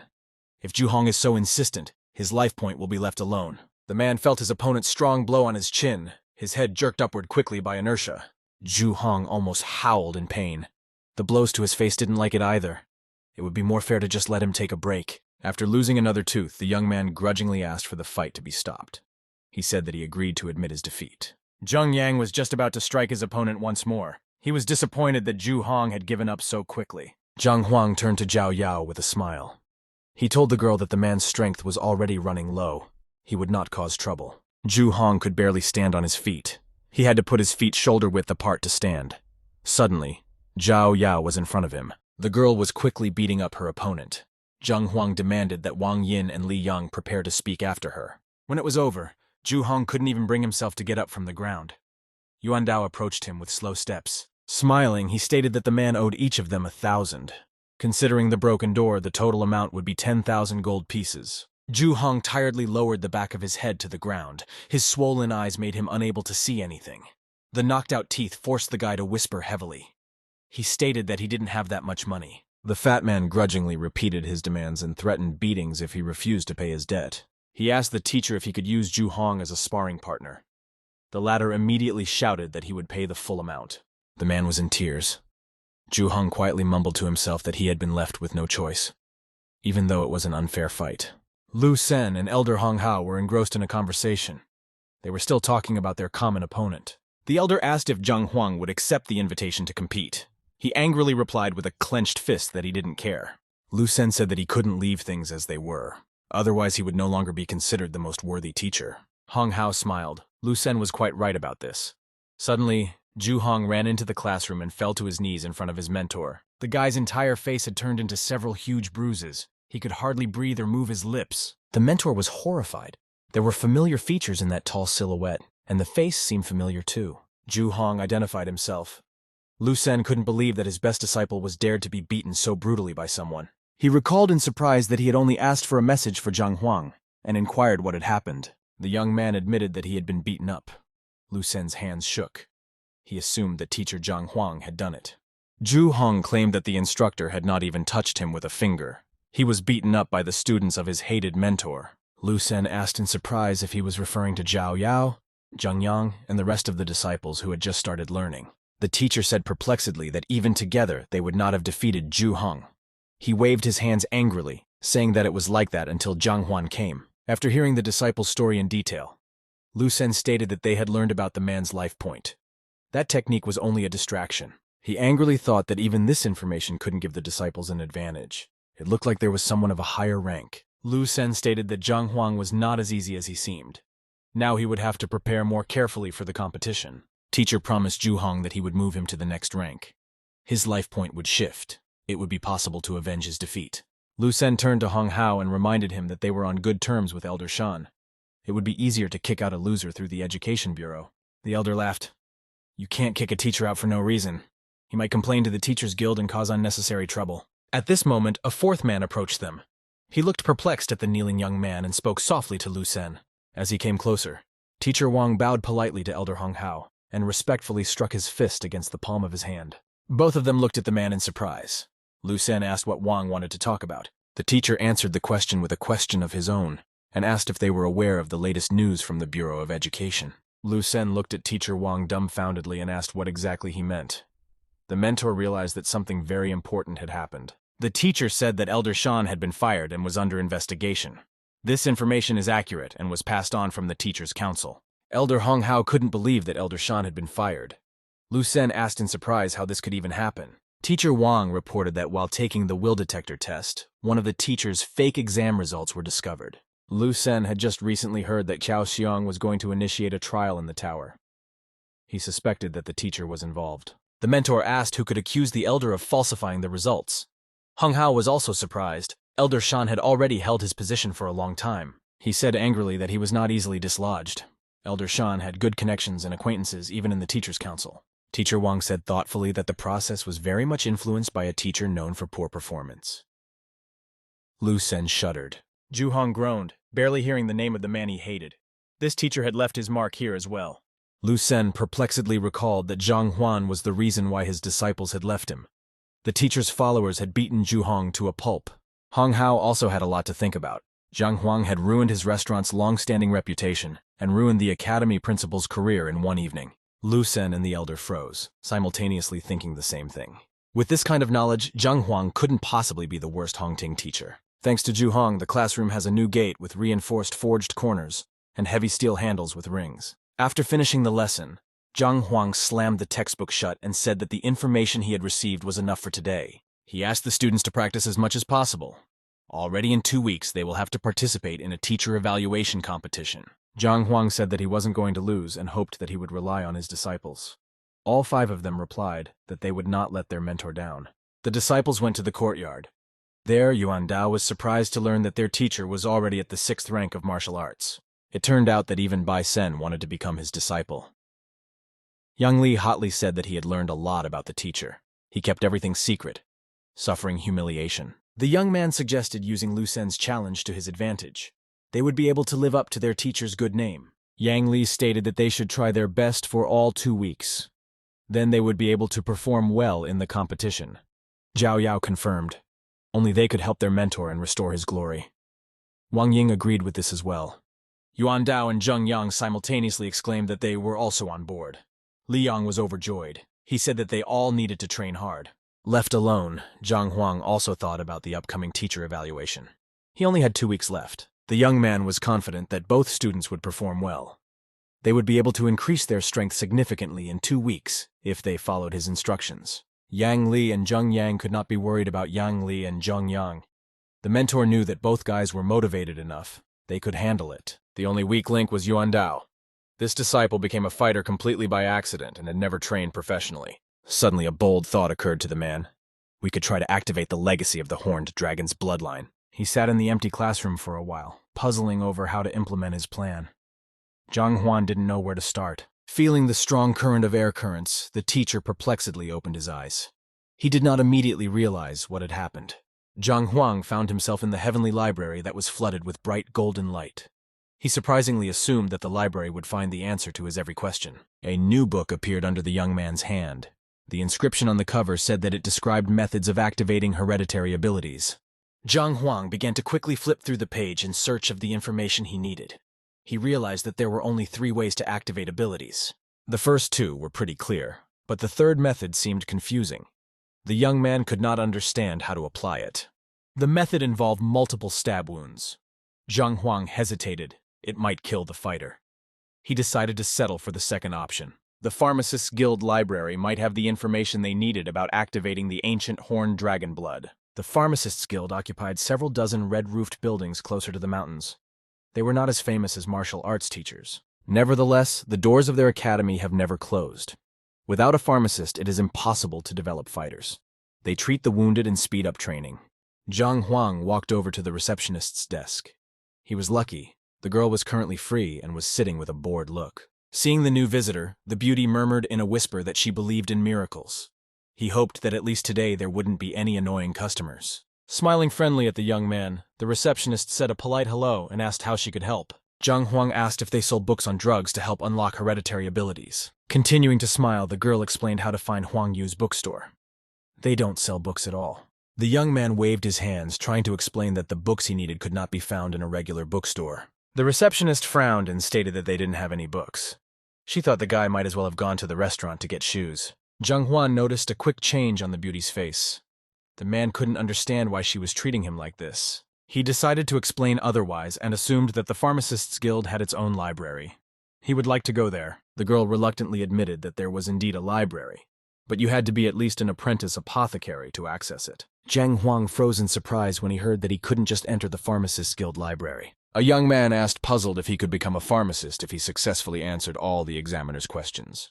The administrator suspiciously suggested, folding her arms across her chest, that he wanted to join the Pharmacist's Guild. She asked to go to the other wing for the exam.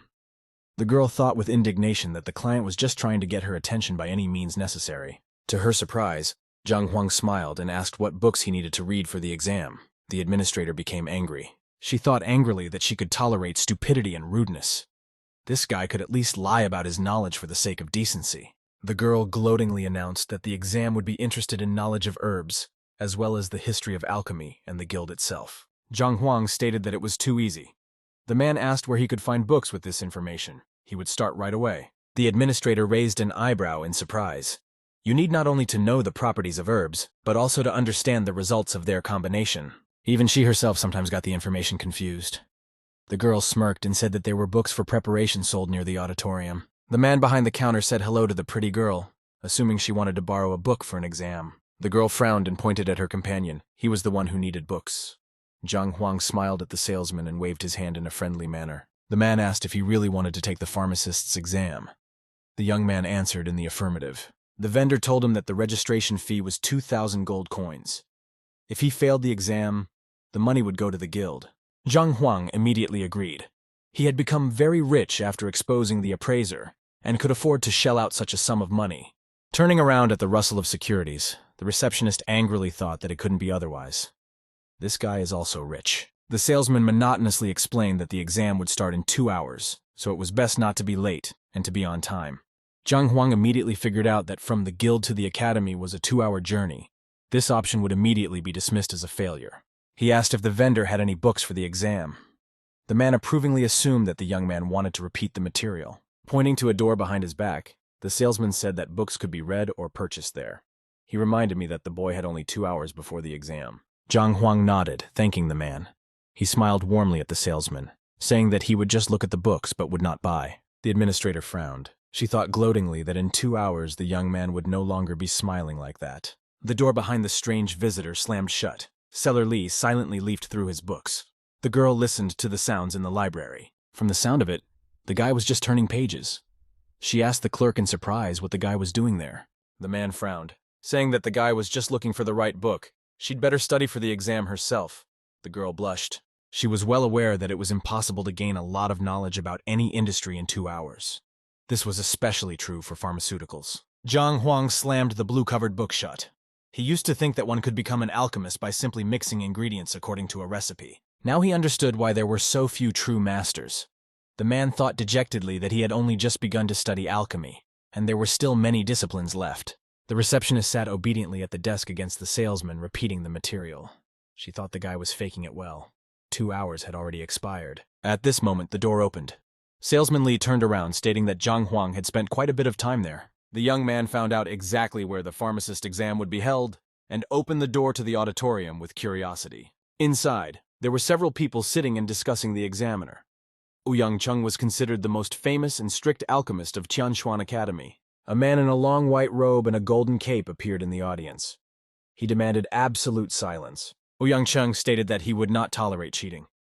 A person found guilty of it would never be able to retake the exam. The assistant stood silently by his side. The man said the exam consists of a written test, identification of the properties of the ingredients, and a test of the subject's fighting ability. Ouyang Cheng announced that the first part of the exam had begun. There is exactly 1 hour to write the written test. Zhang Huang was quite surprised to see how many forms were distributed to the applicants. He thought that it would be difficult to fill them all out in an hour. Flipping through the papers, the young man thought that in his past world all the checks were also based on tests and detailed answers. Ouyang Cheng asked to proceed with the assignments. All the assignments have already been received, so there's no need to waste time in vain. Zhang Huang laughed. To him, the exam seemed too easy. The books in the library would help answer any question. Slamming his palm on the examination form, the young man concentrated on his knowledge and demanded to point out the flaws in the ingredients. The heavenly library laid out the flaws of the exam paper. Zhang Huang was angry. He was interested in the answers to the questions, not the properties of the paper. The young man realized he had to focus on the heart of the question and mentally read the assignment on the plant description. Summoning all mental energy, the man demanded that he immediately begin searching for the information he needed. In the same second, he found himself in the golden-colored hall of the heavenly library. Textbooks and reference books flew at him from all sides. After receiving a detailed description of the broad-leaved herbs, Zhang Huang smiled. This much better, he had made some progress in writing the test. Ouyang Cheng was surprised to notice that all the applicants were diligently rooting over the test, but one guy was just throwing the assignment sheets to the side. The man frowned as he watched the boy. He thought that another rich kid had decided to try his luck at the exam. Zhang Huang hurriedly wrote down the answer. The examiner laughed at him in his heart. knowing that memorizing the questions from the last test was absolutely useless as they were not repeated. Muttering that the exam wasn't so easy, the young man put the brush aside and lifted his head tiredly. When the examinee rose from his seat, the others turned around in surprise. The examiner thought that the young man had simply decided to give up. Zhang Huang didn't look depressed. He smiled happily at Ouyang Chung and asked when the next stage would start. The man asked to wait outside. He would be called if the answers to the written test were sufficient to continue with the exam. The assistant asked if Ouyang Chung wanted to check that guy's work. The man angrily replied that he didn't want to spoil his mood. The bookseller and the receptionist were surprised that the young man was out so early. The test was still an hour away. The girl laughed. There was nothing to ask. Of course, the exam was too difficult, so the boy gave up. Zhang Huang almost cried out in frustration. The young man couldn't understand why this beauty had such a prejudiced attitude towards him. Finally, the time for writing the test had expired. Ouyang Chung asked the applicants to leave the papers on their desks and wait outside the door. One of the examiner's colleagues came into the auditorium wearing exactly the same clothes. He asked the man how the exam was going. Du Man immediately admitted that he urgently needed another student and asked if many people had written the test successfully. Ouyang Chung angrily replied that all these answers were simply meaningless. The guild would be without a disciple this time. The interlocutor pointed perplexedly at the paper that was lying on the floor. He assumed that the examiner had not noticed it. Ouyang Chung grudgingly replied, turning his head, that that guy was writing answers too fast. He has no desire to get annoyed over nothing. Du Man picked up Zhang Huang's paper from the floor with interest. The examiner said that it was a waste of time and that it was clear enough. He muttered that such people just didn't understand the value of the profession. A man suddenly exclaimed joyfully, tearing Ouyang Chung away from his thoughts. He ran up to the desk, asking to see the paper. The examiner was sure that his colleague was amused by the foolish answers of the rogue. Ouyang Chung angrily stated that there couldn't be anything special there. After taking a quick glance at a couple of sheets, the man was surprised to be silent. The examiner thought at first that the young man was just lucky. He looked through a few more pages for the sake of interest. Ouyang Chung couldn't believe that this was exactly the right job. He frantically started flipping through Zhang Huang's test assignment. When the man got to the last page, he had sweat on his face from the tension. The test was written without mistakes. Du Man stated that this was exactly what he wanted to say. It wasn't often that they accepted disciples with such extensive knowledge. He admitted that he himself could not answer some of the questions on the test paper. They were too complicated. Ouyang Chung didn't understand how it was possible to write the test perfectly in just half an hour. He himself didn't know the correct answers to all the questions. Zhang Huang was satisfied with the result. The test showed that the Library of Heaven's path could accelerate the assimilation of knowledge. Next to him, the other participants of the exam were sitting near the auditorium and talking quietly. The young man couldn't believe that he had gotten a lot of knowledge so easily. Finally, the door opened. Zhu Hua, the assistant examiner, came out with a stack of papers. The young people murmured quietly, curious to know the results. The receptionist looked at Zhang Huan gloatingly. She was eagerly waiting for this moment to expose the guy's deception. The assistant reported that 3 people had taken the written test. He named Sun Tao as the first, who scored 91 points out of 100 possible points. The young man joyfully declared that it was him. The young people congratulated the young man for successfully writing the test. Hearing his name on the list of students, Qian Wenman almost danced with happiness. Sun Tao was happy that they would be studying together. Zhu Hua said that the third disciple was Zhang Huang from Tianshuan City. When he saw the number of points he had obtained, the young man was speechless. He once again looked at the papers in surprise and exclaimed loudly that this candidate had scored 100 points on the written test. The 3 young men began to discuss the stranger in astonishment. It seemed incredible that someone could write a test without a single mistake. After scratching his head in puzzlement, Zhu Hua asked the 3 aforementioned youths to go to the second stage of the exam. The girl noticed gloatingly that the loser was getting up. She decided that he would now have to leave. The assistant shouted for Zhang Huang to make his way to the auditorium. Suddenly, the receptionist began to understand everything. Stammering in surprise, she asked if his name was really Zhang. The young man smiled welcomingly and waved at her. He said that his name was really Zhang. Now he had to go to the exam. The girl couldn't believe that the young man knew nothing about the exam and easily wrote a 100-point test just by reading a few books. The bookseller was also surprised that Zhang Huang had passed the test perfectly. The receptionist blushed. She was very embarrassed. For the second stage of the exam, a wooden box containing 10 specimens of different plants was placed on the table in front of each subject. The examiner informed them that they must write about the properties and uses of each plant before the incense stick burns out. Ouyang Chung warned that this work must be done without mistakes to pass to the final stage. Zhang Huang picked up the first plant with a brown bud that came to hand. The knowledge he had accumulated determined that it was a greenhouse. The young man rejoiced. He realized that the Heaven's Path library was copying his knowledge from the real library. Ouyang Chung took a close look at the strange guy. He noticed that Zhang Huang was acting overconfident in the second stage as well. The examiner was amazed to see how quickly and extensively the young man was describing the properties of the greenhouse. It was a rare plant. The man thought that this guy might be able to create some kind of drug if he had real herbs at his disposal. Suddenly, Ouyang Chung noticed that Zhang Huang had once again finished before the allotted time and put the brush aside. The young man went to the teacher's desk and put down his work. The examiner could not believe that the boy was so talented. Duman had just entered the auditorium.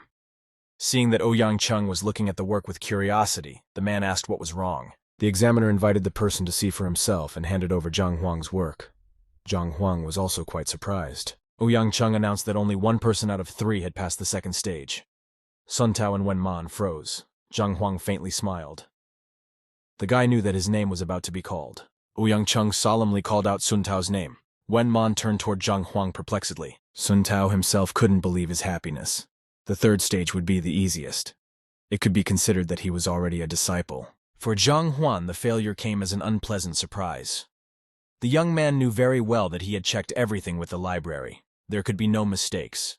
Zhang Huang perplexedly spread his hands apart, asking the esteemed examiners to at least point out his mistake. The young men looked at the strange guy in surprise. No apprentice treats masters with open disrespect. The two examiners looked at each other. This Zhang Huang was acting overconfident, but they decided to go along with him. Ouyang Chung stated that the box contained fish scale grass, while Zhang Huang wrote that it was dragon scale grass. The examiner wished him luck by waving his hand. He stated that the young man needed to practice more.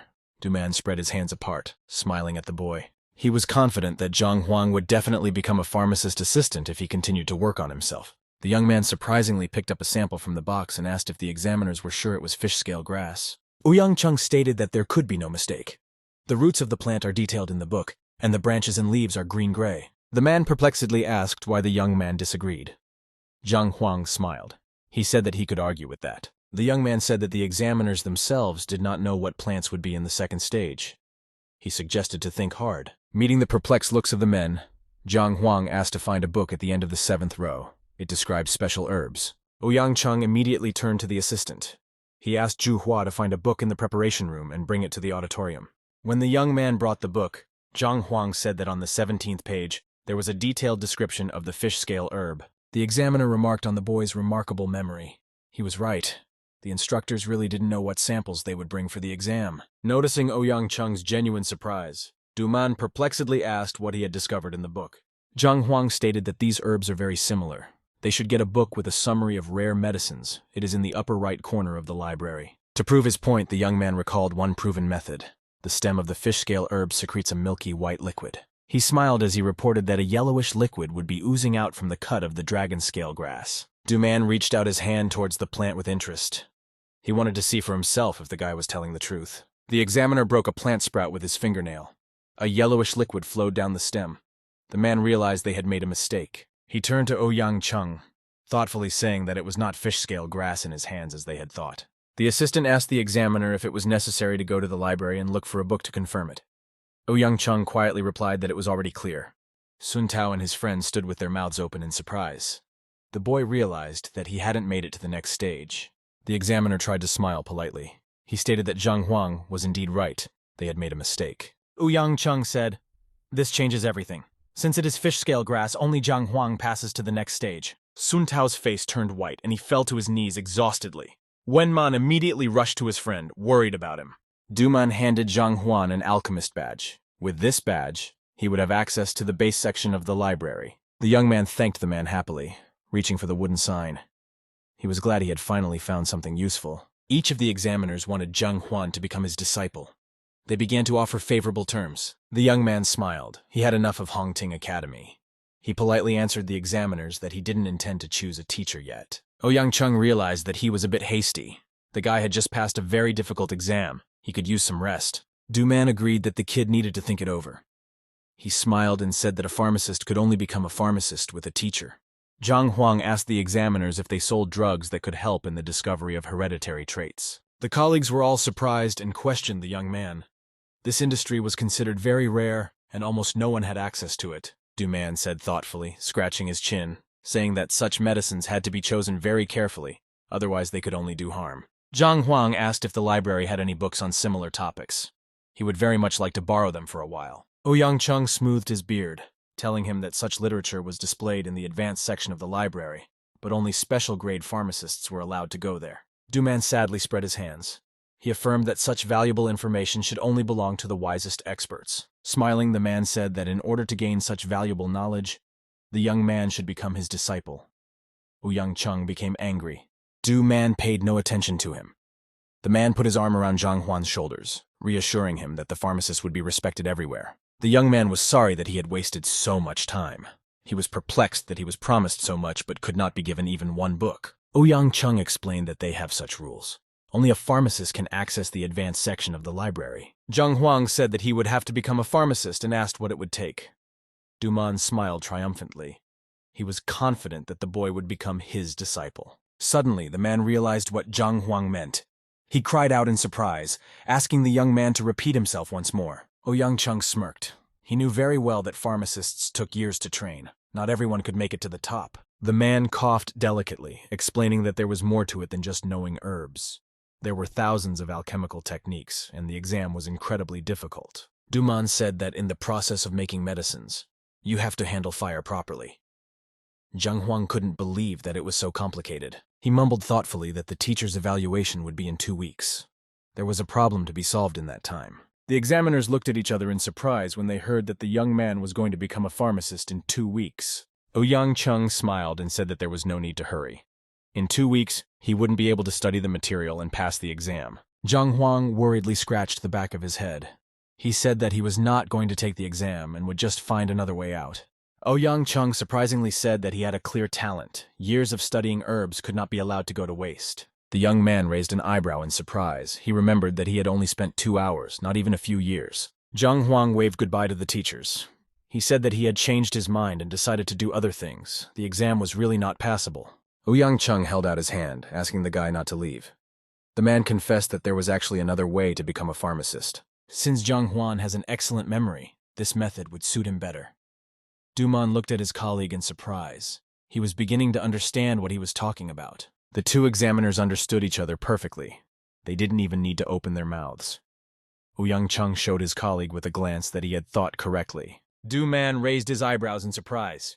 Each of them knew that if he failed, the guy would receive a terrible punishment and wouldn't be able to take the test for several years. Ouyang Chung frowned at his colleague, suggesting that Zhang Huan didn't have that much time to become a pharmacist in his many years of training.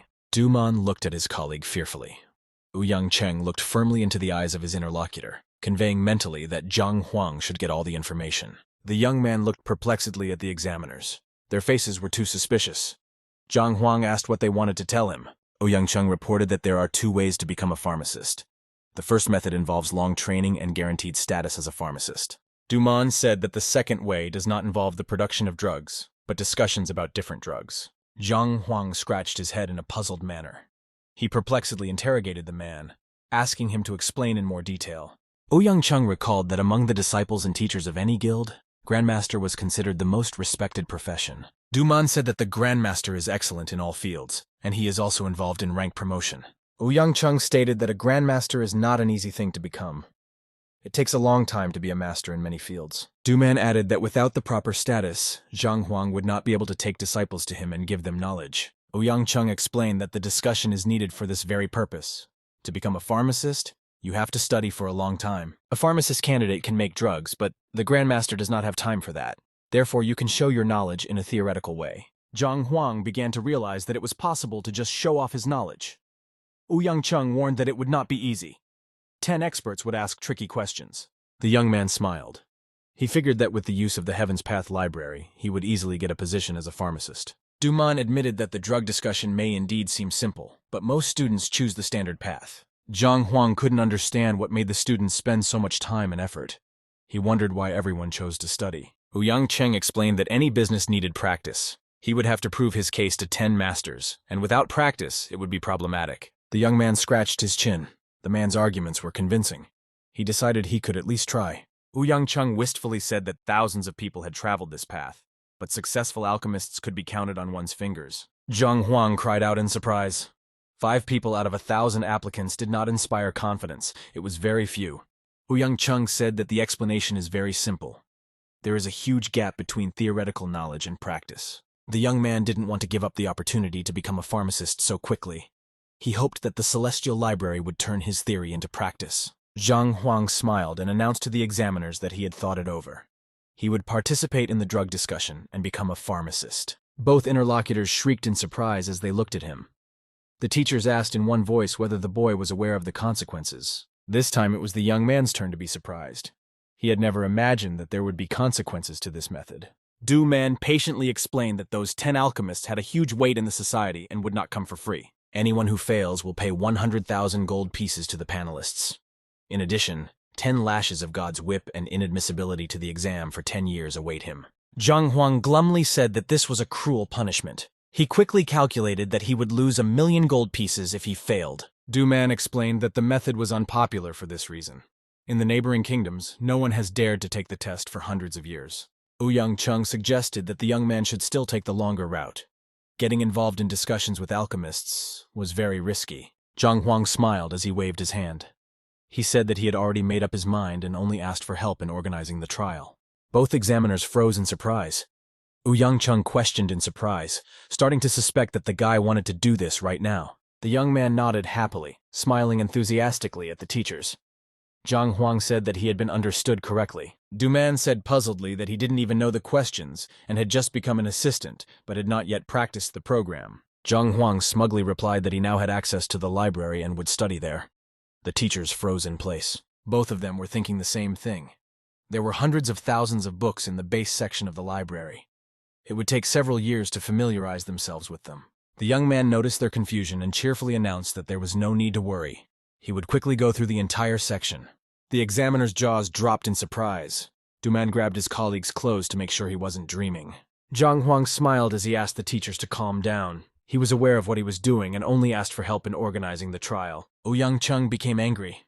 He began to flood the young man with questions about elixirs and proper herbal refinement. Letting off steam, the man smiled.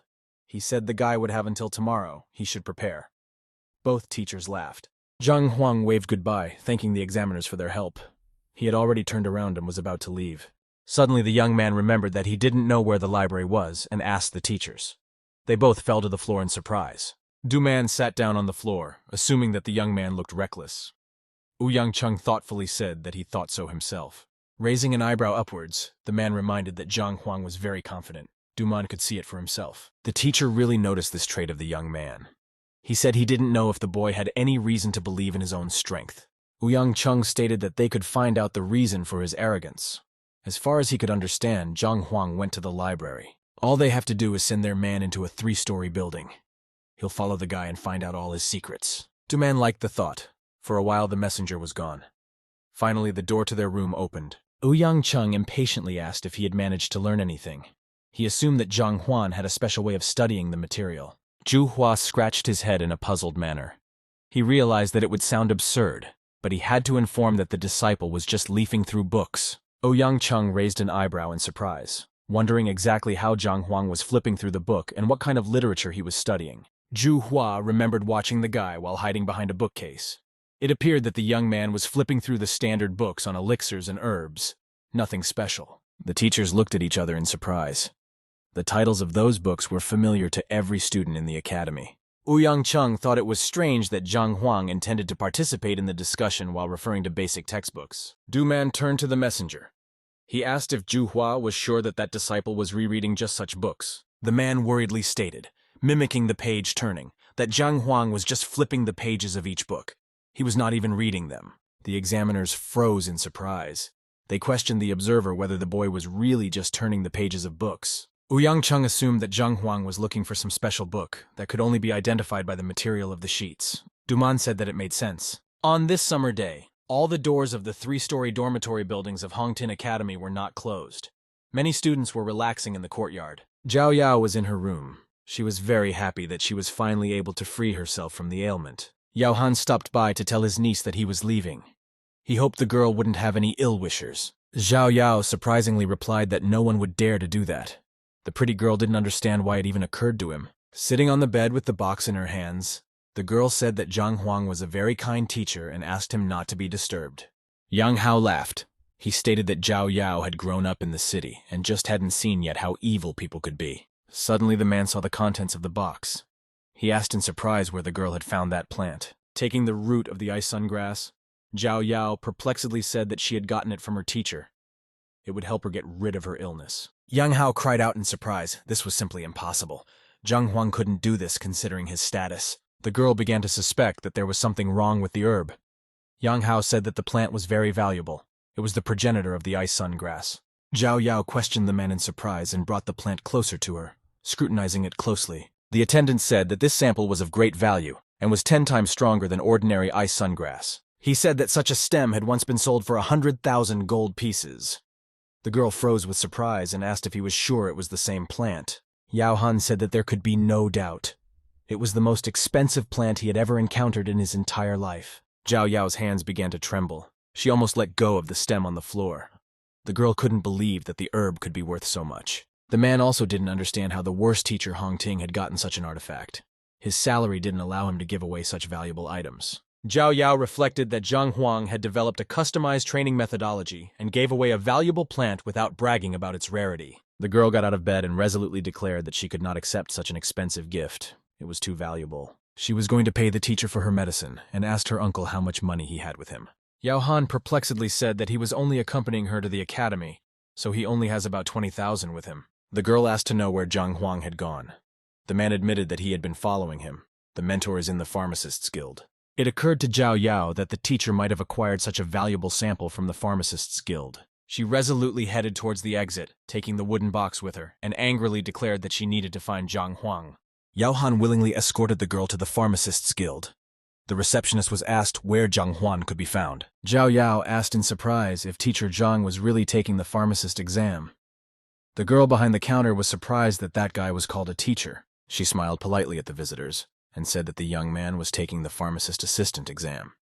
Zhao Yao perplexedly repeated it aloud. Yao Han said thoughtfully that an alchemist's apprentice had to know a lot, and there were thousands of herb names to memorize. The girl turned around in surprise. The man said that it was a difficult exam, impossible to pass without years of preparation. Zhang Huang is unlikely to pass it. The administrator intervened in their conversation and said she thought so too. The boy wrote the written test with 100 points out of 100. Yao Han cried out in surprise. He knew very well that many people couldn't even get a passing grade, but the loser had written it the first time. Given that he had bought an expensive plant and displayed superior knowledge, it seemed unlikely that this was the same loser. The man remembered that Zhang Huang had reached the 3rd martial rank back when he was 16 and was hopelessly stuck. He began to suspect that things weren't quite like that. The administrator said that theory is useless without practice. The 2nd stage is even more difficult. You need to identify and describe about a dozen herbs for time. In addition, any mistake would result in failing the exam. Zhao Yao was surprised that it was so complicated. The door of the examination room opened. A girl exclaimed that the applicants were coming out. All 3 of them turned toward them. The administrator impatiently asked the boys how the 2nd stage of the test had gone. The young men stood still and remained silent. Dejectedly bowing their heads down, both admitted in one voice that they had failed on the 2nd stage. They would have to try again. The girl surprisingly said that they were understandable. She also wondered how Zhang Huan's trial had gone. Sun Tao reluctantly raised his head, quietly admitting that the young man had passed the 2nd stage and had become a pharmacist apprentice. The administrator shrieked. She couldn't believe that Zhang Huang just came to the guild and easily became a pharmacist apprentice. Zhao Yao perplexedly asked when Zhang Huang himself would come out of the classroom.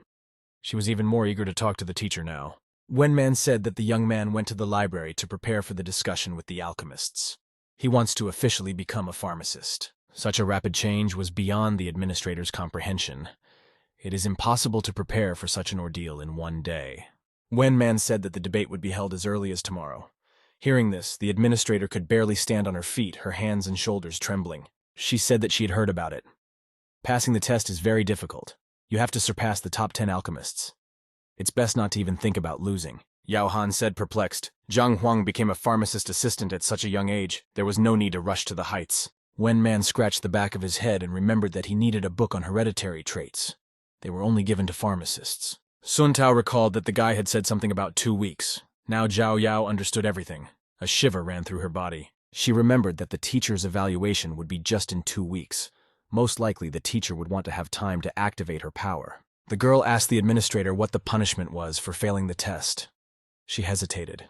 She wasn't sure she had understood correctly. Sun Tao declared that the one who failed the test would pay a compensation of 1 million. As punishment, he would be sentenced to 10 lashes of God and would not be allowed to take the exam for the next 10 years. Zhao Yao blushed. She couldn't believe that the punishment would be so serious. The girl questioned if all of this was true. The apprentice bit her lower lip, realizing that her mentor had made the sacrifice for her. She couldn't afford to fail the test now. After a few hours, Zhang Huang heaved a sigh of relief. There were so many books, he had finally finished with them. The bookshelves were empty, all the books standing in even tall stacks on the prep coffee table.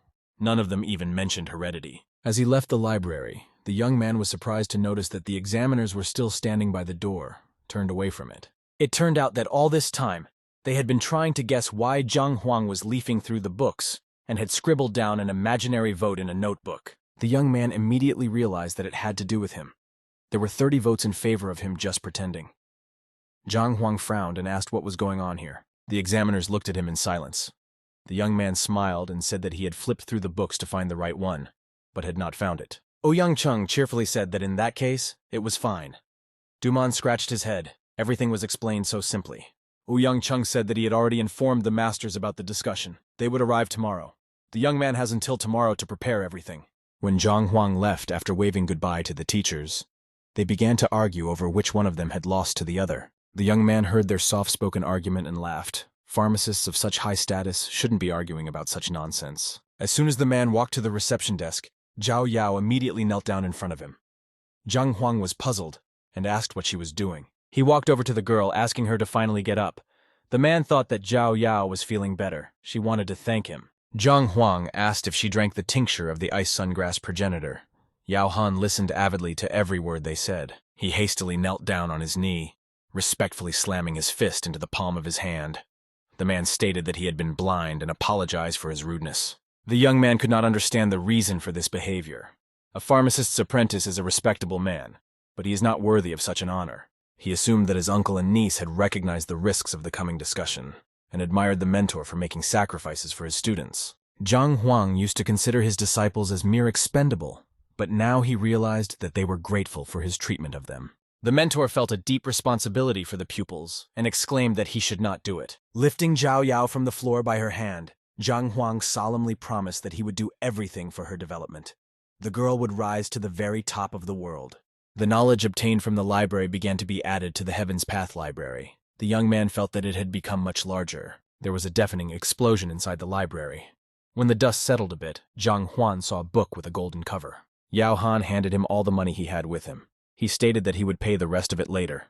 No one wants Zhang Huang to go broke teaching a girl. The young man waved his hands, refusing to give up the securities.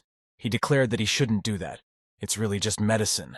Yao Han bowed to the teacher, saying that he had done a noble deed by giving about 100,000 gold for the stock. Zhao Yao smiled gratefully. Zhang Huan's hand reached for the money. He could barely restrain himself. The young man couldn't believe that the stem was worth 100,000 coins. A guess arose in the man's mind that the teacher had not actually guessed the true value of the ice sungrass progenitor. These words hit the young man right in the heart. He almost cried out in frustration. Zhang Huan wanted to shout that he really didn't know about it. Pulling himself together, the mentor smiled and said that he didn't know, but it didn't matter. He was willing to spend any amount of money for the sake of his student. The administrator blushed with shame. The girl only now realized what a worthy teacher the guy she had spoken so badly about turned out to be. Zhang Huang suggested that his companions return to the academy. He still had to prepare for the debate. In his heart, he was still regretting the 100,000 gold pieces. In the dormitory, Yao Han asked why Zhang Huan had given the girl that stem in the first place. She said that she herself had doubted her mentor until she attended his class. In addition, it turned out that before entering Zhang's class, her niece had been trained in the yin method, which was contraindicated for her. The man wondered why her mentor had such a bad reputation given his talent and ability. Zhao Yao said that Zhang Huang had gone with Yang Li to the will detector tower this morning. She asked if Uncle knew about it. The man was now beginning to understand. He had heard about the will detector today, and was beginning to suspect that his opinion had been formed incorrectly because of Shangbin's words. Yao Han angrily clenched his fist and admitted that he has not met Elder Shan, but he is familiar with his grandson. Most likely, the grandfather is just as evil and selfish. Zhao Yao exclaimed that her uncle now knows the whole truth. She hoped that now he would start to respect Zhang Huang. The man laughed. He assured the girl that he wasn't that stupid. She shouldn't worry now. He knew his business. Yao Han thoughtfully stroked his beard. He said angrily, "Because of the Shang family treating the teacher badly, we should tell the mayor about it." Zhao Yao really wanted the culprits to be punished. She asked the man to spread the information all over the city. Yao Han smiled and raised his fist with his thumb pointing upwards. He promised that he would make the scoundrels pay for everything. The house Zhang Huang lived in looked no better than his class. The hole in the roof had been boarded up, and the door was a curtain. He sat on his bed, looking thoughtfully out the window through the open shutters. He had not thought the night would pass so quickly. He spent his time to his advantage. Thanks to the new technique, he was able to open about 20 correct points in his body, and now his hands were radiating golden energy. Zhang Huang was walking pensively in the courtyard of his classroom and suddenly saw 3 new students. He asked in surprise why the young people had come here. If the first 2 boys were no surprise, the third man stunned the teacher by his arrival in his classroom. Zhang Huang couldn't believe that Yan Feng had also come to his class. The young man bowed and told him that he had rejected Lu Sen. The mentor now understood everything. Any teacher would be angry if 2 of his best students left him for unknown reasons. Zhang Huang said that the young people could attend since they had come to class. They thanked their mentor fervently. After gathering all the students, the young man closed the classroom door and opened a weighty notebook and a blue cover. He asked them to listen carefully to the lecture. The 3 new students were amazed by what they heard in class. They began to look at the battle rank and achievement system in a completely different way. After walking the students to the gate, Zhang Huang said that the class was finished for today. They needed to remember to practice. The young man looked at the wall clock. He himself should be on his way too. The pharmacist's guild discussion was about to begin. As soon as Zhang Huang crossed the threshold of the academy, he heard a familiar voice. The administrator ran up to him. Smiling, the girl revealed that the 10 masters had already arrived. She reminded that the teacher could still refuse the challenge. Zhang Huang smiled back at the beauty, waving his hands frantically. He assured her that he had no intention of refusing. Continuing to smile, the receptionist turned to the right and asked me to follow her. It was just next door. Zhang Huang walked down the corridor, unable to stop thinking about the teacher's evaluation. He must definitely find a solution to the problem. The boy and the girl found themselves in a large hall with a long table covered with a white tablecloth. Behind it stood a huge stove. Ouyang Chung proposed to start the discussion. With a smile, he reminded him that Zhang Huang could still refuse. With his talents, he could easily pass an ordinary exam. The young man laughed, admitting that he couldn't wait that long. If there had been time, he wouldn't have gone for it himself. The teacher smiled and said he wouldn't insist. He didn't mind showing the troublemaker the difficulty of the test. Turning to the adjacent door, Ouyang Chung called out loudly to the alchemists. The test subject prepared to enter the discussion. The door opened. 9 teachers appeared on the threshold. Each alchemist had an honorary gold badge pinned to his golden cape. Chen Dan perplexedly asked where the daredevil who initiated the discussion was. He didn't want to believe that the opponent was a young boy. Taking their seats at the long table, the alchemists began to criticize Zhang Huan. At 20 years old, it is impossible to know a subject perfectly. Ouyang Chung agreed that the candidate was very young. Nevertheless, he scored 100 points in the written part of the exam. One alchemist interjected in surprise. His colleague smirked, stating that it didn't matter in this case. Chen Jiang calmly explained that it was not enough to know about herbs. One must understand them on a sensual level. Duman looked at his colleague with respect. Zhang Huang angrily thought that they should dig a few pharmacists out of the ground for the debate, judging by their age. The young man coughed delicately, drawing attention to himself.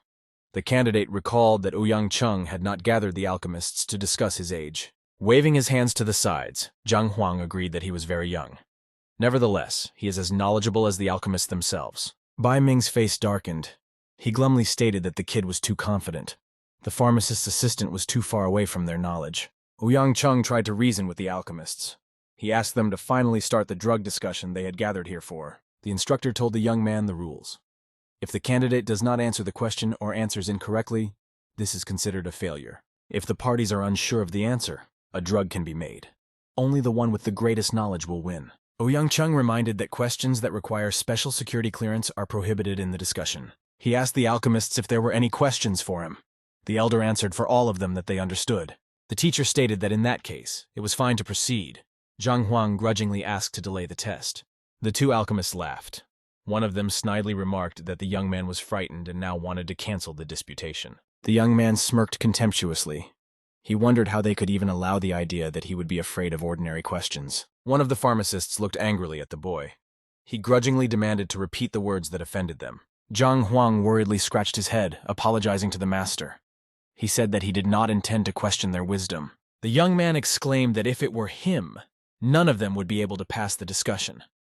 All the alchemists became enraged. One of them angrily demanded that Ouyang Chung stop it. That guy is only bullying the honorable masters. Zhang Huang told the teacher that there was too much controversy and suggested that the difficulty of the exam should be increased. Ouyang Chung couldn't believe it. He knew that the discussion would be incredibly difficult as it was, and he couldn't understand why the guy would want to do this. Zhang Huang suggested his own variation. Each of the masters will create a preparation, and he will point out the method of preparation and disadvantages. The elder slammed his fist angrily on the table. He shouted that a pharmacist's assistant could not point out the mistakes of the masters. Ouyang Chung himself didn't understand what was going on with the young man. Yesterday, the student seemed capable, so he called the masters for a discussion. Zhang Huang caustically said that the alchemists were afraid to accept his challenge because they didn't want to be embarrassed in front of their peers. Chen Jiang stood up from the table. He said that he agreed to go first in their trial since the young man was so insistent on it. The master said thoughtfully that the boy was really capable. He had been highly praised at a young age. Now he would have to test his strength. Chen Jiang asked me to prepare the furnace. Now they will show the student what it means to be a real pharmacist. One of the alchemists said thoughtfully that this was the most promising master. He had perfected more than a dozen medicines. Chen Jiang said that he had created a new technique, but it would not be difficult for a young man to name the 3 main methods behind the preparation of the drug. The masters at the table smiled. Technique in alchemy was no less honorable than technique in martial arts. Ouyang Chung muttered that the guy would definitely fail the test now. Duman said that even a 3rd-star pharmacist wouldn't be able to identify the new technique. The master and disciple looked at each other closely. Zhang Huang asked him to immediately show him the new drug-making technique. The master approached the furnace, stretching his hands toward it. The young man tried to follow all the movements of the renowned alchemist. 3 blue flowers appeared in the air above his palms. This did not surprise Zhang Huan. He saw the blue storage ring on the master's thumb. The flowers were instantly enveloped in golden chi energy. The petals rustled softly in the air. Chen Jiang suddenly pointed his hand towards the furnace. The flaps of the furnace opened by themselves, and the man felt a blast of heat. The temperature of the furnace continued to rise rapidly. The alchemist was quickly mixing the various ingredients with each other. Zhang Huang stared at the master in astonishment. He caught himself thinking that this was the real alchemy. He didn't understand anything about the man's movements. Now the young man began to understand why everyone was looking at him like he was crazy. Even a master like Ouyang Chung wouldn't be able to handle this task. He proudly thought he could do much more with the Heaven's Path library than the others, and demanded to be shown the flaws in the drug. The furnace heated up, and the room became hot. A thick column of smoke rose from the open chimney with a loud whoosh. A few minutes later, the tray for dispensing finished samples opened with a clank. It was filled with 6 small black balls. Smiling, Chen Jiang proudly pointed at his pills and said that the candidate could proceed to analyze them. One of the alchemists said thoughtfully that he himself couldn't follow the master's movements. It was difficult to understand his technique in such a short period of time. Zhang Huang interrogated the conditions of the test. As far as the young man understood, he had to name 3 methods of this technique, and then the master would admit defeat. Chen Jiang stated that honor means a lot to a pharmacist. He is not going to violate the terms of their agreement. The young man smiled. It was very simple on those terms. Spreading his arms to the sides, the candidate accurately identified the name of the technique. The master closed his eyes. A sweat appeared on his face. Chen Jiang held his breath. He couldn't understand how Zhang Huang knew about this. After scratching his chin thoughtfully, the young man said that 12 techniques had been used to create the drug, and named 2 of them. With a mental chi-chi connection, Zhang Huang reminded the master what techniques he had borrowed from other alchemists. After finishing describing the pills, the guy looked victoriously at the examiner and slyly asked if he had forgotten anything. Chen Jiang couldn't say a word. With the same mental connection, Zhang Huang stated that many masters would recognize their techniques if he said it out loud. The young man famously patted the man's shoulder. His body shook. Chen Jiang hurriedly said that he could not continue any further. He would admit defeat. Duman cried out in surprise. He couldn't believe that the famous master had given up so easily. Ouyang Chung glanced at his disciple with a frown. The other alchemists couldn't understand why their colleague had given up so quickly. The guy had only guessed the name of the technique. One of the committee members stared intently at the candidate. He could now see that Zhang Huang was not as simple as he looked. The young man smiled in a friendly manner, suggesting to the other masters not to waste time.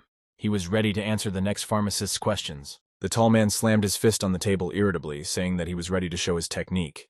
He had a green spatial ring on his finger. Bai Ming suspected that Zhang Huang had somehow influenced Chun Jiang. He firmly decided that he would not allow him to further humiliate the masters. The master sat with his head in his hands.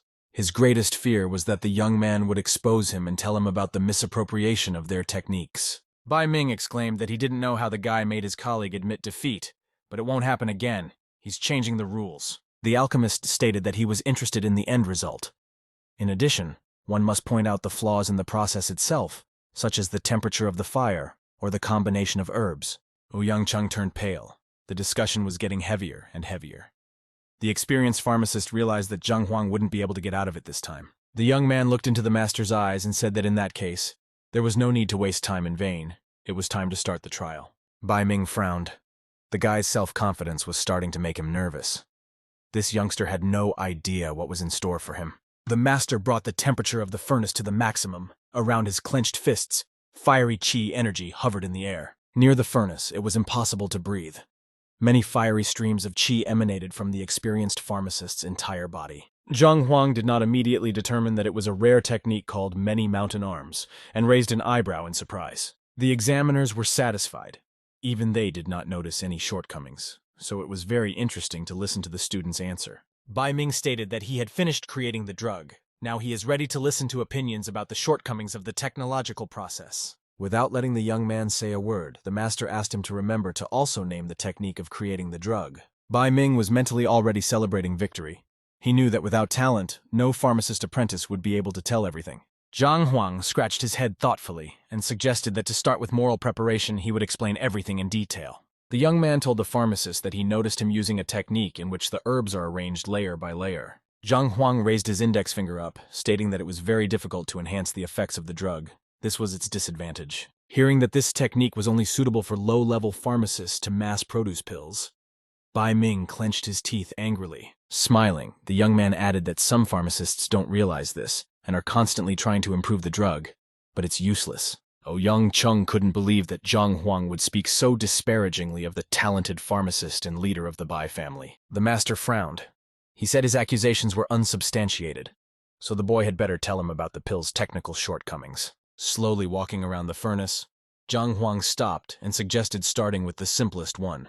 The alchemist frowned. The young man stated that the pharmacist is great with the boiler and maintaining the right temperature. He asked if Bai Ming knew much about this equipment. Looking out from behind the boiler, the guy continued his thought. He said that all the ovens might look the same. Nobody cared. Zhang Huang touched the furnace and said softly, "The same furnace might produce different results. It affects the level of the medicine." The young man carelessly slammed the sash of the furnace, telling him that 13 small scratches could be found in the top of the boiler. Taking a brown pea from the tray in his fingers, Zhang Huang said that the cauldron was smelted 7 years ago. The calming pill would lose its healing power. The 9 members of the committee gasped. Until this day, they had never realized that so much depended on the boiler. Bai Ming was also stunned by what he heard. Ouyang Chung was the most surprised. This cauldron was brought specially for the discussion. The guy named exactly where and when it was smelted. Zhang Huang took some charcoal. He said that the alchemist used celestial charcoal for the flames. It allows you to control the strength and direction of the fire. This type of coal gives up 46% of the heat to the boiler wall. This allows the entire herb-making process to be carefully calculated. The young man knelt down and ground the charcoal into powder. Smiling, he asked the alchemist if he had taken all these basic truths into account when making the drug. Bai Ming turned purple with anger. The disciple was just messing with him. If he took all the parameters into account, it would take several days to prepare. Zhang Huang got up from the floor, taking a few steps towards the pharmacist. He stated that it was now time to talk about the process itself. The young man smiled as he reported that 47 herbs were needed to prepare the pill. He had to constantly monitor the process to make sure that the drug did not lose its properties. The hard herb does need to be cooked at a high temperature, but the split palm herb is not so good. Its healing properties evaporate quickly. Because the herb was put in a little later, the pill had 13% less healing properties. In addition, the ingredient was thrown into the furnace instantly and not allowed to warm up. This reduced the value of the herb by another 14%. The properties of the herbs conflict with each other. It was necessary to add an herbal gathering. Instead, the master added berserk root. Bai Ming looked at his interlocutor in surprise. The young man continued to criticize his method. The master chose too strong a neutralizer and reduced the herb's healing properties. Zhang Huang felt like a great master. He continued to trash Bai Ming's technique. It could be heard even outside the building. The elder couldn't believe that the young man had memorized all 47 herbs at a glance. His neighbor was also surprised by his student's talent. Ouyang Chung was now looking at Zhang Huan in a completely different way. He realized that the guy had a great understanding of pharmaceuticals. The two alchemists looked dumbfounded at the young expert. One man muttered that he now understood why he couldn't improve his drug. Bai Ming's face darkened. The guy had displayed a whole new level of alchemy. The man felt sorry that he had wasted so much time for nothing. The pharmacist bowed his head dejectedly. He remembered that in the past he had simply spent the most valuable herbs on his pills, without counting the money spent. Bai Ming was nervous and could no longer stand, his legs shaking. As he collapsed to his knees, the master began to cough up blood. He muttered quietly that he saw no point in continuing his career. The pharmacist stated that he was giving up. He didn't want to be a cancer on the body of alchemy. Bai Min raised 3 fingers up and solemnly swore that from now on, he would never go back to pill manufacturing. The committee members murmured. Bai Ming was a highly respected master. Zhang Huang turned pale. It looked like he had overdone it a little too much. There was silence in the discussion room. The pharmacists spoke softly to each other about what they had heard. Duman couldn't believe that because of a little criticism, the pharmacist was willing to just walk away and give up his life's work. Ouyang Chung only now appreciated the lad's nobility. It wasn't about his lack of knowledge. Zhang Huan didn't want to flaunt their shortcomings. After promising himself that he would try to criticize less, the young man smiled and asked who wanted to speak next. Masters Meng Yan and Chen Dan quickly glanced at each other. They understood each other without words. The discussion had already failed anyway. Seeing the two alchemists rise from their seats at the same time, the master who was sitting between them looked at them in turn puzzled. Chen Jiang still couldn't quiet his trembling.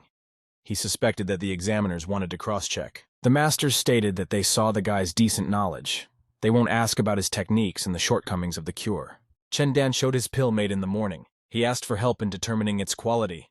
Meng Yan reached into his pocket for the medicine as well. The alchemist who remained at the table angrily stated that they both forgot the honor of a pharmacist, since they were asking the guy about the quality of his pills. The masters turned around angrily, shouting that he had better keep quiet, or else he would be humiliated just as Bai Ming had been insulted before. Zhang Huan felt embarrassed that everyone was arguing because of him. He held out his hand and said that he could look at it. The debate was not over yet. The masters handed him 2 yellowish balls. Chen Dan sincerely thanked the talented young man. Squeezing the pills with his fingers, Zhang Huang summoned the heavenly library and demanded to be told about all the drawbacks of the drugs. The young man smiled and said that the preparations were not suitable as meditation pills. The young man smiled and said that the drugs were not suitable for meditation pills. The masters frowned unhappily, asking for a repeat. They couldn't believe that Zhang Huan was telling the truth. Guy reminded me that you have to be emotionally calm to make this pill. In pharmacy, this is very important. He clasped the preparations between his fingers and told me that one of the pills had been created by an emotional man. The other had been prepared by a master whose life was running out. Zhang Huang smiled and offered to test it on test animals. According to his calculations, the animal would either freak out or die. Stammering, Chen Dan quietly said that it didn't have to be done.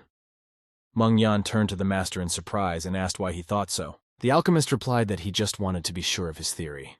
His pills had only been killing test animals lately. He told the surprised colleague that he had long suspected it. Meng Yan should also check his pills for flaws. The one turned to the young man incredulously and asked him to tell him what disadvantages were associated with the pill of his concoction. Zhang Huang put his hand on his shoulder and told him that the man was very irritable. It was due to his mental torment. The young man knew so much about the examiners only because he had decided to gather information before the discussion. At the same time, he obtained data about the biographies of the masters. Zhang Huang said in a friendly manner that Meng Yan first needed to calm down and finally face the problem face to face. The man thanked the young man for the clarification. Chen Dan obediently bowed his head, indicating that they would admit defeat. Ouyang Chung cried out in surprise. He had a strange feeling that the young man had turned from a test subject into a master dispensing advice. Zhang Huang no longer doubted his victory. He loudly exclaimed that there were only 4 examiners left. They could ask any questions they wanted. Master Lin stood up from his seat and stated that he would like to ask the young man a question. His neighbor grudgingly remarked that it was his turn, judging by his age. The 2 men began to squabble, which quickly escalated into a conflict. The masters argued over who was more important. Zhang Huan could not believe his eyes. He couldn't understand why the alchemists were arguing. They could take turns asking questions after all. Young Chung said that there was no one willing to debate with the guy at all until he started dispensing sound advice. Duman looked at his colleague. Sighing, the man admitted that he wouldn't mind getting some advice himself. Unfortunately, he had already asked his question. Young Chung smiled triumphantly. As an examiner, he has no right to ask questions, but he hoped that Zhang Huang would help him after the debate. Master Liu could no longer bear to watch the humiliation of his colleagues. Standing up from the table, he angrily slammed his palm angrily. On his thumb, a green spatial ring was displayed. The alchemist indignantly reminded him that they were having a discussion. Masters should ask questions, not embarrass themselves. Both disputants froze. The man assumed that his co-workers had no more questions for the guy. Frowning, he asked to give way to the cue. Zhang Huang stared intently at his opponent. He knew very well that the master would outshine any alchemist in the hall. Young Chung thoughtfully said that things might be decided now. Liu is known for his ruthlessness. Duman looked at the young man with interest. The tall man approached his opponent, looking down into his eyes. Liu was a head taller than the guy, but Zhang Huan endured his gaze. Frowning, Master Liu stated that he wanted to clarify something. His question was also related to meditation pills. According to the guy, you need to have peace of mind when creating the pill. Emotions can greatly affect the treatment. He mouthed each word slowly, trying to get the subject to freak out, going through the guesswork. Suddenly, Master Liu confessed, gesticulating desperately, that his daughter was getting married. He would like to get information about the girl's chosen one. Zhang Huang stood silently in front of him. The master scratched his chin, suggesting that he needed to produce a meditation pill for this. There were murmurs around the table. The alchemists were softly discussing the actions of the honorable master, who was acting strangely. One of the men shouted that this was irrelevant. The other exclaimed angrily that this was no longer a discussion about medicines. One of the masters angrily asked Master Liu how his daughter's marriage could be related to alchemy. Thoth angrily replied, turning his head, that it was because of thoughts of his daughter that he couldn't quietly prepare a meditation pill. Zhang Huang bowed his head dejectedly. He had already begun to tire of the shouts of the eminent masters who were arguing amongst themselves. After a while, the discussion finally ended. Young Chung stood up and solemnly announced that they congratulated Zhang Huang on his victory. Wiping his wet face with a handkerchief, the man announced that another one-star specialist had joined the pharmacist's guild. The young man was handed a golden alchemist's token in an open wooden case. The tablet was covered in flames and had a single star on it. Zhang Huang looked at his sign thoughtfully. Young Chung said that he would now have discounts at all the pharmaceutical shops. Tucking the alchemist's mark into his pocket, the young man said he would like to take a look at the library. The master volunteered to show him the way. The advanced-level library was built in the shape of a pill. Young Chung stated that the answer to the most difficult question could be found here. The master swung the door open. There was no one in the room. The man explained that there were only 10 pharmacists at the academy. This library was much larger than the previous one, with books housed on 2 floors. Young Chung offered to ask for help if needed. After waving goodbye to Zhang Huan, the master once again congratulated the young man on receiving the alchemist's mark and said that he would ask him something later. Zhang Huang stretched, folding his palms into a lock. He realized that it would be difficult to find the necessary information among so many books. The young man was turning the pages of the manual so impatiently that the rustling of the pages could be heard outside. After a while, Zhang Huang cried out happily. He had managed to get the information he needed relatively quickly. It turned out that Princess Shenchu, who had a yin body, was able to activate it with the purity-revealing pill. This was the first time the young man had heard of it. Right now, he was more interested in the information about the horned dragon's cut. After rummaging through the shelves for a while, Zhang Huan found the book he was looking for. In that case, reference was made to a man who had smeared the blood of a giant rhinoceros all over his body. The author doubted whether this experience could be successfully repeated. The young man decided to personally test the chronicler's conjectures. Putting his palm on the open page, he demanded to point out the flaws in the method. The Heavenly Library immediately gave out the answer. It turned out that in both cases, a person could only activate 10% of their power. Zhang Huang scratched his chin in puzzlement. It turns out that his 2 disciples could only become 10% stronger. Nevertheless, the young man was glad for even a slight increase in strength. The only thing left to do was to find the pill of unlocking purity and the blood of a huge rhinoceros. Zhang Huang decided to take advantage of Young Chung's suggestion and went to see him right after visiting the advanced library. Seeing the young man in front of him, the master stood up from the table in surprise. He didn't think that the talented boy would come so quickly. Zhang Huang smiled and listed the necessary ingredients he wanted to purchase. The young man asked for a price. Young Chung thoughtfully stroked his beard. He would be happy to help with the first 2, but the others are very rare. They might be in the main branch. The man immediately warned that the main branch was very far away. The components would not arrive until 10 days later. Zhang Huang frowned. There were still 2 weeks left before the teacher's evaluation. If he waited for 10 days, he would have to try really hard. The young man asked to make a request right now. Ouyang Chung promised that he would do it and would be waiting for him in 10 days. Smiling, Zhang Huang asked how much all 4 ingredients would cost him and when he should hand over the money. The man said that the first 2 ingredients would only cost 400,000, but the Purity Revelation Pill and Rhino Blood were very rare ingredients. Ouyang Chung reassuringly exclaimed that the pharmacist had a huge discount, so he only owed 23 million. Zhang Huang turned away so that his interlocutor could not see his surprised face. Before this, the young man thought he was the richest man in the world with 1 million. The worst part was that he had already promised his 5 students to greatly increase their strength with drugs. The mentor could not afford to back down. He asked if he could give the money a little later when he came to his senses. Ouyang Chung worriedly exclaimed that it was impossible. The guild couldn't afford to lend such large sums of money. The master himself felt sorry that he couldn't help the pharmacist. The man said, smoothing his beard, that the boy had excellent skills. He could make his own meditation pills and sell them. In 2 months, Zhang Huang would quietly earn 20,000. The young man turned pale. This was taking too long. The time had been wasted after all. Now it was worth trying to improve the skills in other ways. The young pharmacist scratched his head in puzzlement and made an attempt at a smile. He asked how else he could make money. Ouyang Chung smoothed his beard and said thoughtfully that Grandmaster could charge money for his advice. The young man immediately realized that a solution had been found. Turning around to leave, Zhang Huang smiled and asked to order the ingredients. In 10 days, he would pay for everything. The master promised to make an order. After thanking the teacher, the young man ran away, saying that he had a lot of things to do. Sun Qian stood on the corner of the house, loudly shouting out the merits of a house that anyone could rent. Seeing that the young gentleman in luxurious clothes hesitantly stopped, the peddler smiled and asked if the man wanted to buy a house. Zhang Huang was surprised. He was really trying to look like a grandmaster, but he didn't expect to be called a gentleman. After smoothing his beard, Zhang Huang said that he would like to rent a mansion. The young man rejoiced. He would be happy to help the guest. Sun Qian gave his visitor a friendly smile, asking if he had any special preferences. Zhang Huang stated that he needed a clean and large mansion with a convenient location, preferably right now. The young man smiled slyly and said that there was a place, but the price might seem very high. In fact, he wanted to get as much money out of the stranger as possible. Zhang Huang proudly replied that the high price didn't bother him. Sun Qian said he would show the house. The master would like it. Stopping at a large mansion, the young man told its story.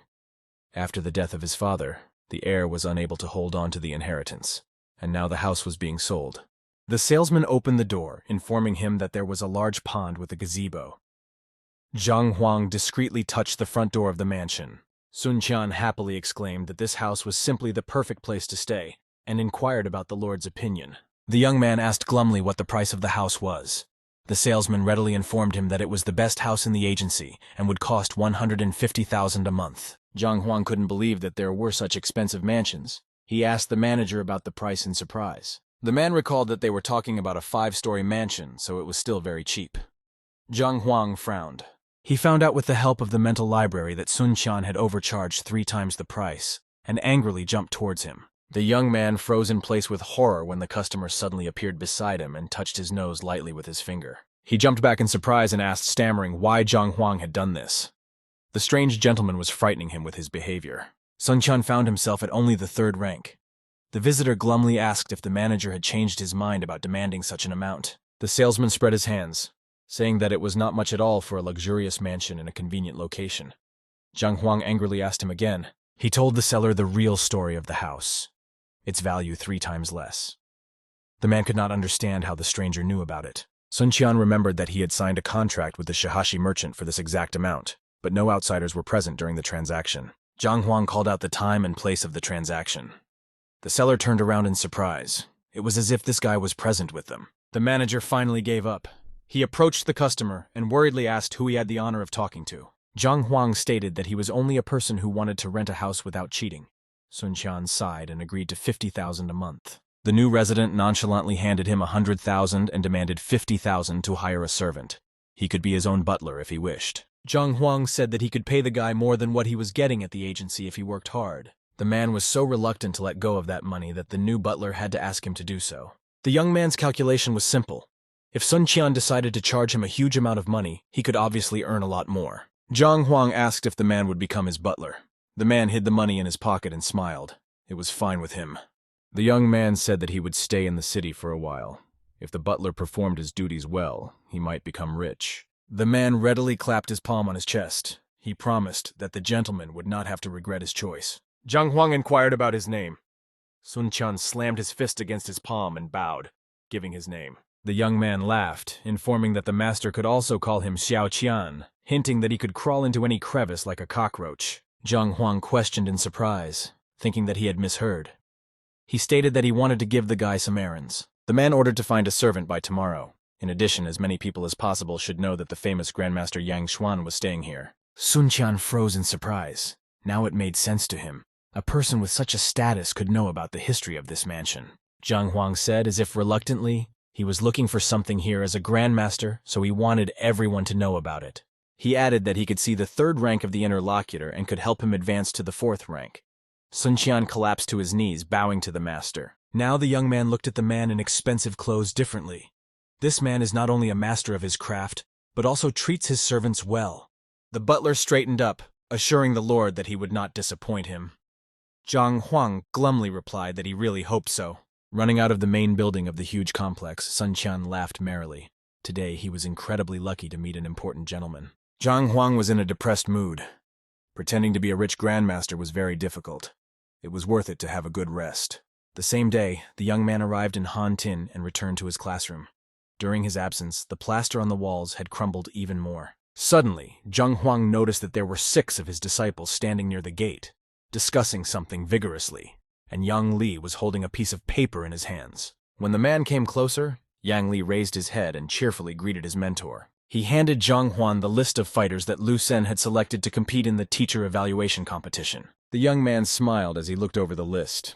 These disciples were not Lu Sen's top wards and didn't stand out in any way. Zhang Huang thought that Lu Sen could have put out the strongest fighters as well. It wouldn't be considered a violation of the rules. Yang Li said that in the overall ranking, the disciples on the list were on the same level as them, but in the actual battle, it would be completely different. The mentor turned perplexedly to the young man. He asked his apprentice warily what made him think that. Yang Li said that his ranking is the same as Bai Chao's only because the latter doesn't know the theory well. The opponent's rank is slightly higher. He will lose in the fight. Yuan Dao compared Du Lei and Wang Yin. That guy seems weaker, but he has a faster reaction. His punches are much more accurate. Zheng Yang thoughtfully said that he had never defeated his friend Mo Xiao.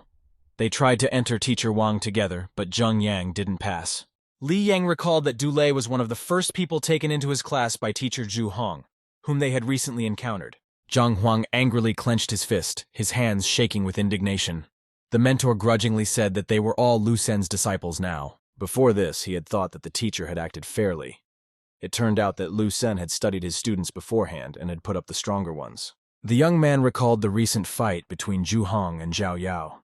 In the rankings, their positions are next to each other.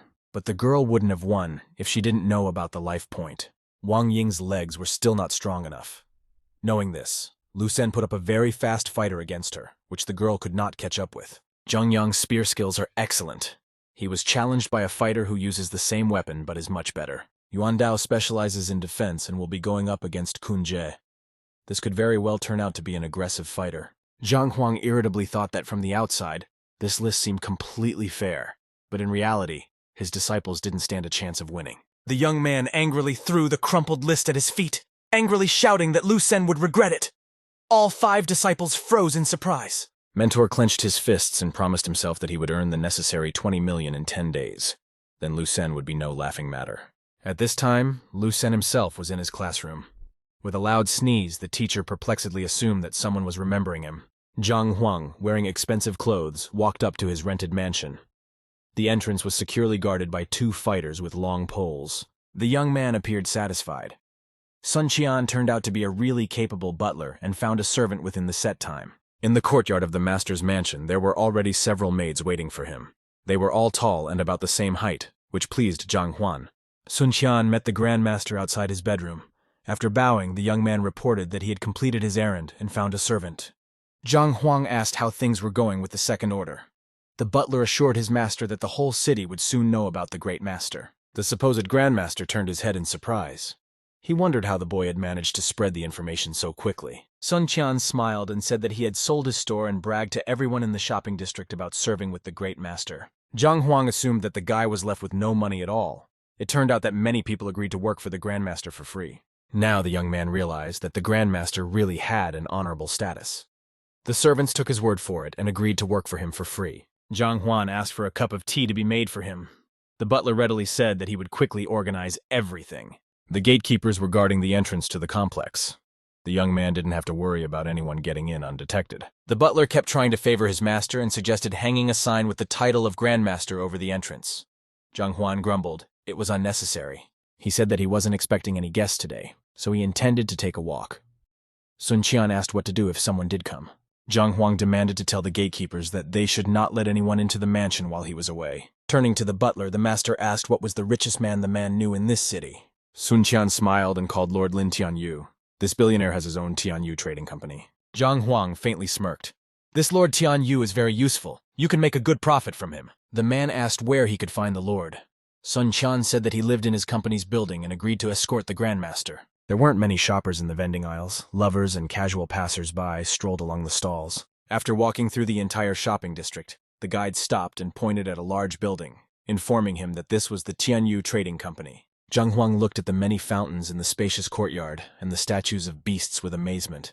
Now he understood how the rich people in the city lived. After stroking the stone lion, Sun Qian proudly revealed that a 6th-rank master had been invited to make it out of green jade. Zhang Huang almost choked. He considered himself a rich man with only $1 million, but now he felt like a beggar. Sun Qian suggested going to Lord Lin's house to notify him of his arrival. The young man frowned at the lion statue. He stated that there was no need to do so. Feeling the head of the stone statue, Zhang Huang smiled. He said that he wanted to have a little look around here first. Not far from the building stood a tea house. The young man suggested sitting there for a while. The butler couldn't understand why the master didn't want to meet the lord. Sun Qian hastily said that he was not going to challenge the order. Zhang Huang frowned, saying that the young man had the right to speak his mind. The butler mumbled confusedly, pointing towards the company building, that the Grandmaster was a famous person. Lord Lin would gladly meet with him. Zhang Huang proudly declared that the lord would willingly accept him, but he intended to force Lin to come to their tea room. Seeing that the lord sat down on the bench at the table, Sun Qian said that it went to work. The lord is a very powerful man. The young man leisurely poured tea into cups, telling him that even some princes and ministers could not be granted an audience with the lord. Zhang Huang took a sip and laughed. Now Sun Qian could see for himself that Grandmaster was telling the truth. He demanded that the butler do whatever he commanded without a second thought. The young man bowed readily. Zhang Huang said that Sun Qian should start by beheading one of those jade lions at the entrance of the building. Upon hearing this strange demand, the butler immediately forgot that he had to obey any order without question and shrieked in fright. He fell to his knees, begging not to be forced to do this. Each of those lions is worth millions. Lord Lin adores them. Zhang Huang frowned and angrily asked how the young man dared to question his master's orders. Sun Qian bowed his head dejectedly. The supposed Grandmaster had promised to help him with his rank. In addition, gifts from Lord Lin were waiting for them. The butler sighed heavily. The young man reassured himself that he was in no danger in the presence of the Grandmaster. Taking a long sledgehammer, Sun Qian walked over to the jade statue depicting a lion resting its paw on a ball. Butler still doubted that he was doing the right thing. He closed his eyes, clenched his fingers tightly, and swung. There was a terrible rumble. It hit the lion's neck and its head fell to the ground. The stone dust slowly settled on the ground. Hearing the noise, many people came to see what happened. Two friends thought that this guy was crazy. Just then, the chief of the guards appeared. He shouted that the stranger had broken the lord's favorite statue, and that he must be caught. Suiqian couldn't believe that the guards had appeared so quickly. He confusedly muttered that he could explain everything. Nobody wanted to listen to the guy. He was thrown to the ground and kicked. The chief of the guards was already running, waving a stool. Zhang Huang turned pale. Everything happened very quickly. He had expected the guards to run and report to the lord first. Suiqian kept trying to call out to the master for help. He began to guess that he had been tricked. Zhang Huang decided not to interfere so that he himself would not be beaten up. Fortunately, at this time, Lord Lin himself and his advisor came out of the building. He demanded that they stop beating the boy and asked what had happened. The chief of guards reported that during their patrol, a stranger had knocked off the head of a jade lion and tried to escape. Lord Lin recognized the beaten boy as the salesman from the real estate agency. He sat down beside the young man and asked him why he had done it. Sun Qian forced himself to raise his head. His entire face was covered in bruises and abrasions. The guy wheezed out that he had done it on his master's orders. The man asked in surprise who his master was. The butler pointed at Jiang Huan, who was sitting quietly with his back to them in the tea room. Lord Lin slowly moved towards the stranger. The butler ran after him, limping on his right leg. The man angrily inquired why the stranger had ordered the stone lion to be broken.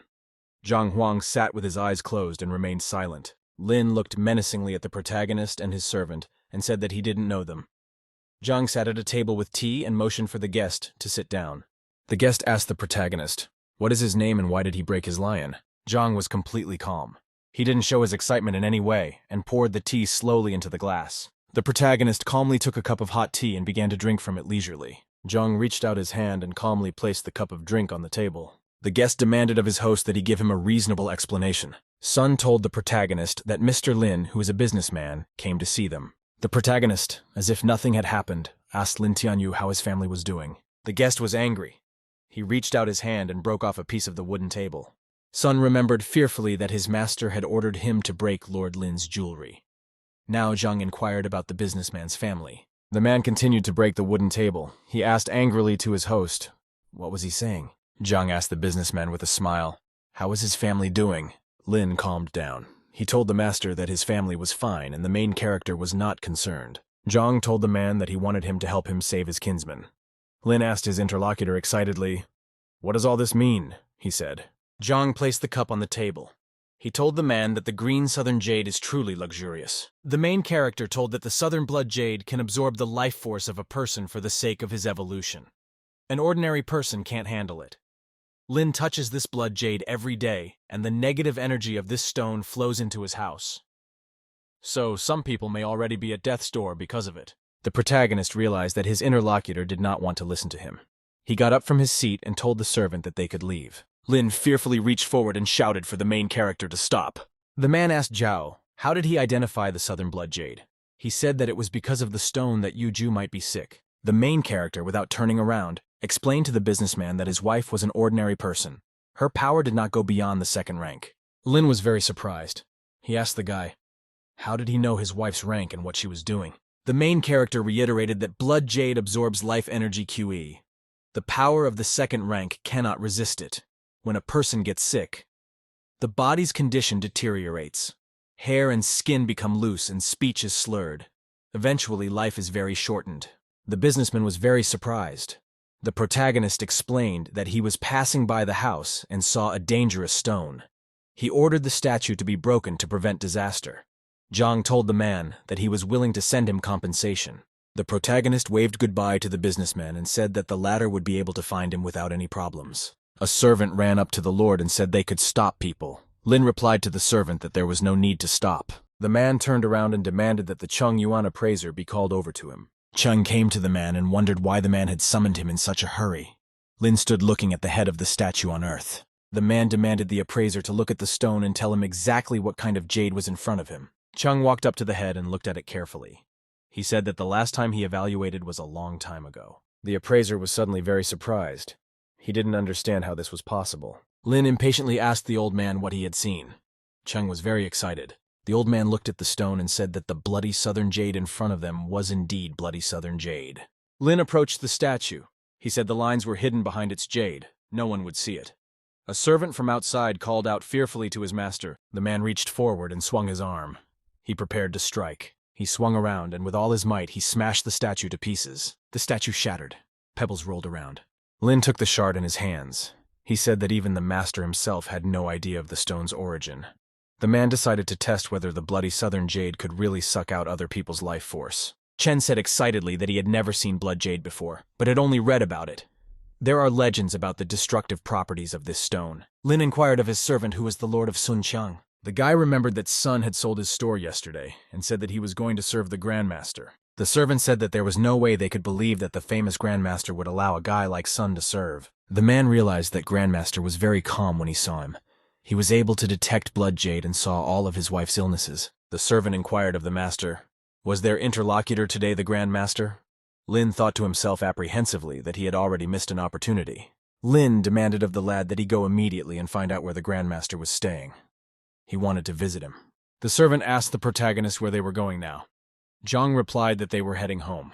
He walked with the boy down the deserted street. Sun still felt the beating on his head. He still didn't understand why he had to break the Lin lion. The guard near the entrance of the building bowed and greeted the gentleman. The master told the guard not to let anyone through the gate. He prepared to go to rest. Sun said in a dissatisfied voice. They had waited all day and no one was there. A guy ran up from the side and told the servant that someone wanted to see him.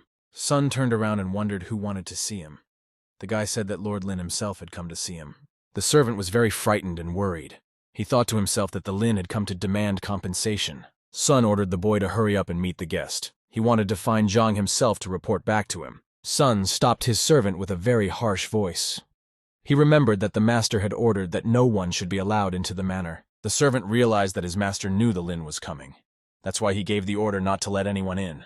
Sun told the guy in a very confident voice that he would go and meet the guest himself. There was a noise of the doors opening. The servant stepped outside very frightened. Sun opened the door and was very surprised that Master Chung had also come along with the Lord. Lin in a very respectful voice asked his brother Sunya to call his master. The boy was very much surprised because of being called Brother Sunam. He was expecting that the Lord had come to the house to avenge the lion. Sun happily thought to himself Lord Lin found out that his master was the Grandmaster. That was why he changed his mind. The servant informed the guest that his master was now resting and that no one was to be allowed to visit him. The Lord said with surprise that he started looking for the protagonist right after he left. He was surprised that Zhang had already gone to bed. Lin thought he'd pissed the guy off. He remembered that the protagonist had told him about his wife's symptoms right away. He decided that he shouldn't give up now under any circumstances. The man handed the boy a small vial. He said that his men had made a mistake and that Sun was very badly hurt. Lin explained that inside the vessel was an excellent medicine. It helped in difficult cases. The man handed the servant a wad of bills. He asked the servant to inform the gentleman of his arrival. Sun was very surprised. He realized that the bottle contained restorative pills. Each of such pills could be worth tens of thousands of gold coins. He realized that the guest's hands also contained many 5,000 denomination money bills. The lad decided that he must not disobey his master. Sun realized that he would not allow himself to be bribed with a small amount of money and pills. The servant told the guest in an angry voice to behave himself. He reminded him that his master had instructed him not to let anyone in. He explained that the guest could come tomorrow. The man was very astonished. He did not understand how he could not come until tomorrow. Guest asked the guy, "Do we really have to wait until tomorrow to see his master?" Chung turned to the guy and asked for his help. He explained that Mr. Lin really needed to meet the Grandmaster. Zhang waved his hand at his interlocutors and explained that he couldn't help them in any way. The boy headed inside the manor. He told the servant to close the gate behind him. The man remained outside the gate. He held out his hand and called out to Sunya one last time. The old man called out to the tench. The man said in a sad voice that it was all his fault. He himself had missed a great opportunity. The appraiser was very surprised.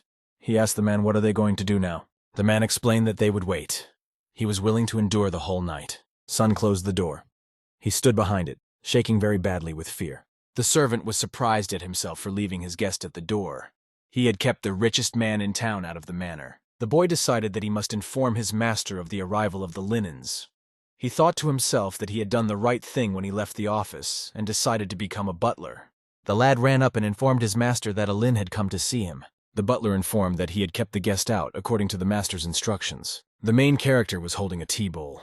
He told his servant that he had done a good job. Zhang thought to himself that the jade could not have a bad effect on an ordinary person in a short time. So the guest could stay near the door. The protagonist realized that thanks to the local rich man, soon everyone would know about him. He would be able to earn 20 million in a short time. The protagonist told the servant to deliver something. If Lin refused to wait, he might not come back later. The protagonist decided to return to the training now and open a few more points. Morning came. The sun came up from behind the mountain. There was a bird in a tree. The butler greeted his master cheerfully and said he was awake. The boy told with excitement that the Lin had waited outside the gate all night. Zhang was very amazed because the guest had stood outside the gate for a whole night. Zhang turned to the side and said thoughtfully he needed to eat now. The butler was surprised because his master wanted to eat. At the door of the manor stood Lord Lin. A passerby appeared at the side of the street. He was walking and humming happily to himself. The guy walked up to the building and noticed that there were two people standing there near the entrance. A passerby was carrying a large cage in his arms. He told his servants that he could see near the house of the Lord of the Lynx. The stranger inquired as to who had kept the linnet waiting outside his house. The boy said excitedly. Lord Lin stood outside the gates of the house for a whole night. The master asked the servant in amazement, Who could have made the tench stand at the gate all night? The servant replied that he had come to the place only early in the morning to check everything. The guy was very surprised. He remembered that Lin is friends with all the heads of the 4 great families. This man is respected and listened to. Servant told his master with astonishment that the doors to the manor were opening. The people on the street were surprised to notice that Sun Jiang was standing in the doorway. The passers-by could not understand what Sun was doing in this place. Sun told the visitor near the gate that he was ready to be received by his master. The man smiled and thanked Butler Sun very happily. The guest handed the servant a large wad of money and said it was his thanks from the bottom of his heart. The passerby was very surprised. He didn't understand what was happening in front of him. The protagonist on his estate accepted a tench that came to him. Lord apologized to the host and said he had done his best for him and his family. Zhao told his guest that he held no grudge against him at all. The butler was surprised. He remembered that his master did not let his guest into the house and made him wait all night at the gate. The host inquired of the guest if he knew why he had stood outside the doors all night. Lin felt very much embarrassed. He decided that his master had left him outside the doors because he had angered him. Zhao opened the lid on the tea bowl. He told the man that this night was for his benefit. The guest was surprised. He did not understand how the night could have been for his benefit. The protagonist reminds his interlocutor that his wife is on the verge of death. The man wants him to save the woman's life. Zhao explained to the man that he needed to transfer his wife to him. If Lin had returned to his wife yesterday, he might have worsened her condition. The patient might have even been killed. The protagonist told his interlocutor that the aura of blood jade had weathered out of him overnight. The man listened to the boy with astonishment. He realized that he himself was very mistaken about the main character's intentions. The butler was very surprised. He realized that all of his master's actions made a great deal of sense. The guest bowed to his host and thanked him heartily for his kindness. Zhao told the guest to bring his wife to him. He needed to see her. The host demanded of his guest that he hurry up before it got very late. Lin replied that he would be back soon. The protagonist told his companion that he would help him advance to the next rank. It can be done right now. Sun reminded the master that he was injured yesterday, so now might not be a good time. He might not be able to train. The protagonist told his servant not to worry. He explained that the guy couldn't advance to a high rank because his QE energy was very dirty. The master told his servant that his power can only strengthen the body, but the spiritual energy remains the same. Zhao told the guy that last night's fight inside him had shaken up his chi passages, and the settled energy had started its journey again. The servant was very unpleasantly surprised. He asked the master, was yesterday's fight intentional? The master told the servant that he understood everything very well and didn't need to explain anything more. He remembered that Lord Lin was supposed to give the boy medicine. Sun was surprised. He realized that the master cared for him very much. He felt awkward about accepting other people's offerings. Zhao told the guy that as long as he did his job well, he could accept other people's gifts. He demanded that Sun show him his punch. The servant inquired with surprise at the lord, does he really want him to hit him right here? He suggested that the training could be very long, and the Lin would be waiting for them for a very long time. The master said for the servant that 3 or 5 minutes would be enough for them. The butler was surprised because a few minutes might be enough to move to another rank. Zhao turned around and inquired of the boy, is he already overeager? The boy smiled and inquired of the gentleman, what is he supposed to do? The lord commanded the servant to sit down and take the medicine. Then the guy should release his chi energy as much as possible. The butler sat in a meditative pose. The protagonist realized that he had to purify the ki points on his servant's body. Then he would be able to advance greatly. The main character took out a huge blue magic needle and put it to the guy's head. The servant's body began to change dramatically. He went from rank 2 to 3 very quickly. The guy was very surprised because of the fact that he was able to increase his rank so quickly. The servant shouted joyfully that his power was at a new level. He felt the energy shift into another stage. Sun started dancing and jumping around joyfully. He shouted that he had reached the 3rd rank. The lad fell down in a bow and began to thank his master very excitedly. The protagonist said that Lord Lin would be back soon. The guy should go back and meet this guest. Sun replied that he would do so. A passerby walked up to the house with astonishment. He could not understand who lived inside. There must be such a person living there, who had turned an ordinary Sun Tian into a man who was respected even by the city of Lin. The gate opened and a man came out with an old man. Chen shouted to the lord to come out slowly. The passerby was surprised to see the Lin himself leaving this house in great haste, even without an accompanying servant. The man held out his cage and gave it to the servant. He said he wanted to know what kind of person lived in such a house. At this time, Sun stepped out of the house and came out. He felt very much renewed. The guy said in a joyful voice that his master was indeed a genius. He felt as if he was reborn. The butler had reached the last step of the 4th rank. The passerby remembered that the last time he saw Sunya, he was still at the Dantian rank. He didn't understand what had happened to the guy. The butler was happy to see Mr. Du Yuan beside him. Du explained in an apologetic voice that he was just passing by. He reminded the guy that he had to be at the market. Sun said in a joyful voice that he was now working as a butler in this house for a glorious lord. Du inquired excitedly of the lad who was his master. The butler said in a proud voice that his master was a grandmaster named Yang Xuan. Du realized why Lin himself had slept in front of those doors all night.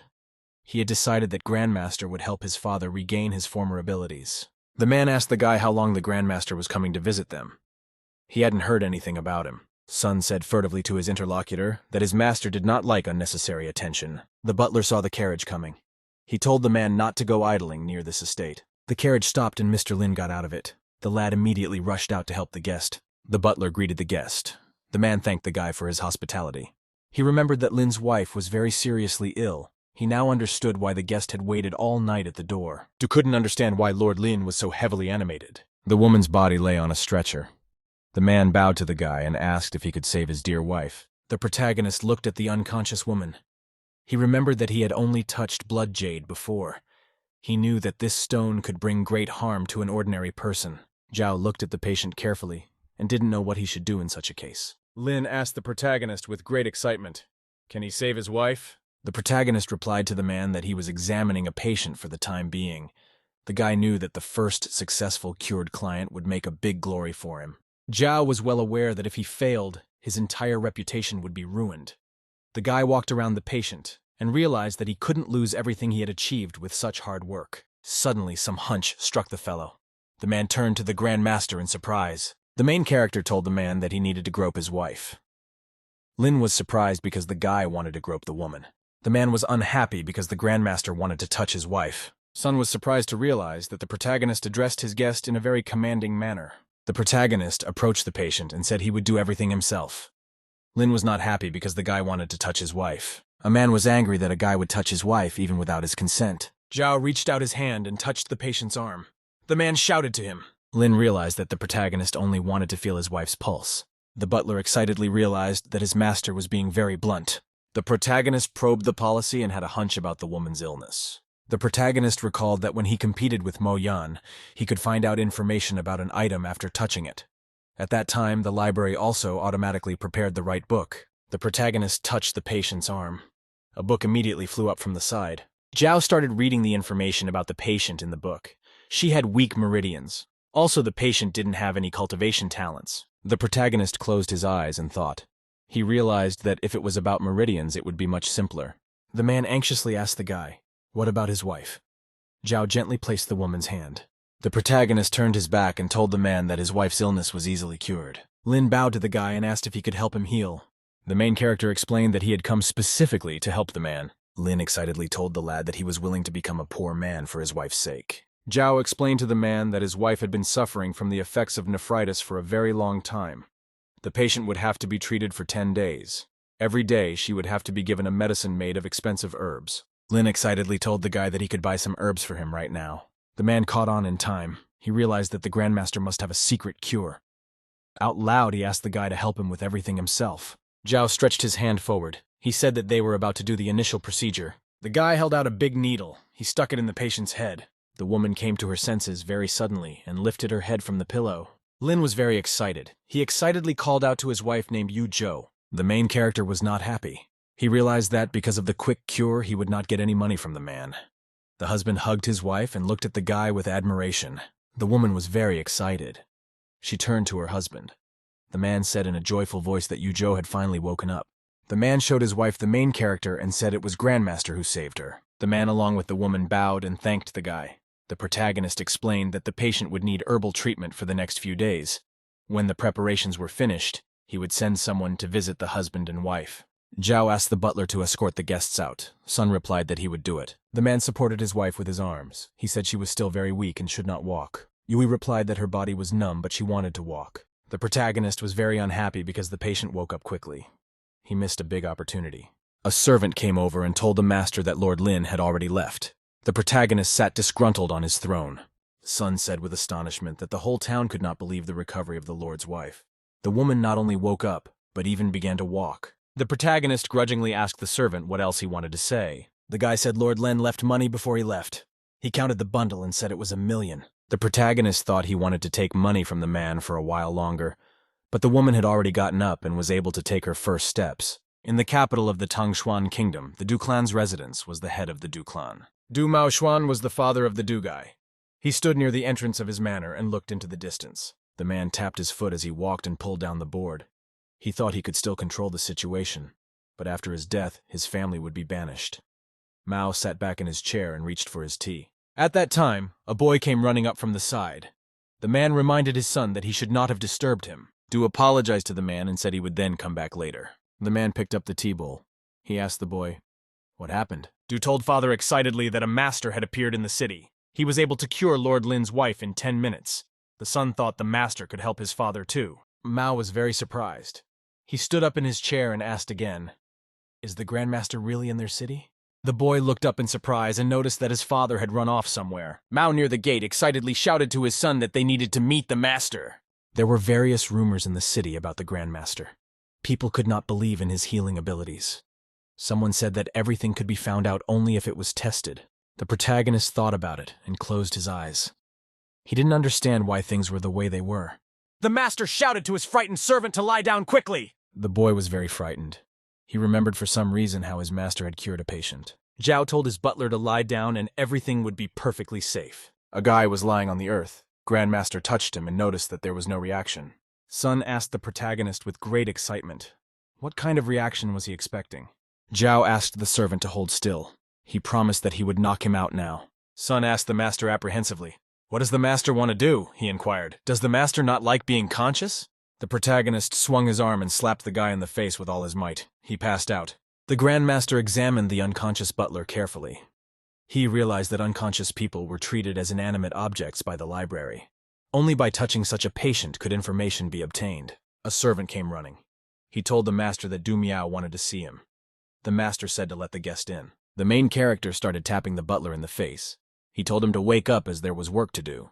The old man stood at the entrance of the manor. He was surprised because Grandmaster had made a lot of noise with his arrival and settled in such a house. The old man couldn't understand why the Grandmaster would take a common merchant as a servant. He asked his son aloud, "Does the Grandmaster really live here?" The guy said he'd seen Lord Lin's healthy wife in person. The old man thought to himself that there was still an option for him anyway. If the master turned out to be a liar, he could always leave. Sun stood near the entrance. He told the guests that the master was ready to receive them, and they could enter. Miao looked around and noticed that the layout of the house looked good, but there was nothing outstanding. The servant took the bones to his master. He introduced them. Zhang sat on the throne.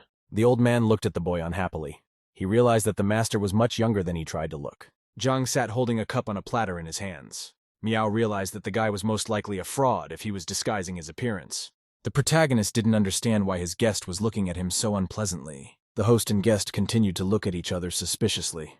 There was no way they could trust each other. Du told Grandmaster that his father was very sick, and his illness was affecting his fighting ability. He asked the Grandmaster for help. Zhao asked unhappily to the guests, "Does he look like a healer himself?" He didn't want to help the old man. The guy was really scared. He apologetically started waving his hand. The old man very frightenedly apologized to Master Yan. He explained that he had come to Master to find out the answers to the questions about the fighting style. The protagonist was surprised that the guest wanted to ask him something about his fighting style. He couldn't figure out where he might have blundered. The old man looked forward and realized that Grandmaster wouldn't be able to fool him. Zhao asked the guest if he really wanted advice. He thought to himself that with the help of the Heavenly Way Library, he would be able to unravel any technique. Miao explained to his master that he had recently learned a new style, but he hadn't mastered it well enough and needed help. Miao swung his hand forward sharply and said he was starting. His son scurried away frightened. The protagonist looked at the guest with great scrutiny and noticed his flaws. The old man standing in a fighting stance. The guy told him that Miao could reach rank 3 with the fast fist technique. The protagonist told the guest that he couldn't control his power. The protagonist looked at the old man sternly and said that he was not human. The servant was very surprised when he heard his master's words, also very surprised at the Du. The guy said the main character insulted his father when he called him not human. The Grandmaster slyly told the lad to ask his father himself if he was offended. The boy was very worried. He looked at his father with great suspicion. The old man hesitated and didn't know what to say. Miao couldn't take it anymore and fell to his knees right in front of the protagonist. The old man, very frightened, started bowing to the Grandmaster and asking for help. His son was very surprised. The servant looked in front of him and could not understand why the cocky guest had dropped to his knees. The host sternly demanded of the butler that he take their guests out. The lad replied that he would do just that. The butler demanded. The guests leave. The old man kept falling to his knees and begging to be given a chance. Zhao didn't want to take the guest any further. The protagonist angrily asked the guests, do they think his words are nothing? A servant ran up to the guests and said he would see them off. Du, very much surprised, stood by. Sun watched with great excitement as the servants drew his father aside. Servants carried and threw both guests out of the doors and slammed them shut. Meow dropped to his knees in front of the doors. He didn't want to go anywhere. The boy couldn't understand why his father would be waiting here. He turned to the man fearfully. Meow said excitedly to his son that he too should sit down. He explained that the master was a true Grand Master, but he himself had treated him without respect. Now they could only hope for mercy. The kid said he didn't understand anything. His father angrily yelled at him to get on his knees. All they can ask for now is forgiveness. The old man said in a very poignant way that only the protagonist could cure him. Du knelt down and looked at his father. He remembered that the Grandmaster hadn't said anything special. Sun walked and pondered over his master's words. It was unclear to him why Grandmaster was speaking so strangely. A servant came and informed the lord that their guests were kneeling in front of the entrance. The protagonist told the lad to forget about the guests. Sun inquired excitedly to his host, what would they do now? The protagonist realized that $1 million wasn't enough for him. He needed 23 million. He didn't want to ask for money directly. The gentleman said he was leaving. He asked that the butler not follow him. The protagonist told his subordinate that he was giving him another assignment. Zhao motioned to his butler and began to whisper something important in his ear. The boy was very surprised. The master had told the servant that he trusted him completely. The old man told his son that he really regretted what he had done. He explained that if he got up and left now, he would lose his only chance. Meow heard 2 servants walking by. One of them said that Lord Lin had given their master 1 million gold coins today. The old man listened attentively. The servants told that Lin had been at the door all night but could not get in. The guests passed only because he gave money to Sunu. Meow sternly demanded that the lad return home and take all his savings from the past years. The servants continued to chat among themselves. One of them said that the sum of 1 million was a pittance to their master. The old man demanded of his son that he take the precious pills and sell them. The money must be brought to him. Meow also demanded that the lad sell the skins of wild beasts. The old man listened attentively to the servants' talk. The servant said that the lord only cured the woman because she was on the verge of death. A father demanded that his son sell his business. Du asked the old man what they would do in the future without their savings. One of them said that the old man had come to ask their lord for help, but had not brought even a few coins with him. Meow demanded that his son take all his mother's savings and come to him. It was a clear day. The protagonist was at his estate. He was all alone. Zhang reached out his hand in front of him and began to peel the mask off his face. The protagonist told himself grudgingly that he had been wearing the mask for over a day, and it was hard on him. The pharmacist's guild should have already received the first medicines. He needs to pick them up. The protagonist walked up to a large building. There were many people near the entrance. The seller told the guy that a rejuvenation pill and a healing solution were ready for him. There was a vial and a box on the table. The other 2 inquiries from the buyer were in process. The protagonist pointed his hand and a golden glow poured from it onto the counter. He asked the vendor if he had any pills for clean breathing, and the man replied that he had such pills and could share them. Zhang thanked the salesman and asked Mr. Ouyang if there was any information about spear wielding in the pharmacist's library. The man explained that the spear is not as popular as swords, so not many people try to excel at it. The seller said that he knows one person who has been practicing spears and developing techniques all his life. The main character got very excited. He asked the salesman to introduce him to his friend. Ouyang said that his friend is very reluctant to tell his secrets. But if you try, it can work out. The salesman told the protagonist that he would take him now to an acquaintance of his. Zhang, accompanied by his companion, arrived at the estate where the swordmaster lived. A servant came over. He said that his master was in training and that they should wait for him. He sat at a table with the protagonist. The man said that his friend's name is Wang Chun. They have known each other for more than 20 years. The man has been practicing spearing since he was a child. Ouyang reported that the emperor personally praised Wang Chun's skills. The protagonist thought to himself that if a person stands out from millions of other people, it proves perseverance and talent. A spear-wielding martial artist named Wang Chun came over. He asked with a smile at his friend, "Is he again telling about his bad skills?" Ouyang jumped to his feet happily. Van informed his friend that he must be very bored if he came to see him. Van looked at the man and asked, "Is his junior beside him?" The interlocutor laughed. Ouyang said proudly, "Next to him is a first-star pharmacist named Zhang Huang." Van was surprised to note that the guy was young, but already an alchemist. It seemed amazing to him. Ouyang told his interlocutor that the guy had successfully passed the pill discussion. All 10 pharmacists recognized Zhang. The man was very surprised when he heard about the pill discussion. Zhang told him that all he had was some knowledge. He was bad at practicing. The guest told his friend that he had come here with a request. The van replied to his interlocutor that he was listening to him. Ouyang asked an acquaintance of his to give a couple spear lessons for the main character. The man was very amazed because of the guy's fascination with the spear. Zhang smiled happily. The protagonist waved his hands shyly and said he had never held a spear. The men were very surprised. They could not believe that the boy had never held a spear in his hands. The protagonist explained that he wanted to provide additional knowledge for his student who was interested in spearmanship. Van looked at the boy suspiciously. He couldn't believe that he could help his student with a small amount of his own knowledge. The teacher sternly said that wielding a spear is not easy. You can't reach the heights in a short period of time. Van warned the protagonist that he could only confuse his student. The main character said that the master might have books about the spear that he could look at. The man hesitated. He said he had the books and could escort the guest there. The protagonist smiled at the teacher and thanked him for his help. Van took the boy to a large library. He said he had books on different techniques from all over the kingdom. Van suggested to his friend that they not interfere with the guy's reading. Ouyang offered to drink more tea. The protagonist was very excited to look around at books. He decided to start reading them. The men heard a loud noise coming from the library. Ouyang asked excitedly, what was going on in there? Van calmly replied that the guy was looking for the right book. The protagonist leafed through the book with great excitement. He realized that the spearmaster had a very large library. Van asked a friend, did the protagonist really go through a discussion about pills? The interlocutor replied that the guy's skill in alchemy is very great. He's a real genius. The teacher explained that the spear is a martial art, not a toy. Such an art can't just be learned after reading. Ouyang explained that the spear was a sophisticated weapon. He found it difficult to understand how anyone could succeed in wielding it. He asked his friend if there was any secret knowledge in the library.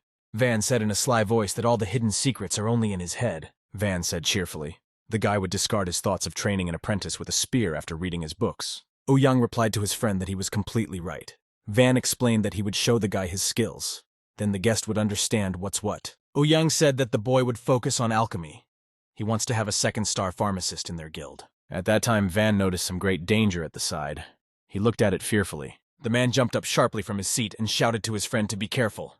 He saw something flying at them. The man sprang forward in front of him and held out his spear hand for protection. Van stood and held a large spear in his hand. Flames flew past him. The fire flew past the gazebo with people and hit the wall a little farther away. There was a very large hole in the wall after the impact. There were cracks all around it. Ouyang frightenedly plopped down on the ground. He didn't realize what he had just seen. He figured it was a determined spear. Van said his opinion that this is the same as the resolute sword that swordsmen achieve with phenomenal sword control. This level can only be achieved by a master who is perfect with the spear. After a short pause, the man said that the phenomenal man was in the mansion. Zhang looked apprehensively at the hole in the wall. He realized that he had made trouble again. He tried a couple of punches in the library of the Heavenly Way. They turned out to be very strong. The protagonist thought to himself very happily that the deed was done. Van ran and looked at the hole in the wall as he ran. He said the blow came from this spot. The man asked the protagonist with great disbelief who had done all this. The guy said with consternation that he could make amends. Van was very much surprised. He couldn't believe the guy could do such destruction. Wang asked the guest, did he really use a resolute spear? Zhang was a little surprised. The protagonist activated his magic skills. A huge golden spear appeared behind him. He asked the man, did the man really mean it? Van remembered that the main character had told him that he had never held a spear in his hands. He couldn't understand how the guy was able to realize such a technique. Ouyang thought that his friend had been practicing mastery since he was 8 years old, but he had never been able to reach that level of weapon proficiency. Zhang was able to reach that level easily. Wang asked with astonishment at the guy, had he really never trained the spear before? Zhang replied that he really hadn't perfected the spear before. The protagonist explained that he got all his knowledge from books. He accidentally used the resolute spear and didn't know what it was. Van felt offended. He had spent many years perfecting himself, but he had never succeeded. His guest had learned in a couple hours in the library how to do anything he wanted with a spear. Ouyang walked up to his friend and put his hand on his shoulder. He said their guest had an innate predisposition for the spear. Zhang inquired of the teacher, what is this resolute spear? Van explained that the resolute spear is the result of understanding the spear. It becomes as if it were an extension of the hand. It is a weapon more spiritual than material. There is great power hidden in it. The protagonist said joyfully that he would impart the knowledge to his disciple and he would definitely win. Van understood that the resolute spear is an individual path. Everyone understands it in his own way. The main character asked his teacher to help him uncover another trick from a book he had read. He needed advice. The man told the boy that he wanted to see how he would handle a spear in practice. Wang threw the boy a spear. He demanded that Zhang show him what he could do. The protagonist stood across from his teacher on the playground. He said it was time to begin. Zhang very abruptly burst out of his seat and ran at full speed against his opponent. The protagonist put his spear in front of him. The teacher noticed a powerful energy in the form of fire around the guy. Man Autumn was surprised. He glanced piercingly forward in front of him. The protagonist swung his spear. From it, a huge burning dragon flew towards the teacher. At the very last moment, the spear stopped right in front of the bathtub's face. The protagonist told his opponent that he resisted his full-force punch. That's what you'd expect from a spearmaster. The man frighteningly realized that if he hadn't reached rank 7, he might have died from this blow. Aloud, he told the guy that he had a good punch. Zhang said that he wanted to teach this technique to his student. He asked the teacher for advice. Van excitedly told the guy that he could teach this technique to his student. The main character shouted happily that Zhen Yang would definitely win now. The teacher remembered that just an hour ago, he himself had refused to teach the boy. He decided that his guest was insulting the art of spear wielding. Now it turned out that Van himself was insulting the boy. The man turned to the protagonist with consternation and asked to be trained by him. Zhang looked at the man happily and said that he would tell him everything. The protagonist began to tell the master about the spear technique with animation. Ouyang realized that teacher and student had switched places. Van thought to himself that usually masters of their craft didn't give away secrets to the first person they met. And the boy had done the honorable thing. His advice was invaluable. The man told the guy that he couldn't take his advice for free. He added that he didn't have a daughter to marry her off to a guest. Ouyang said with a smile. The main character didn't have enough money to buy medicine. All of it could be good tuition. The teacher handed the protagonist a bunch of bills.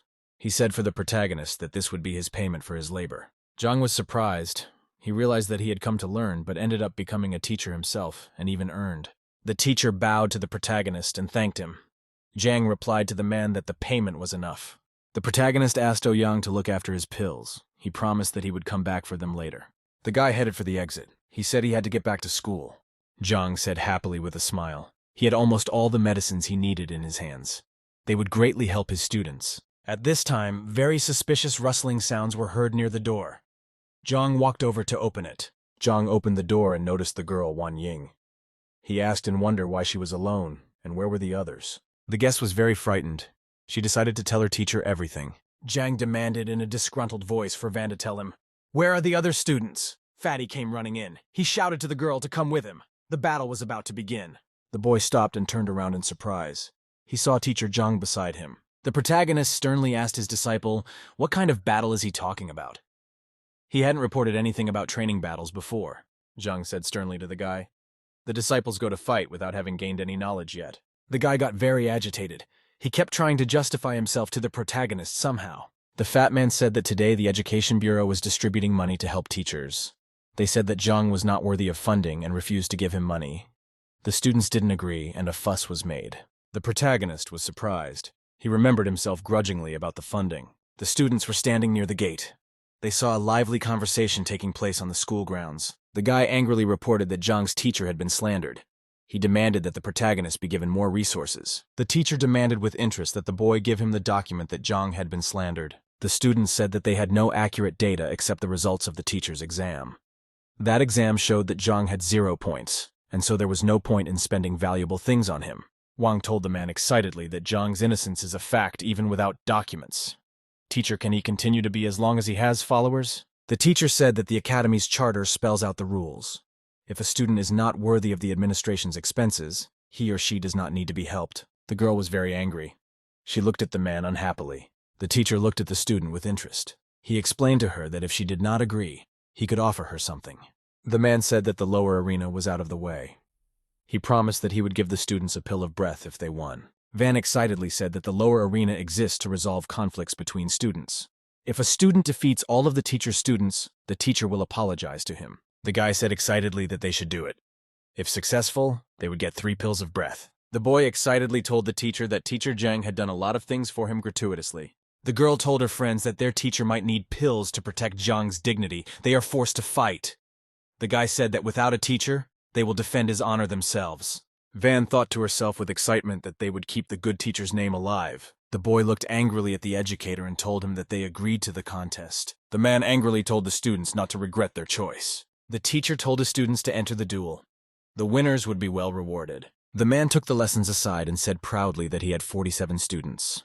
Students must defeat all their opponents. Van, along with his friends, are amazed because of the fact that they will need to defeat a lot of opponents. The student told his friends not to lose their determination and promised that he would go first. His friends wished him luck. The main character thought to himself about Zhou Tian. He didn't remember ever crossing the road with this guy. The fat man said that Zhang was once formerly Elder Chen's disciple, and it was with his help that he became a teacher. The protagonist replied that it was clear to him. Zhang looked anxiously in front of him. He realized that given his reputation, this was not going to be easy. In the courtyard of the institution, students continued to fight each other on sticks. The boy excitedly told himself that he must hold on and must not give up. The student shouted to his opponent at the same time that he had already deflated on the sixth opponent. The guy jumped up and swung his stick. He yelled that his opponents had insulted their teacher. The guy closed his eyes fearfully and realized at the last moment that he needed to dodge now. The protagonist showed up just in time. He protected his student with his hand from a stick attack. The teacher angrily asked Zhang what he was doing. He added that his students had challenged his students themselves. He asked the protagonist, did he really decide to beat up his students? Zhang was very unhappily surprised when he heard the words about beating up disciples. The main character broke the student's stick with a powerful blow. He thought that his student Zhang Yang and the others were very badly injured. They simply can't continue fighting any further. The man angrily asked his interlocutor why he was on the battlefield. He reminded the protagonist that his students had agreed to the battle themselves. The teacher smiled evilly at the protagonist and said that he could recognize the weakness of his students. The guy got really angry when he heard the words about them being weaker. He didn't want to give up. The guy angrily shouted to his opponent that there was no way he was going to admit defeat. He thought his teacher deserved better. Zhang put his hand on his disciple's shoulder and said, he too would not admit defeat himself. The man shouted that the students must go on. The fight between them must be fair. The protagonist explained that he doesn't admit defeat, but he doesn't want his students to continue the fight either. The man explained that the fight had started much earlier and Zhao couldn't change anything. He should stop interfering. The protagonist smiled at his interlocutor and said that his student's decision was his decision. Zhang smiled at the man and motioned for him to move to the upper arena for further combat. The students were very surprised. The guy said that in the upper arena, the students would fight against the teacher. The man thought for a moment. He asked the protagonist, does he really want his students to challenge him? The protagonist looked at his rival and asked angrily, was the latter frightened? The educator laughed happily and told the kid he was burying himself. The teacher promised the opponents that if they win, he will give them 10 pills. If the opponents lose, the protagonist will bow before him. Zhang told his opponent that he hoped he would not take back what he said. The girl excitedly called out to the teacher. She remembered that they had really gotten stronger over the past couple of days. She realized a lot of things for herself. The student decided that a battle against the teacher would be a voluntary defeat. The teacher asked the protagonist if his students would fight together or one at a time. Zhang smiled at his opponent and said that he would pit one of his disciples against him. The battle would be one-on-one. The main character said that his apprentice named Zheng Yang would now enter the battle. The teacher was very angry. He realized that his rival was now showing off and decided to wait and see what would happen in the end. Yang was very frightened. He looked anxiously at the teacher. The protagonist replied to the pupil not to get excited before the time. Zhang cheerfully told his disciple that he could rejoice after the victory. He wanted to teach the boy a technique before the fight. The main character smiled happily and told the guy that the gimmick would help him win. Zhang held out a weapon to his apprentice and said he was about to show him something. The main character started waving his stick in all directions and told the guy to memorize his move. Zhang swung the stick sharply to the side. The guy stood there looking at him in surprise. The man thought to himself that he saw before him a deceitful teacher. Zhang held out a stick to his pupil and asked if he had memorized the technique. Yang answered the teacher in a frightened voice that he had memorized everything. To himself, he wasn't sure if the new technique would help him win. The protagonist tapped his student on the back with all his might. He said that he was ready and could rely on himself. Yang felt a large amount of energy flowing into him after the teacher's touch. The student heard the teacher's voice. Zhang told him not to resist. Qi energy would regulate his breathing. The protagonist telepathically told his apprentice that he was about to teach him the breathing method of the spear art. The disciple listened intently. Zhang told him to synthesize the new breath with his movements. The protagonist commands his pupil to pretend to be weak. When the battle starts, you have to hit your opponent with a single blow. The man angrily pointed the guy at his spear. He asked again if he really wanted to fight him. Yang got into a fighting stance and told teacher Joe that they could proceed. Joe said that the protagonist wanted to embarrass him by using a student. The teacher started jumping on the spot and angrily shouting that Zhang would pay him for everything. Van told her teacher that she wanted to substitute for her friend Yang. The guy replied to the girl to stand and watch. Yang asked in a frightened voice from his opponent to be lenient to him. Joe replied to the guy that this is a battle, and he can't be merciful. The guy looked angrily at his opponent and said that he would not be deterred. Joe accelerated and rushed at his opponent at full speed. The guy put his spear in front of him and prepared to fend off the attack. The student activated a magical skill called concentration of power. Yang swung his spear forward. A huge yellow snake flew from him towards the teacher. Joe was very frightened. The boy started attacking the teacher with his spear. The man couldn't understand why the student was so strong. The teacher had no time to fight back. At the last moment, he wanted to shout something formidable to his opponent. After a powerful blow, Joe began to fly away from the battle arena. His disciples were frightened. Joe fell to the ground after flying after the impact. He lay unconscious and motionless. The students stepped in around the teacher. They didn't understand what had happened to him.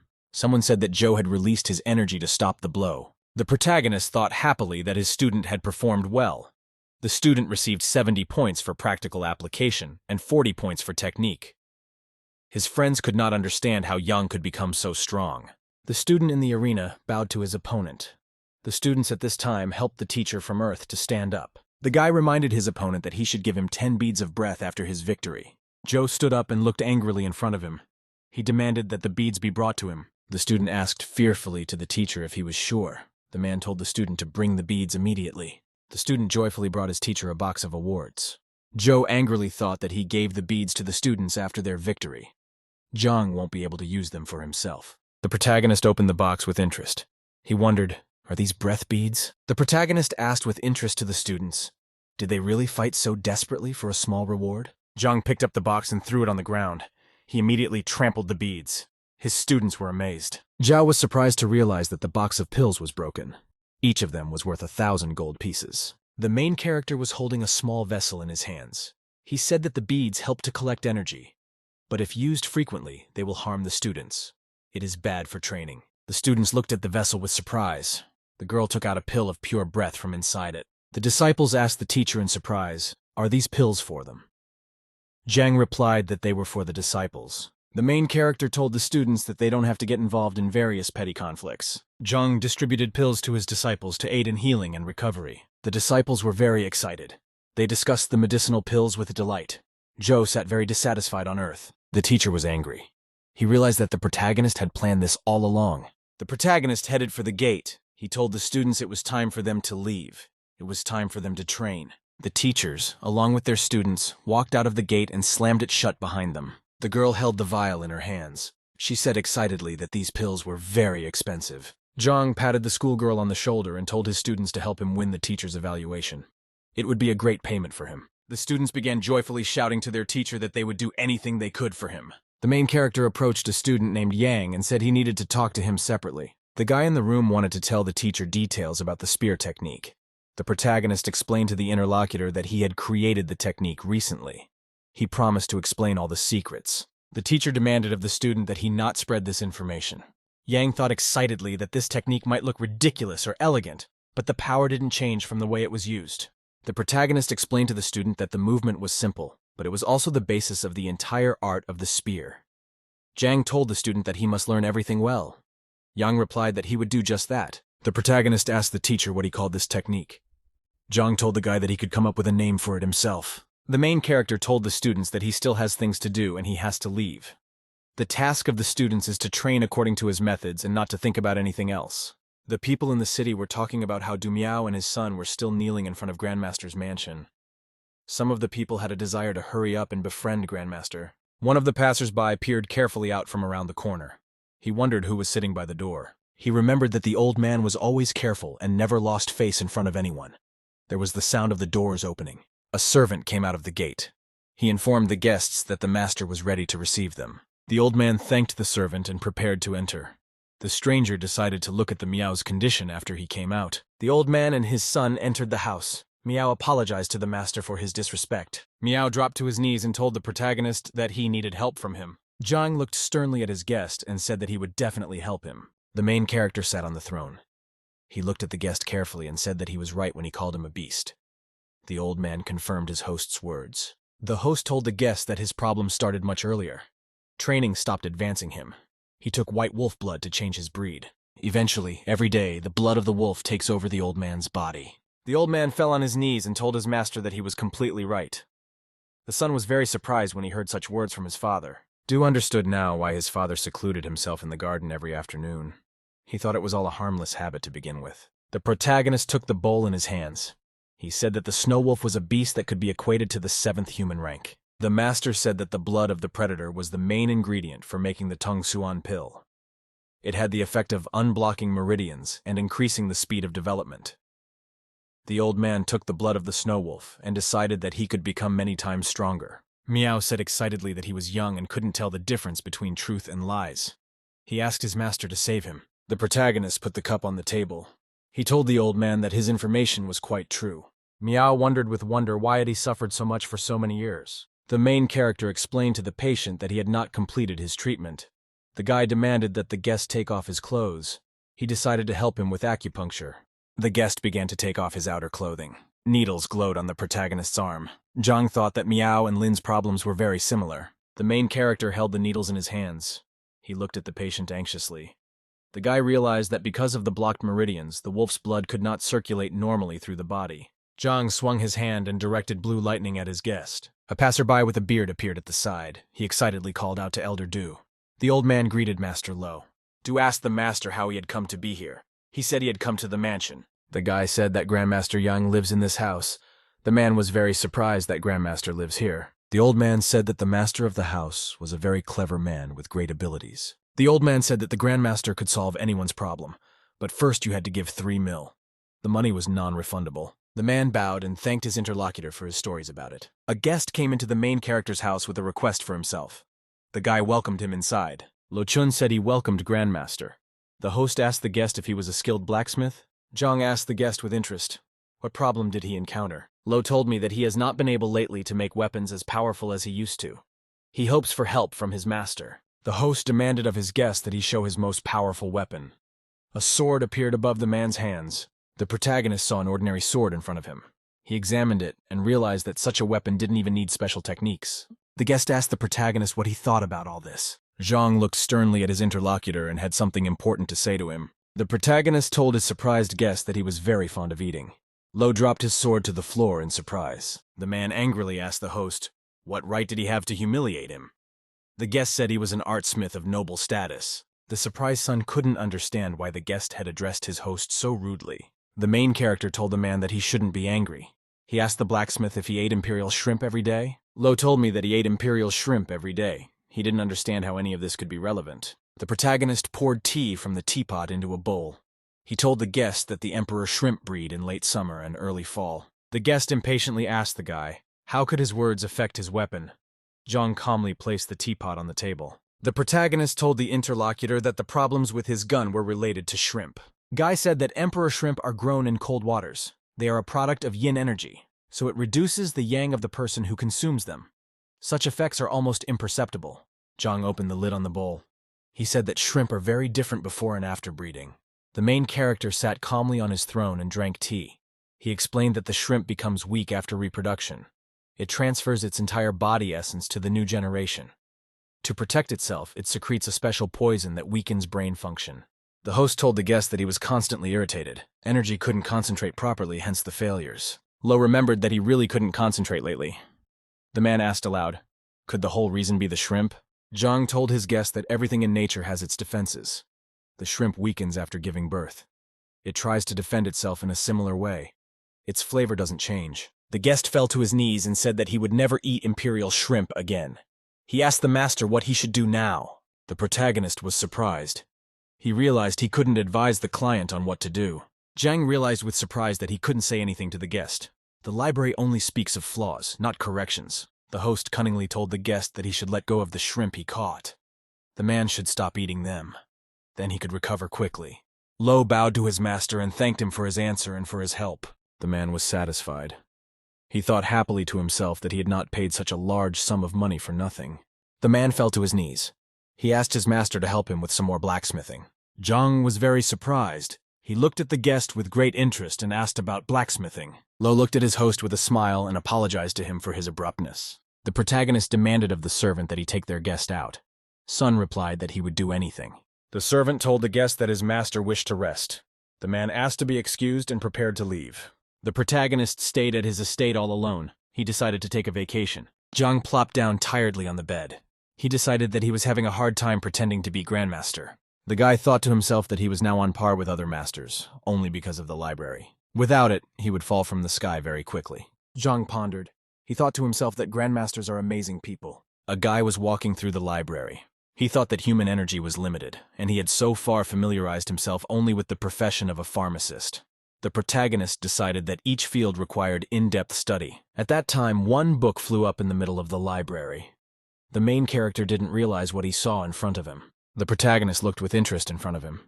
He didn't understand why he hadn't noticed the book before. The guy looked closer in surprise and realized that the book in front of him was gold. The main character was leafing through the pages of a book. He was surprised to notice that they were all blank. Zhang told himself that he would study the rest of the books. He slammed the empty one shut. The protagonist noticed with great surprise how the book itself unfolded and began to turn over. A very bright glow appeared. The pages flipped in the air. Zhang watched in amazement from below. The protagonist was surprised to realize that the book in front of him was concentrating the content of the others. The book rose higher above the floor and a very bright glow came from it. The main character was very much startled. He looked up startled in front of him. There was a very bright explosion. Firelight rained down from the book and straight to the floor. Two servants came through the gate into the mansion. They were talking among themselves about their master's ill health. One of them said that if their master left them, their mansion would be in danger. The old man put his brush on the table after writing the document. The master raised the document in front of him. He said that all family members must follow this rule without objection. Otherwise, family members would face banishment. The people got very worried. The old man told them all that it wasn't that bad. The son approached his father and turned to him excitedly.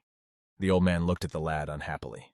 The son excitedly told me that there was a grandmaster in town.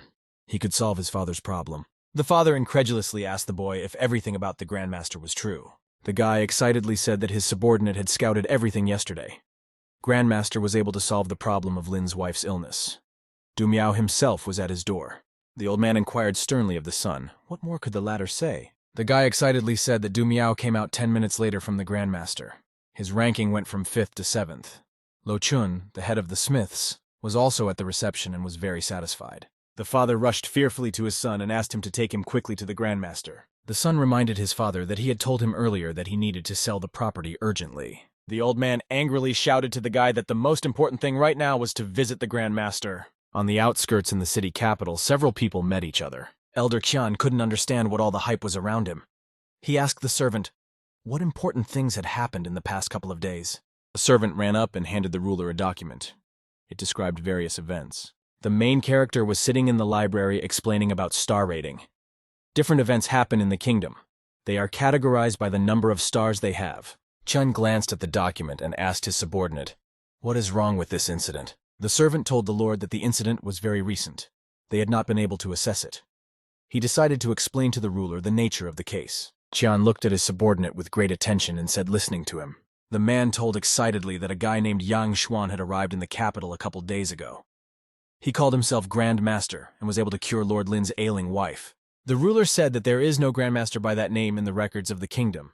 So, the guy is most likely a fraud. He added that this event could be given 1 star. The servant told the story that the head of the Du family, along with his son, spent a whole night at the Grandmaster's door. In the morning, the old man came out, and his rank increased dramatically. The ruler was very surprised because of Elder Du's rank increase. Aloud, he said that the event could be given 2 stars.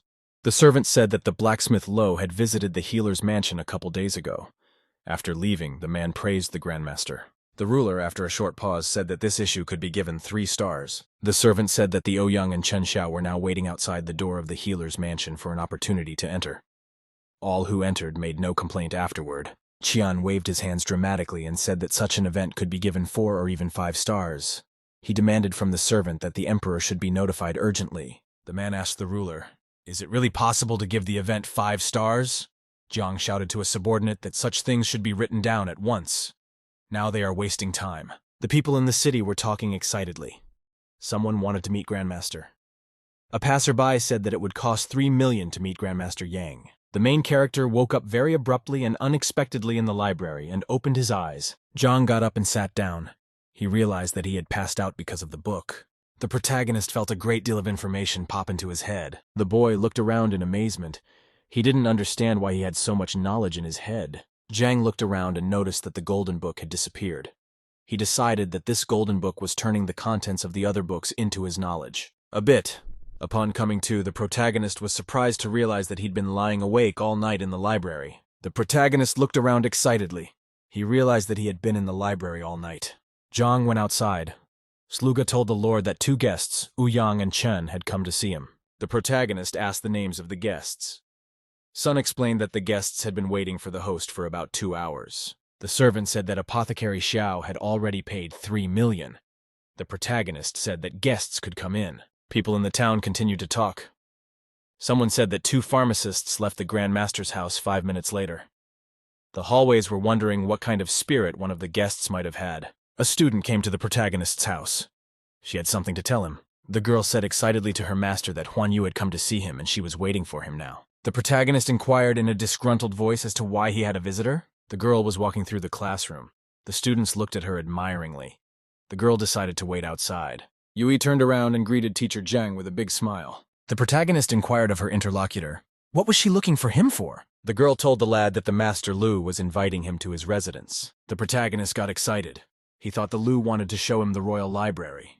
The girl replied that it wasn't quite like that. Yu told with a smile that the protagonist should judge her and Bai Shun. The protagonist couldn't understand exactly what he was supposed to judge.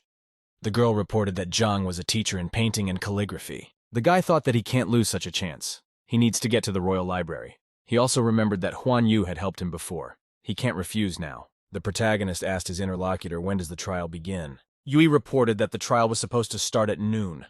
If the 2 of them hurry up now, they might make it in time. The protagonist told his girlfriend to wait a little while.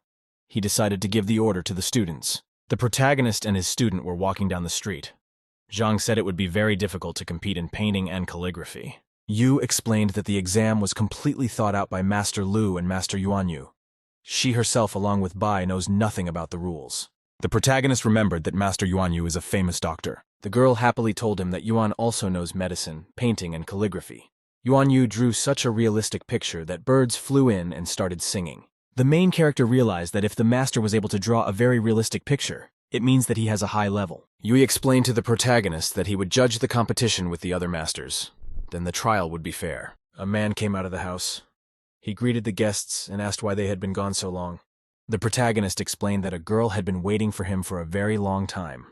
The man told the guests to go ahead. The people in the house greeted the protagonist. Zhang greeted Master Lu. Lu told the protagonist that he wanted to introduce his friend named Yuan Yu for him. Lu told the man that there was a guy standing next to him who was very good at painting. The protagonist shyly waved his hand and explained that he was still learning. Yuan Yu told the guy that he was able to properly comprehend the great paintings of Master Lu.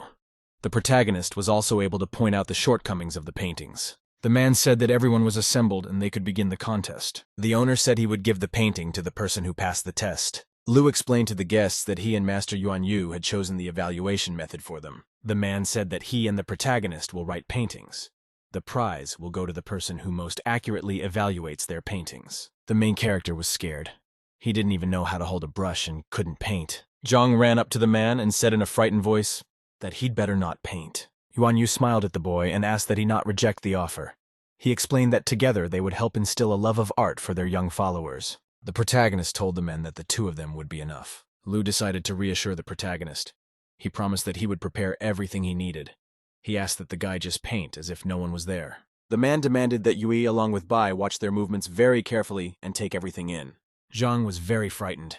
He couldn't even draw with a pencil, much less a brush. He already regretted coming to this competition. The man pointed to the table with his hand and told his friend that he could start. Yuanyu said he could work at half strength. Yuanwu took a brush and dipped it into the ink. A large parchment lay on the table in front of him. The man concentrated. He closed his eyes and sank into a brief contemplation. After that, the master opened his eyes very abruptly. There was a great determination in him. Yuanyu began to write a calligraphic pattern on the paper with very sharp and quick movements. Yui said with surprise that she could see the picture intention in front of her. There's only a few basic levels of painting. There's only 4 of them. The maximum 4th level is awarded to paintings that carry a special aura. Such a canvas can no longer be distinguished from the real one. The protagonist thought that he had previously assumed that if the painting was going to be realistic, it had to be beautiful. Yuan Yu put the brush back on the box after his painting. The master told the guest that he hadn't painted for a long time. That's why the result was not as desired. Yu asked the master in astonishment, "Is it a 3rd level painting in front of her?" The master said that his painting had barely crossed this threshold. He reminded that the participants should guess about his painting themselves. Whoever was closest would be the winner. Yuan Yu turned to the protagonist and said that now it was his turn. The protagonist looked at his hand. He realized he couldn't draw anything right now. Zhang slyly told his companions that he wanted to read a little before painting. The man asked the boy in surprise, why would he want to read now? Lu asked slyly of the lad, does he lack the knowledge to draw? The protagonist explained that he himself still finds it difficult to reach the right state of mind for a painting. He always reads before writing to improve the quality of the result. Yuan Yu said with approval to the guy that good mental state and performance are very related. The protagonist can find the right harmony for his growth. The man reminded his friend that there were some painting books in his study. The guy could read them and then show his skill. Lu got worried. He remembered that the last time the main character had read his books, it had brought difficulties. After a brief pause, the master reminded the protagonist that he could come into his office. Zhang thanked the man. He realized that the Library of the Heavenly Way would not be able to turn him into a master of calligraphy and painting very quickly. Yui thoughtfully said to herself that she needed to read a book to get in the right mood. The girl said with surprise to the master that she had not heard of such a thing before. The man explained to her that it was an individual matter and difficult to study. Yuan Yu said with a smile. There was an expert who had even been selling firewood before becoming famous. Bai asked the man whether he was talking about himself or Elder Lu Chai. The man said with a smile that Lu Chai used to chop wood before the battle. It helped him get into the right state of mind and hit all the enemies. Yuan Yu said thoughtfully. The guy might have books to help him tune in, but he's still confused about something. Lu looked at his friend and told him to speak without embarrassment. The master said that when he finished his painting, he looked at the guy. The protagonist was standing there looking at the guy in front of him with an incomprehensible look. Lu explained that the protagonist was looking for the second layer in his paintings when no one had even realized it yet. Yuan Yu said they'll only know everything for sure when the guy starts painting himself. Lu asked his friend, what other place does he want to visit tonight? The master said that Grandmaster Yang Xuan had arrived in town.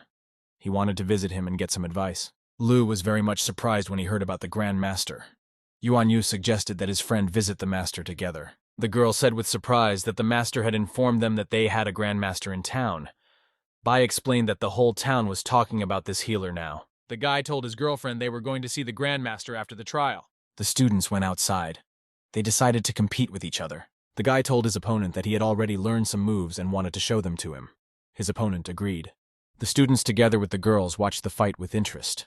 They did not know who would win for sure. Fatty told his friends that the teacher had taught Mo Xiao secret techniques. The girl asked, could it be the secret techniques of the Van clan?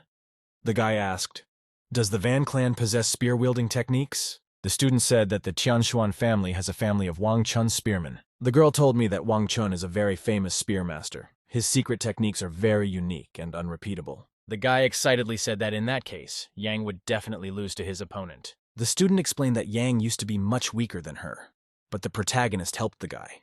Now she is already inferior to the student. The student stood in the center of the court and prepared to fight. One guy said that Teacher Van passed on some important knowledge to his student.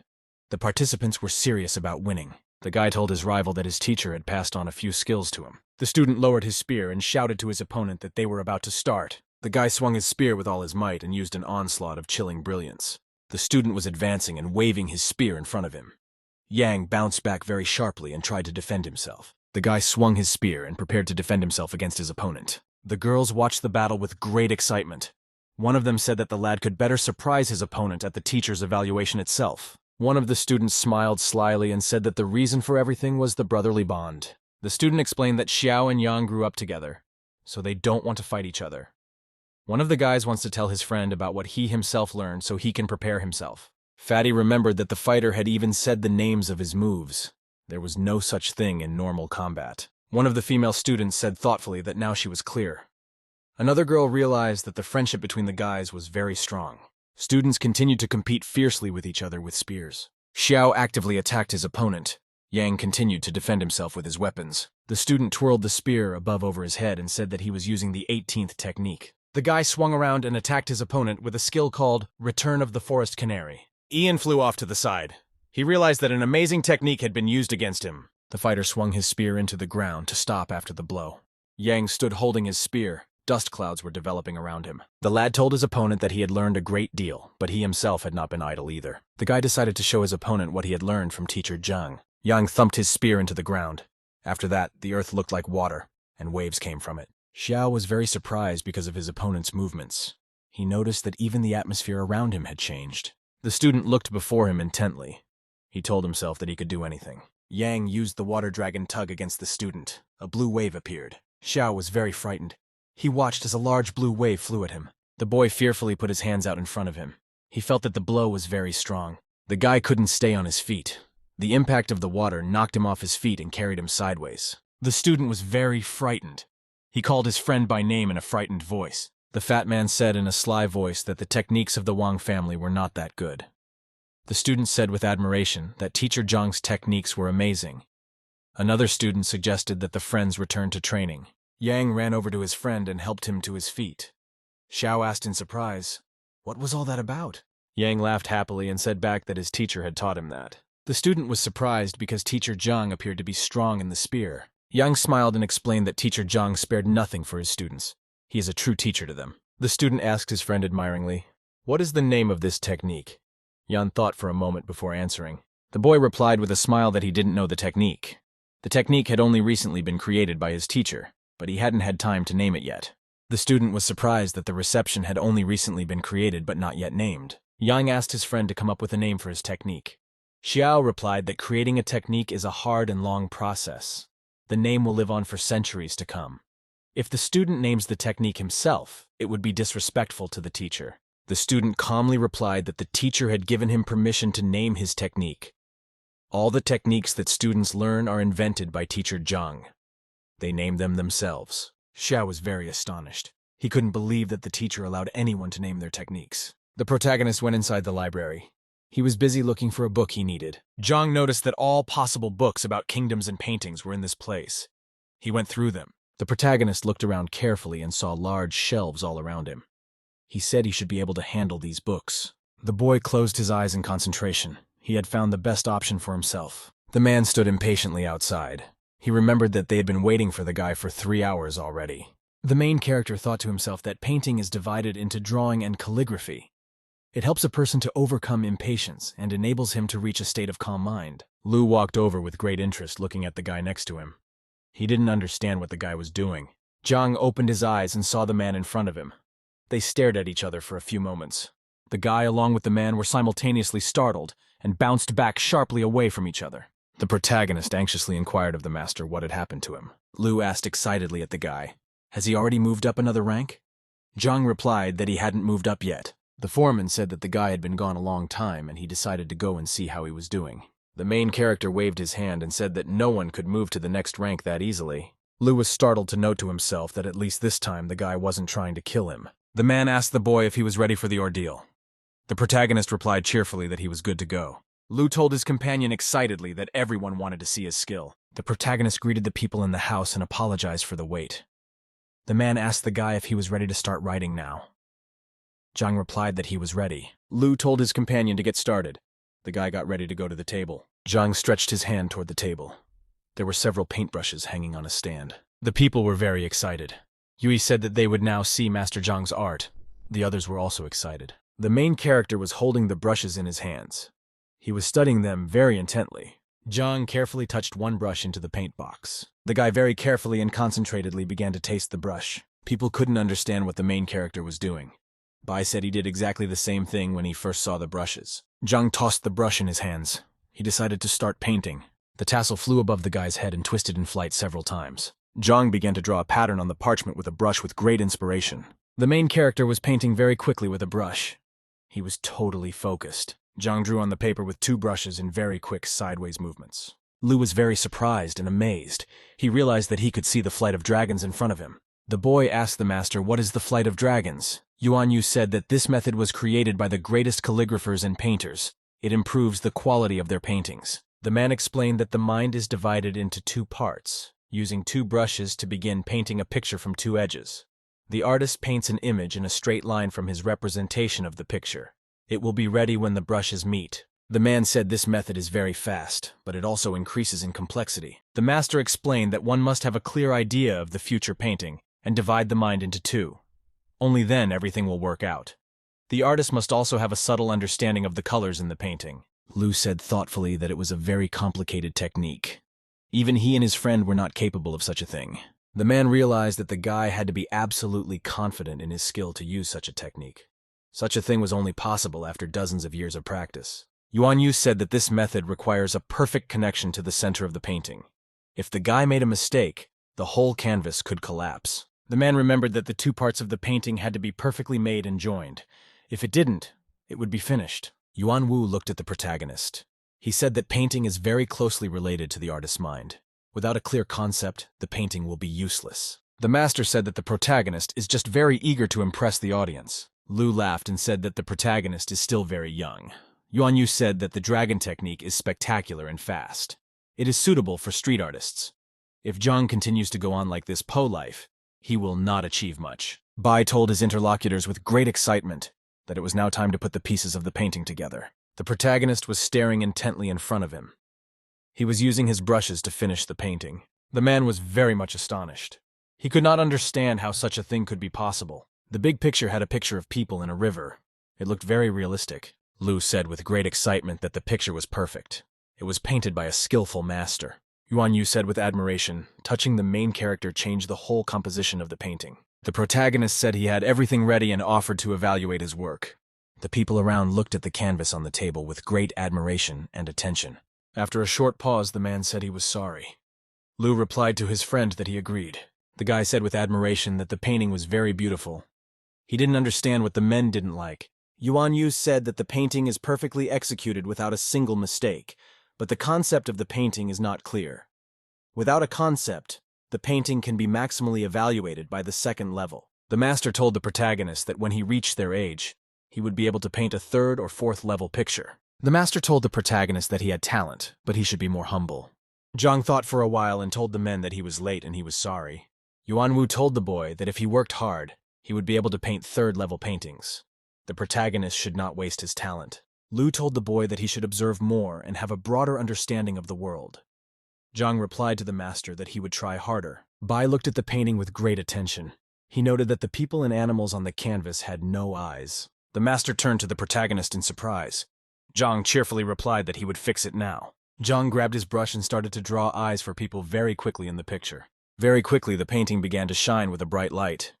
The main character held a brush in his hands and continued to finish painting. The people around were very surprised. They looked at canvas with great admiration. The images from the painting began to come to life. They flew above the table and into the ceiling. People were amazed. Yu asked excitedly to the man, "Will this painting be of the fourth level?"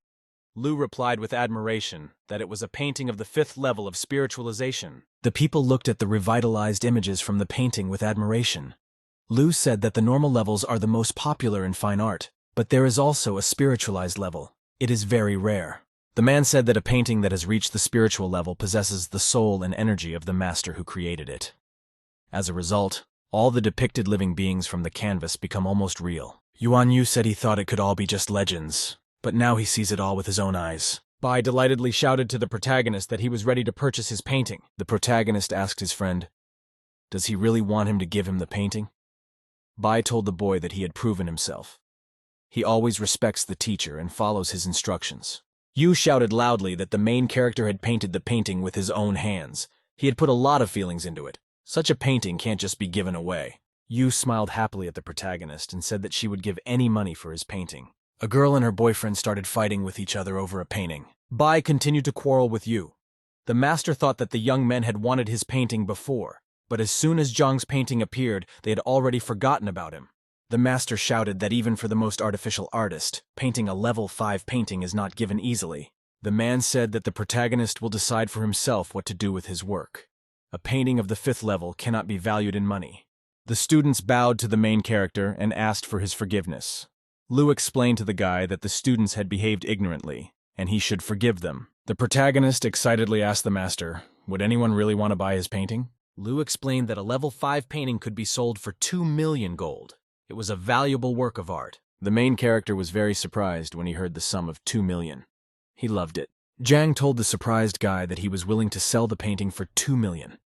Yu said that she would like to buy the painting too. The protagonist cheerfully told the girl that he could paint another picture for her. The master was very surprised. He didn't understand how the guy could draw another picture.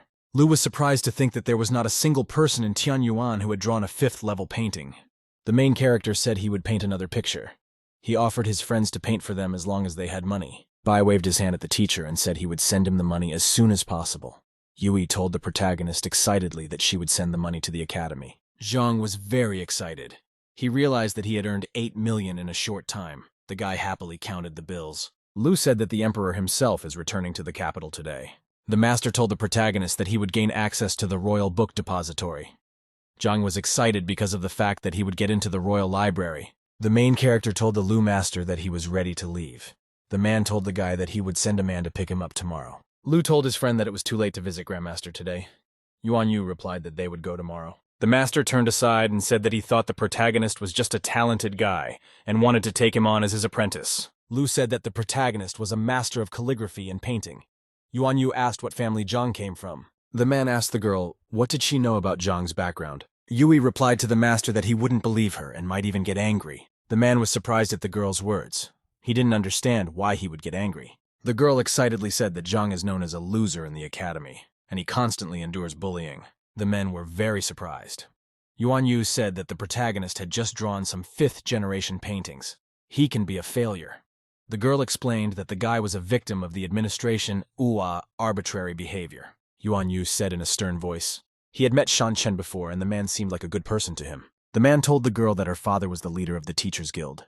She should teach the bastard a lesson. Yui replied fearfully that the matter had already been settled. The man said grudgingly, making him very angry. He decided that he needed to have a word with the head Hun to keep a better eye on the affairs of the academy. The girl frightenedly explained to the master that this was exactly what she meant by the phrase that he would get angry. Lu asked what kind of arbitrariness was going on within these walls. The girl replied that there was someone in the academy calling Master Zhang to evaluate the teachers. Yuan Yu was surprised. He couldn't understand who could have summoned Master Zhang. Lu said excitedly. If the teacher knew the guy's ability, he wouldn't have done it. The girl told her interlocutors that the teacher who challenged her is very famous. There are many students studying under him. Lu asked very excitedly to the girl, what is the name of this teacher? Yu explained that this teacher was the son of a Lu master named Lu Sen. The man was very angry. He shouted in a disgruntled voice that Lu Sen was an idiot. The master angrily shouted that he would just destroy the guy because he wanted to fight against the main character here. Yuan Yu calmed down his friend and said that there was some misunderstanding. Luga came. He brought his master a letter from the emperor. Lu couldn't understand why he had a message from the emperor. He remembered that he had arranged to visit the library tomorrow. The man took the parchment in his hands with great excitement to examine it. Lu read the message with great excitement. He was very much surprised. Lu held out the parchment to his friend and told him to see for himself. Yuan Yu read the letter and said with surprise that such a thing was impossible. The man said that everything in the emperor's letter was true. He demanded of the servant that he prepare the carriage. The two masters arrived at the gates of the imperial palace. There were guards standing there. Lu asked the guard if the emperor was at home.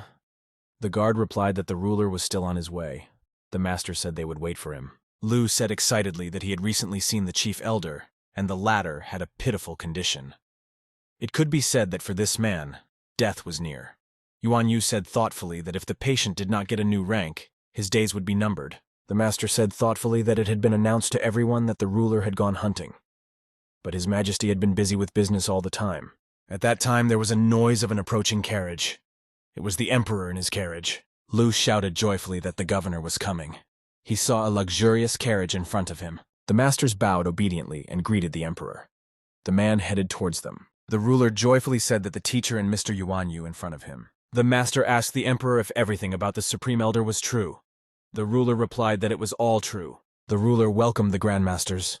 He said he was honored to see them all together in his kingdom. Grandmasters named Liu Zhuang and Zheng greeted the ruler. Zhen told the interlocutors that today they were celebrating Elder Tian's birthday. He said that an interesting specimen had appeared at the academy, and he wanted to take him on as a student. The ruler replied to the man that he had just said about the teacher, Lu Shun. He explained that the man was a good mentor. The emperor explained that Shun was the son of the marvelous mentor Lu Chen. Zhen told the master that he had heard of his talent. Jen told his interlocutor that they needed to get to the point. He explained that they were here for the elder. The ruler asked the masters excitedly, would they be able to cure the elder? Liu Said in a dissatisfied voice, Elder Shen Huang's condition is very bad. He is now already surrounded by death and cannot be saved. Zhuang said thoughtfully, the elder years are taking their toll. Now death is very close to him. Jen explained in a calm voice that the elder had done a lot for the kingdom. Death would be a kind of rest for him. The emperor realized that he Tuck had heard nothing from the grandmasters about solving the problem. Jen explained to the ruler that if he invited the 2-star grandmaster, he might be able to cure the elder. The emperor was surprised when he heard about the 2-star grandmaster. The ruler realized that the 2nd-star grandmaster would not even look at him. The man turned to the ruler and said that he had some interesting information. Yuan Yu said that a grandmaster had arrived in the city, and perhaps his level was more than 1 star. The emperor was surprised that a city could have a grandmaster of more than 1 star. He recalled the 5-star incident in the report. Yuan Yu said that the grandmaster was able to cure Lin Tianyu's wife and provide assistance to Du Miao Xuan. Zhuang inquired about the name of the grandmaster in the city. He said that he knew all the 2-star grandmasters in the neighboring kingdoms. The man said that the master's name was Yang Xuan, and he knew almost nothing about him. Jen said thoughtfully, he had never heard of a master by that name. Zhuang explained that the master might just be a fraud. He demands 3 million for a visit. A true grandmaster would not engage in material wealth. Liu told his co-workers that you can check how real grandmaster is in a couple days. They will go to look at him. Zhuang explained that grandmaster is not a profession that can be imitated. He also wants to go with his friends and look at him. Liu told the men that tomorrow he would escort them to the grandmaster. The emperor stood nearby and listened intently. The next day, the protagonist was leaving his estate. He told the servants that if anyone came to see him, the guest should wait outside. Zhang thought happily, today he will visit the royal library. After that, he will move to a new rank. At which time a man came into the guy's house and apologized to him. Zhang was surprised to ask the guest what the guest had apologized for. The man told the guy that a strange situation had happened. Zhang didn't understand what the guest was talking about. The man said that his son was causing trouble for the protagonist. Sun summoned Zhang for a teacher evaluation. The main character was very surprised. He couldn't believe that Lu Xin was the son of the master. The man said he had a fight with his son 3 years ago, and the boy left home. The main character explained to the man not to bother his son. The man revealed that his son never failed, so the guy became complacent. It will be good if the main character shows Sunu that he is not the best. The protagonist, accompanied by his companion, arrived at a large building. The man told the guy that there was a library in front of them. There was a big sign above the entrance. Lu held out the Order of the Golden Dragon to the guy. It can be used to look at any book. The man explained to the protagonist that he couldn't escort him any further. The protagonist held the order in his hands. He bowed to Lu-san and thanked him. Lu told the boy that there was no need for thanks. He advised Zhang that he should read books. Zhang walked into the library building and was very surprised. There were a lot of books around. He decided that he should flip through them all. The protagonist was completely immersed in reading books. He stayed inside the library. Yuan Wu led his companions to the entrance of Yang's residence. The master said to knock. The guest told the servant to ask his master for an appointment. At this time, the door opened and Sun appeared on the doorstep of the manor. The guy told the guests that they had to pay 3 million. The man introduced himself and said he had come to pay his respects to Master Yang. Sun sternly demanded of the guest that he pay the 3 million and wait here. The butler thought happily that his master was the grandmaster. Everyone should treat him with respect. Yuan Yu was very angry with the servant. The master told the lad that they had passed by and wanted to pay for the visit.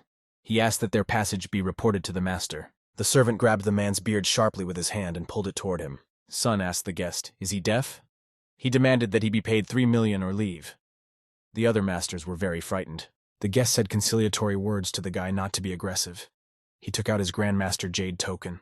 The guy angrily banged on the token and it fell off and broke. He demanded the man give him money. The man handed the boy a wad of money and told him to report the guests to his master.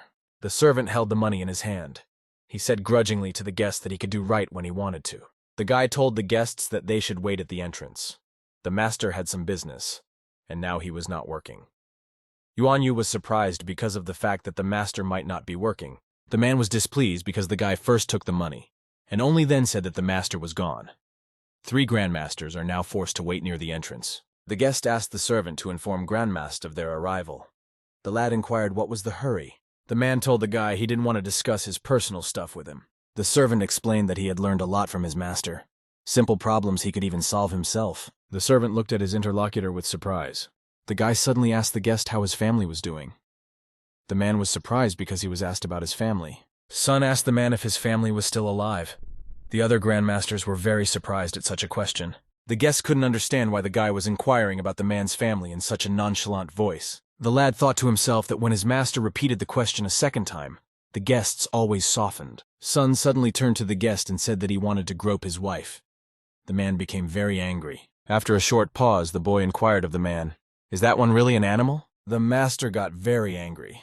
His friends calmed him down and explained that there was no need to argue with the butler. Jen told the guy to tell his master that Grandmaster Lu Lin had come with them. The boy was suddenly startled when he heard that the Grandmaster had now come to them. "I asked the guy to tell the Lord that 3 Grandmasters have come to see him. It must be done in person." Sun said in a frightened voice that his master had left early in the morning, and he did not know when he would return. The man was very angry because the guy didn't know when the master would return. The other masters began to calm him down. The man motioned for the servant to hand his master the scroll. The boy held out his hands for the document. Lu told the butler that when his master returned, they would come to him again. After the guests had left, the servant fell frightened to his knees and could rise no more. The boys ran fearfully toward the butler. Sun thought that he would never speak his master's words to other people again. Masters, after going to the house, would return in the carriage and discuss the meeting with the servant. Liu corrected his glasses and told his colleagues that there was indeed a grandmaster living in the manor. He was no weaker than themselves. Liu asked the man how the man realized there was a master living inside if he hadn't seen him. Zheng explained that they had seen the butler. At first glance, it might seem that the guy is completely hopeless. Zhao said that the guy's body structure is mediocre. Zhao explained that the limit for a guy under normal circumstances was rank 3. Liu said thoughtfully, "The last stage of the 4th rank was quite accessible for a guy." Liu said thoughtfully, "The guy looked like he was full of strength." He recalled that the servant used to be an ordinary merchant. The man said that the guy had a bad physique and a weak body, but he had already advanced to rank 4 and was almost at rank 5 anyway. Zhao said that the master used his qi to purify the servant's meridians. It was the only way to break through to the rank ahead. Liu said thoughtfully, "The qi energy must be the purest for such a technique." Zheng said that the manor's occupant quietly could be a grandmaster with high potential. Zhuang said with a smile that if they beat up the butler, it wouldn't be easy to deal with it later. Liu was very surprised because the masters took one look at the manor and the servant and realized a great deal. Aloud, he asked his friends, what should they do if the man was not at home? The guest looked sternly in front of him and said that they could check on the master of the manor even if he wasn't home. The man explained to his friends that they needed to gather all the people the Grandmaster had helped. At this time, they were traveling in a wagon down the street. The protagonist was sitting in the library, completely immersed in meditation. The guy opened his eyes and said that he was able to get close to rank 7. He had further to try. A very bright glow appeared around the main character's body. He was sitting in a meditative posture. Zhang excitedly told himself that he was able to open all 108 acupuncture points. According to legend, there are 108 points on the body. Only 72 of them can be opened. Each person is different, and therefore they can only be opened in their own special sequence. The protagonist happily calculated to himself that his strength was comparable to an average rank 7 stage. The protagonist was walking around the library. He was looking for information about the 7th rank. He decided that such knowledge could not just be so readily available. The protagonist remembered happily to himself that he could watch new fighting techniques. Jen happily ran around the library and collected various interesting books. The guy was holding books. He decided to help the girl with sore feet with special exercises for recovery. Zhang started to study the books very carefully, and then after that, look at the result. The main character found the right book. It was the Celestial Movement Technique and the Celestial Step Technique. Zhang opened the book and began leafing through it. He wanted to see what was in it. The boy grudgingly realized that the book only provided the most basic knowledge. The main character read a new technique. It gave the ability to move very quickly by 20 meters. For a normal person, it would be more like teleportation. Zhang continued to sit in the library and continued to peruse the books. He found the Heavenly Fist Technique. There were guards standing near the entrance to the Imperial Palace. A man approached them from the side. Old Man Xiao asked the apothecary with astonishment, "Why did he come here?" The apothecary said that he had been summoned by the governor. It could be related to Grandmaster Yang. The blacksmith Lo was standing next to him. The men decided not to linger and went inside the emperor's estate. People in the city were actively discussing the mysterious Grandmaster in the streets. 2 men were dining at the table. One of them said that the Grandmaster belongs to one country and develops with it. His friend answered him that such masters really bring honor to the state, and it at once has great weight in political games. The subordinate told the ruler that the information about the man was not verified, but he was really capable. Otherwise, the master would not be able to help a large number of people. The emperor has ordered a servant to go to the Grandmaster's house and tell him to come to the palace. He wants to see him himself. Inside the academy in Lucen's classroom, students were socializing amongst themselves. One of the boys said that if they pleased Master Yang, they would secure a good future for themselves. The friend replied that they needed to see the master to impress him. The guy excitedly turned around and asked his friend about Zhang Huang. The student calmly replied to his interlocutor that Huan was only a stepping stone on his path to mastery as a teacher. He was confident of his victory, and that he would be able to attract the attention of many important people. The student joyfully congratulated his friend in advance. The guy thanked his interlocutor. The protagonist was still in the library.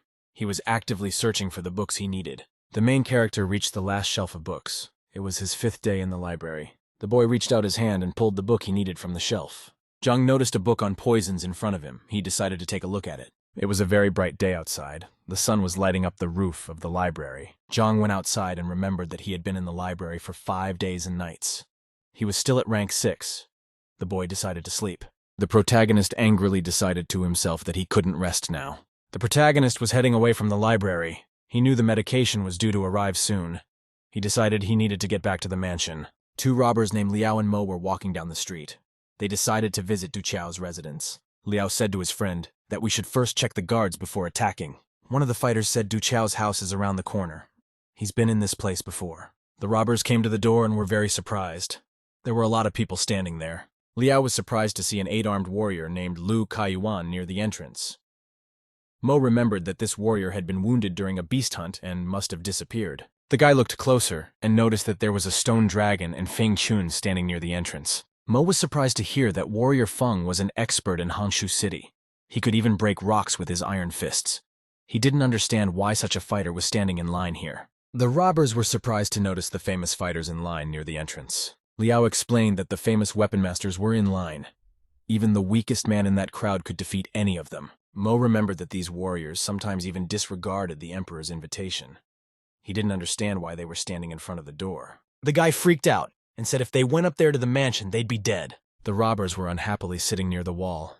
They were not happy. Liao realized that the person in the mansion was indeed very mighty. Mo asked a friend if they really wanted to steal that mansion. The guy said they couldn't steal anything there. Liao said in a bored voice that they wouldn't even be able to enter the house. They would die before they even reached the door. One of the robbers said the emperor should have taken care of it. There was the sound of a carriage pulling up. The rider shouted for the horse to stop. The robbers were surprised to notice that the emperor himself had appeared. The guy said that the ruler was really stumped if he came here in person. The people greeted the emperor. One of the warriors said that the ruler could stand forward. He came early and took a seat for him. The robbers were astonished. They could not understand if the emperor would also stand in line. Mo could not understand what kind of important person could live inside the house. There was a noise of people approaching. The guy said frightened that someone was coming. The robbers were very surprised when they noticed the 3 grandmasters approaching. The ruler bowed and greeted the grandmasters before him. The intruders were very surprised. Mo thought fearfully to himself that the grandmasters had united to come here. The guy couldn't understand why the masters were standing near the entrance and not coming in. At that time, the doors started to open. A servant appeared in the open doors. The guy said with surprise that the ordinary Sunjiang peddler was in front of them. The ruler asked the butler if his master had returned.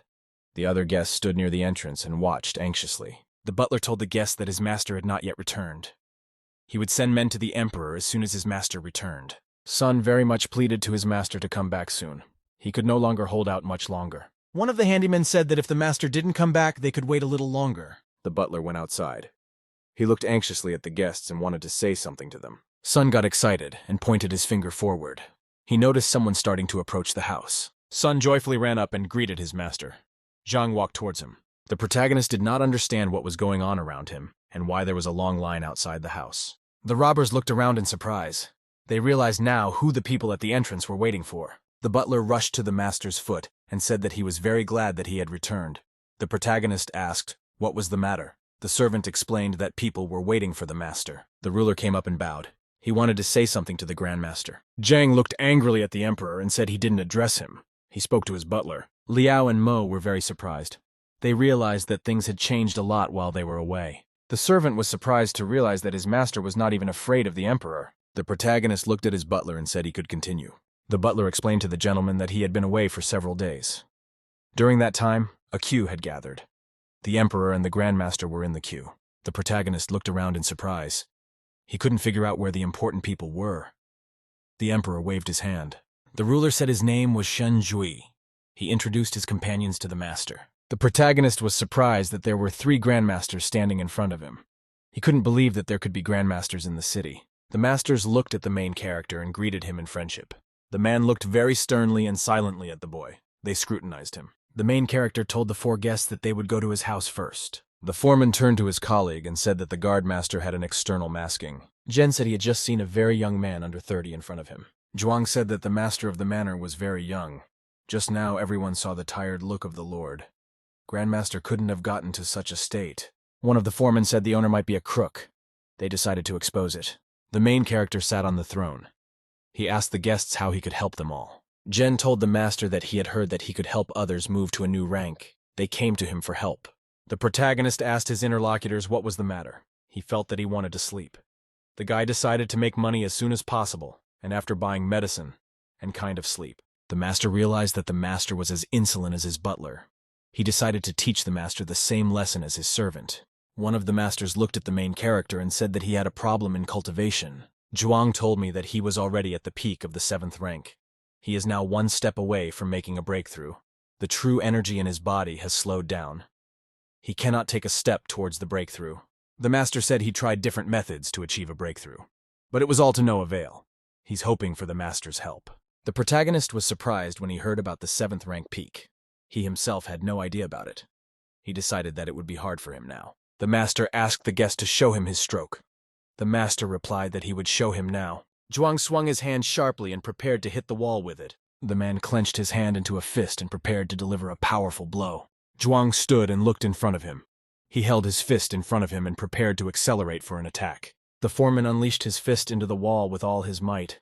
Cracks appeared in the wall. Master asked the host to give his instructions.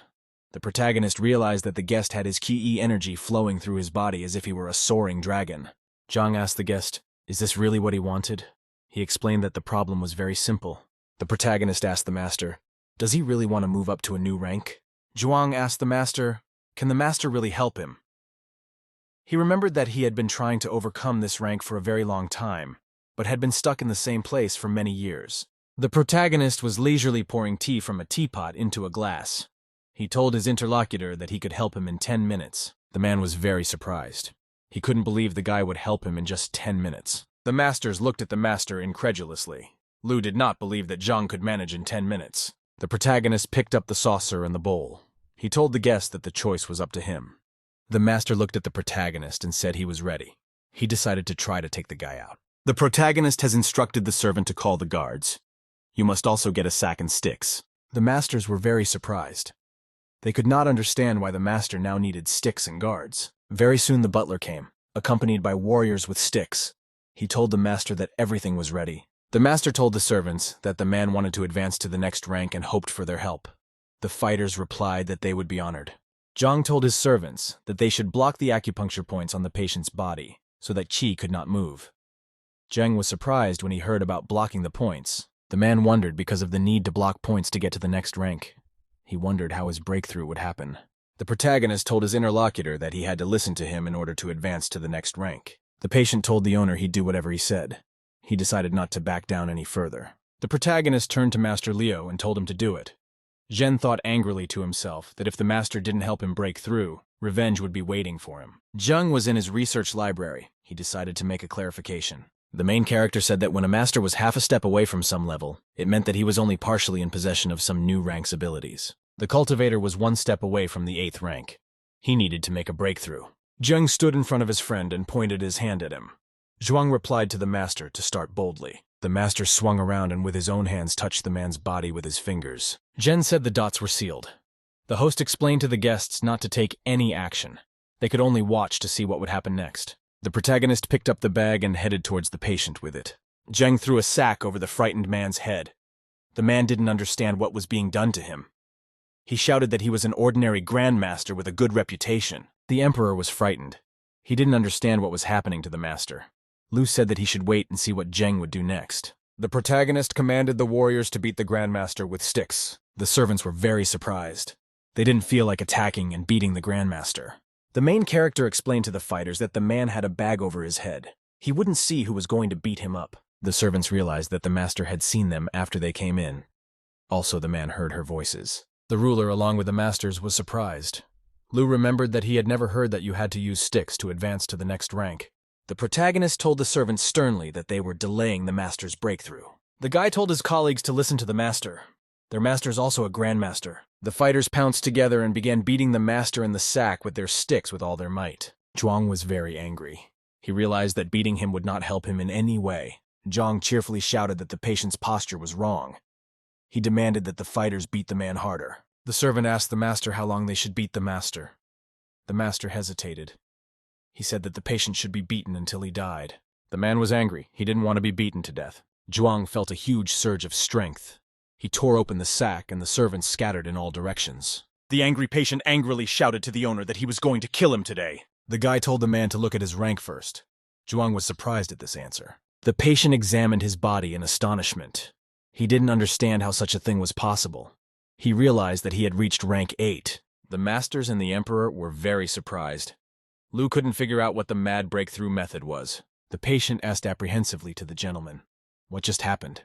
Zhang inquired slyly to the man. "Doesn't the man want to kill him anymore?" The man bowed to the protagonist and apologized for his insolence. The protagonist told the patient that his punch was not very effective, but it was not a failure.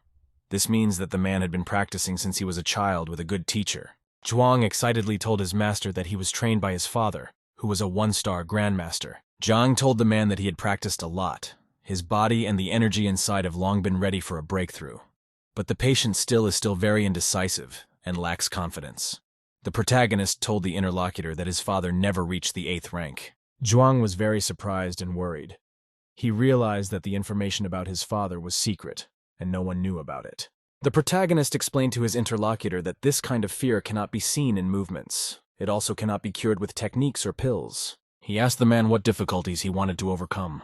Zhang explained to his interlocutor that he was hindered by the fear of not being perfect and going beyond his childhood teachings. The master fell to his knees with excitement. He began to thank the master. The man bowed to the protagonist and said that he would never forget his favors. Zhang turned around and asked slyly at the guests, "Do they still not believe him?" The guest realized that the host knew from the beginning that they doubted him, but the boy helped them anyway. Such mercy is worthy only of a grandmaster. Liu said that the master was very young, but also very intelligent and capable. Zhen explained that the master was very brilliant because he was able to recognize the problem quickly. Liu explained that the main character's modus operandi is not traditional. The guy's success shows that he's much more powerful than the masters themselves. Guests began to ask the main character various questions with great interest. The man thanked the boy for his help and promised to come back again. The owner asked the servant to escort the guests away. The protagonist asked the emperor, should his elder be helped to break through?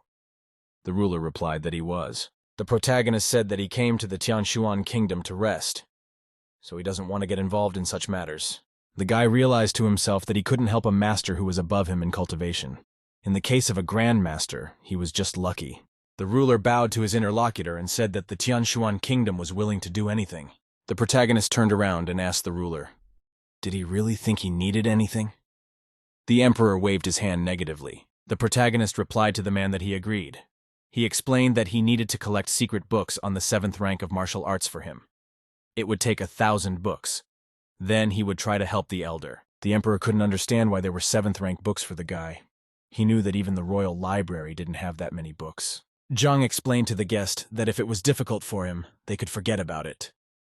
The emperor stopped the guy. The ruler looked at the protagonist and promised that he would have it all done in 5 days. The host thanked his guest. The emperor prepared to leave. The main character was very happy. He realized that the problem with the books would be quickly solved. At this time, a servant came in and called out to his master. The lad turned fearfully toward him. Sun held out a ring for the master. He explained that these were gifts from the masters. The protagonist realized he had a storage ring in front of him. He decided to see what was inside it. The ring flew up and hovered in front of the guy's face. He realized he was in front of a vault. The protagonist saw that the inside of the ring was full of treasures. They were generous gifts from the grandmasters. A servant brought the money. He said that Lin Tianyu had brought another 5 million. In the past couple of days, there were a few more customers who had paid the fee. The guy made a list. The protagonist took the list in his hands. He wondered how many people there were in total. The servant said that there were 27 people in all. They paid the entrance fee. The total came to 81 million. The protagonist was very surprised when he heard such a large sum. He had planned to earn 20 million, but underestimated the reputation of the Grandmaster. Zhang told the servant that the people at the door could come tomorrow. Anyone who didn't pay should be thrown out. The protagonist handed his servant a bill and said it was a reward for him. Sun was surprised when he realized he had $1 million in front of him. He'd never make that much in his whole life. The boy bowed to the Lord and said that he would try harder and harder. The master told his servant by the gate as he prepared to leave. In teacher Lu Sen's class, a student shouted joyfully that Grandmaster Yang had already appeared. The guy gave details about how various Grandmasters had come to Yang Sha's mansion today. Then they spoke very flatteringly about the master. The student got very excited when they heard that the Grandmaster could be a 2nd star level. The guy said they should definitely see the master of the manor. He figured that if John liked him, he could finally open his wings. The guy thrust his hand forward. He shouted that the news of the healer's return had gotten very loud. So many people wanted to meet him. The student said they had to pay 3 million for the meeting or they wouldn't be allowed in. Even his father can't raise that much money quickly. Lu was very surprised when he heard the sum of 3 million. He realized that although they were famous teachers, they only earned a couple of thousand each. The student said cheerfully that the money didn't have to be paid. He told his friend that they could get inside the mansion if they were quiet. Lu asked his friend, did the man suggest that he go along with the other men? He explained that the Grandmaster would certainly not be a fool. The teacher said excitedly that the Grandmaster was also interested in taking on apprentices. He explained to his interlocutor that they would be the most suitable candidates for the master. Lu said that if they showed Grandmaster their abilities, he would definitely accept them as apprentices. He would definitely like them. The teacher happily waved his hand and said that they would be allowed into the mansion after they showed their abilities. They might appeal to the Grandmaster. The teacher kept shouting that martial arts were not the only factor in becoming a Grandmaster. One must also be able to pass on knowledge to other students. Lu happily shouted to his interlocutor that they could invite their teacher for an evaluation. The latter would see how wonderful he was after he crushed Zhang Xuan. The student told the interlocutor that his words made sense. He thought to himself, the teacher's evaluation is a good opportunity. If Grandmaster Yang Xuan sees the duel, he will definitely accept Lu Xuan as a disciple. Student told the teacher that they need to get ready now before they go. There were several people in the Alchemist's guild building. They were waiting for someone to arrive. The 2 warriors stood on the ground and looked up. They noticed someone standing on the roof. The man looked up with great excitement. He realized that there was someone coming. A large and ravenous eagle appeared in the sky. Then a man descended to earth. The men bowed and paid their respects to Mr. Hong Yun. Hong looked around carefully. He wondered where Zhang Huan was. The warrior said that Mr. Zhang Xuan was out of town. The colleague replied that was why Zhang had not come. Hong was angry. He said grudgingly that the pill discussion was an ancient tradition. It had a set of unique rules. The man promised that if Zhang didn't impress him, he would expel him from the guild. Hong then demanded that a recording crystal from the correct day be brought to him. If he found bias, all panelists would be punished. The warrior brought out a large blue ball and held it out on his arm for Mr. Hong Yun. The warrior put his hand on the orb. He reminded his companion of the infractions. Hong sternly commanded for the crystal to activate. A bright glow appeared around the ball. The man saw the image of the protagonist inside the balloon. He asked the warriors, "Is this really the right guy?" Hong asked Ouyang why they had allowed all this to happen, and how did such a young guy end up on the panel. The man replied that they had thought so too at first. The protagonist told from the crystal that he could tell the flaws of the pills he received. If he was right, victory would be for him. Hun grudgingly shouted that the guy was a fool and very naive. Suddenly a hunch struck the man. He realized that only a high-level alchemist could have such knowledge. It was incomprehensible to him how an ordinary apprentice could have such knowledge. Ouyang explained to the man that all of the main character's words had turned out to be true. The guy had told everything accurately about the weight of the boiler and its thickness. The warrior also explained that the protagonist had accurately reported the words about the number of sais for heating. It took exactly 34 of them. The surprised man stared into the orb in wonder and listened to his protagonist. The warrior replied that they had verified everything the guy said. The warrior held out a notebook with notes for Hun. He explained that the protagonist was absolutely accurate, even about the percentages. The man inquired of his interlocutors, "Is this really their research?" Hong opened the notebook and read carefully. He realized that the guy had completely analyzed all the properties of each of the herbs. He realized that he wasn't even capable of such a thing himself. A servant came over. He told Mr. Ouyang that Zhang Huang had just arrived. The man even dropped the balloon from his hands in surprise. He said excitedly a confident fellow had now arrived at their door. A glass ball fell from a man's hands from a height and shattered instantly. Ouyang thought sorrowfully to himself that this was their only crystal. The exhausted protagonist appeared. He greeted the alchemists. The guy asked if his purchases had arrived. Young excitedly grabbed the guy's hands and said that the purchases had arrived. The protagonist asked the men what was wrong with them. Hong looked at the guy excitedly and wondered if he was busy. Zhang turned around to the man and asked him in a weak voice, "Who was that man?" Hong explained to the guy that he had doubts about him becoming an alchemist. He decided to ask the protagonist some questions. The protagonist waved at the man and said he didn't have time. If he had any questions, he could go to the library. Young explained for the guy that in front of him was a 2-star Hong alchemist from the central headquarters. The protagonist was surprised that there was a 2-star alchemist in front of him. Zhang turned around and told the man that he would answer his questions, but he was still in a hurry. The man explained to the protagonist that the Hoon had come to test him. If he made a mistake, he could lose his title of alchemist. Hong said that when he creates a breath restoration pill, it looks yellowish. He asked the protagonist how the problem should be solved. Zhang explained to Man that the pill was a way to restore depleted energy. Its main ingredient was a white herb. When it came into contact with human qi, it could turn yellow. The problem was not the pill itself, but human qi. The protagonist felt very tired. He said in a weak voice that he needed to add quinyon flower to absorb the impurities in the true qi. The pill would end up being white. Hong reported that pure lotus is the main ingredient of the pill, and it is very bitter. If you add licorice, the mixture will become unstable. The man asked the guy how to solve this problem. The protagonist explained to the interlocutor about solving the problem with the pill and adding weed to it. Zhang was surprised because the 2-star alchemist didn't know such simple things. He asked the man, how did the man get the qualifications? The protagonist told the interlocutor that he could find all the answers to his questions in the guild's book collection. He prepared to take the order and leave. Hun looked at the guy and said he wanted to ask him one last question. The man promised the customer that he would give him the order for free if he answered correctly. The protagonist got excited and stopped. He realized that he would keep all the money. Zhang shouted to the man that he was a 2-star alchemist. He must keep his word. Hun noted to himself that the guy didn't even want to look at him, until it came to money. The man said he creates a resuscitation pill, and then the cauldron explodes. The men were very surprised. One of them knew that the vitality restoration pill was of the 2nd level. Not even a 2-star alchemist could handle it. The main character remembered that he had not seen information about such a pill in the library. He decided that such a pill was very rare and was not described in books.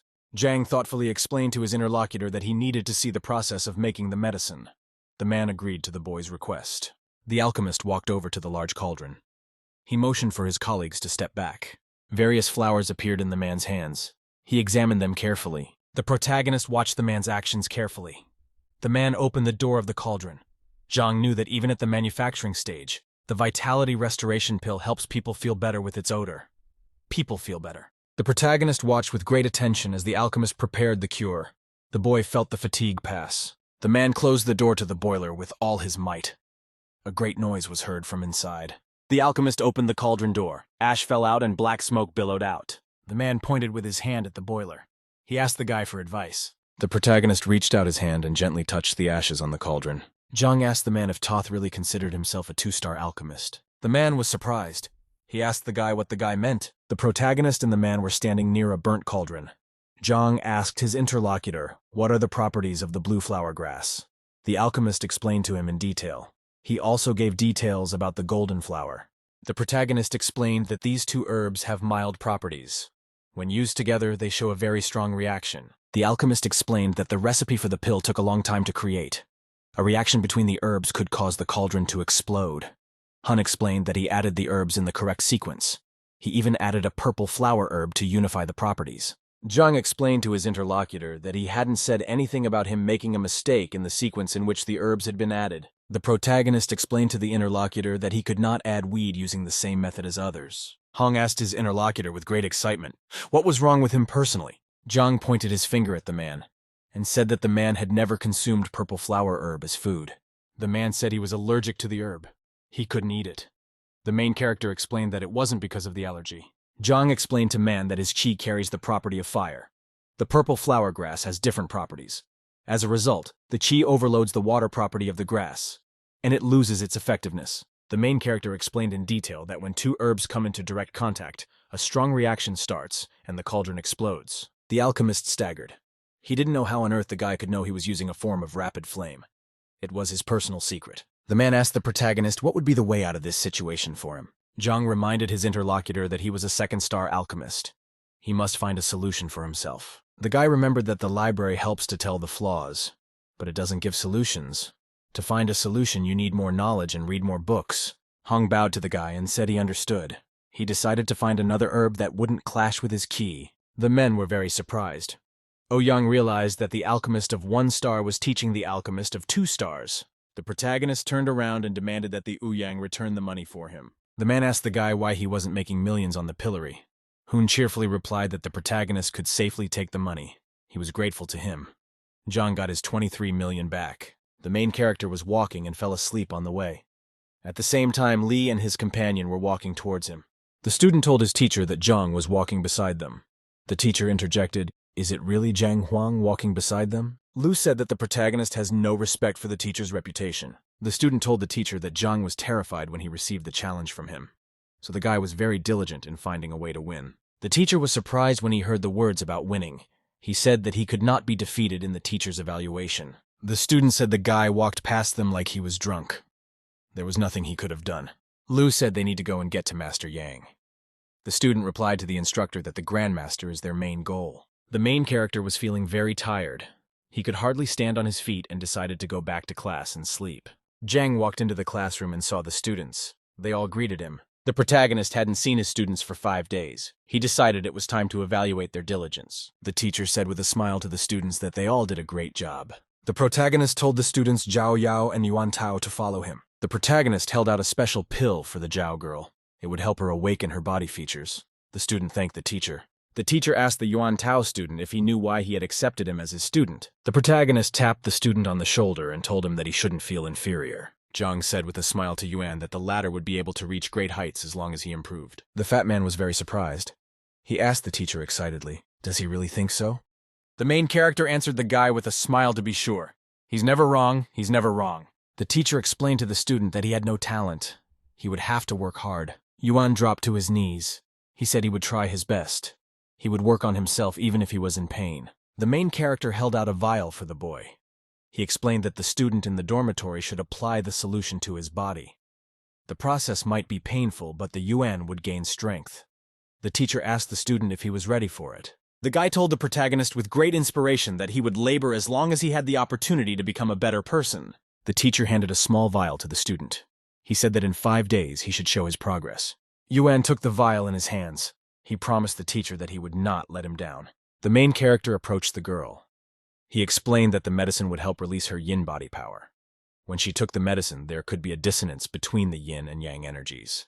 Zhao held the box in her hands.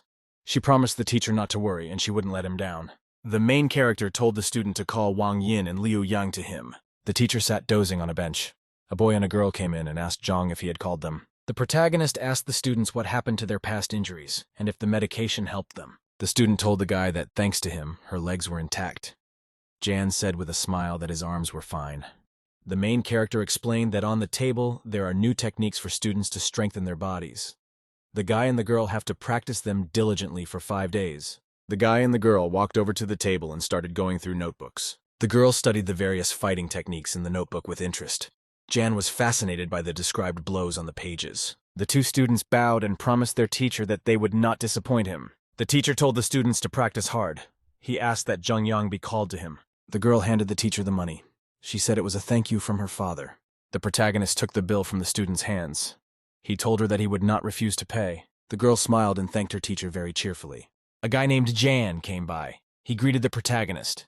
The teacher was sitting on a bench very sleepy. The protagonist handed the vial to his student. He said that with this medicine, the guy would be able to advance to rank 2 in 5 days. Young bowed very happily and cheerfully thanked his teacher. The main character felt very tired. He told the student to go and practice. Evening was coming upon the city. The students stood near the gate and discussed the techniques and medicines their teacher had given them. The girl was walking through the classroom. She remembered that the teacher had to be in her office all day. The student opened the doors and called out to her teacher in surprise. The girl was very surprised. She noticed that the teacher was asleep and didn't see her. The girl came out of the gate. The student excitedly asked her friend if the teacher was inside. The student tearfully informed her friends that the teacher had fallen asleep. Yuan said that the teacher looked really tired. Yang said that the teacher didn't get tired and cared about their success. The student said with tears in her eyes that they should not let the teacher down.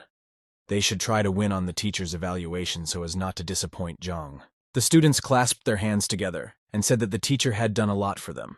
They should not lose. A man stood outside the dormitory and watched the student outside carefully. He thought that this guy wasn't bad. The passerby irritably remembered that he had learned of teacher Shanbin's actions the day he was beaten. He thought that it was teacher Jiang. The man grudgingly thought that a preceptor shouldn't be beating up other people. The man stood pensively by the wall. He remembered that master had given the expensive herb to Zhao Yao. At this time, a young guy appeared and called out to butler Yao. The boy handed the butler a document and said it was news from the Lord. The man read what the Lord had written to him about the news he had received about Zhao Yao. In a couple of days, the Lord would be coming to the capital to visit Zhang's teacher. He needed a special third-level pill that was worth tens of millions. The letter said that the man wanted to beg the ruler to buy a pill for him from the Alchemist Guild. The guy held out the conveyor belt for the butler. He said it was all as a token of gratitude for teacher Zhang. A girl appeared from the side and called out to her uncle. Yao was surprised to note that the student had returned. The girl asked her uncle if he knew anything about the yin destruction pill and how much it cost. Yao said that the pill of destruction helps to activate the yin body. He explained to his interlocutor that the master was already in the process of buying it. The girl explained to the man that teacher Jiang had already given one such pill for her. She held the box in her hands. Yao remembered that the master had informed him of the price of a third-level pill in the tens of millions. But for the student, the teacher was able to find one such pill. The butler asked the girl for a pill to look at. She handed him a box. Yao realized that he was holding a third-level pill. He didn't understand how the teacher could have gotten it. It turned out that Zhao was a master of the 6th rank. He gave his students expensive gifts. The student slammed the box shut. She said she had to take her medicine. She would lock her door and ask the butler to guard it. No one should come in to see her. The butler looked after the girl. He realized that even her father couldn't buy a pill just like that. The girl decided to rest and take a bath. A large vat was filled with hot water. A student climbed very carefully into a large vat. The water in the vat was very hot. The girl sat in the water and relaxed. There were puffs of steam around her. The student took out a small blue pill and prepared to take it inside. The student realized that she had to follow the teacher's instructions. She closed her eyes. A student ran late at night deep into the forest. It was dark and the moon was shining in the sky. Yuan held the vial in his hands. He remembered his teacher's words. He said it would be a long process. The guy started pouring the liquid straight from the vial onto his hands. Suddenly, the student felt his body very much on fire. He felt intense pain. The student screamed very loudly. He started rolling around on the grass to take away the burning. Yuan shouted through his teeth that he was in a lot of pain. He rested his head on the ground. The student decided to leave it alone. Things are not bad for him now. He can slowly practice and get better. The boy realized that if he gave up now, he would disappoint the teacher. The student realized that if he disappointed the teacher, he would not forgive himself afterwards. Yuan thought that teacher Zhang never made fun of him. He even created special techniques for him. The boy looked sternly in front of him and said he couldn't disappoint the teacher. He must endure this pain. Yuan extended his hand with the vial to the side. He shouted that he would not allow himself to give up for the sake of the teacher. The guy poured the liquid on himself. He decided he should endure it now rather than regret it for the rest of his life. The student felt a very strong pain in his body. His eyes turned red. The guy screamed very loudly. His body was completely on fire. Yuan continued to stand in the forest and shout loudly. His shout echoed through the neighborhood. The guy fell to the ground. He was lying there, breathing heavily. He had no strength to get to his feet. Yuan raised his hand in front of him and looked at it carefully. Some growths appeared on his body. The student examined his body with interest. He didn't understand what had happened to him. A guy walked up to a big tree. He decided to try his strength on it. The student swung around and prepared to strike the tree hard. Yuan swung around. He slammed his shoulder into a tree with all his might. From the powerful impact from the man, the tree began to crack and tilt. The student stood and watched in amazement as the tree fell to the ground after a mighty blow. Yuan was very happy. He realized that his defense was very strengthened. He did not feel any pain when he was hit. The boy shouted joyfully into the woods for the teacher that he had succeeded. There was a girl in a dorm room. She had a light shining in from the window.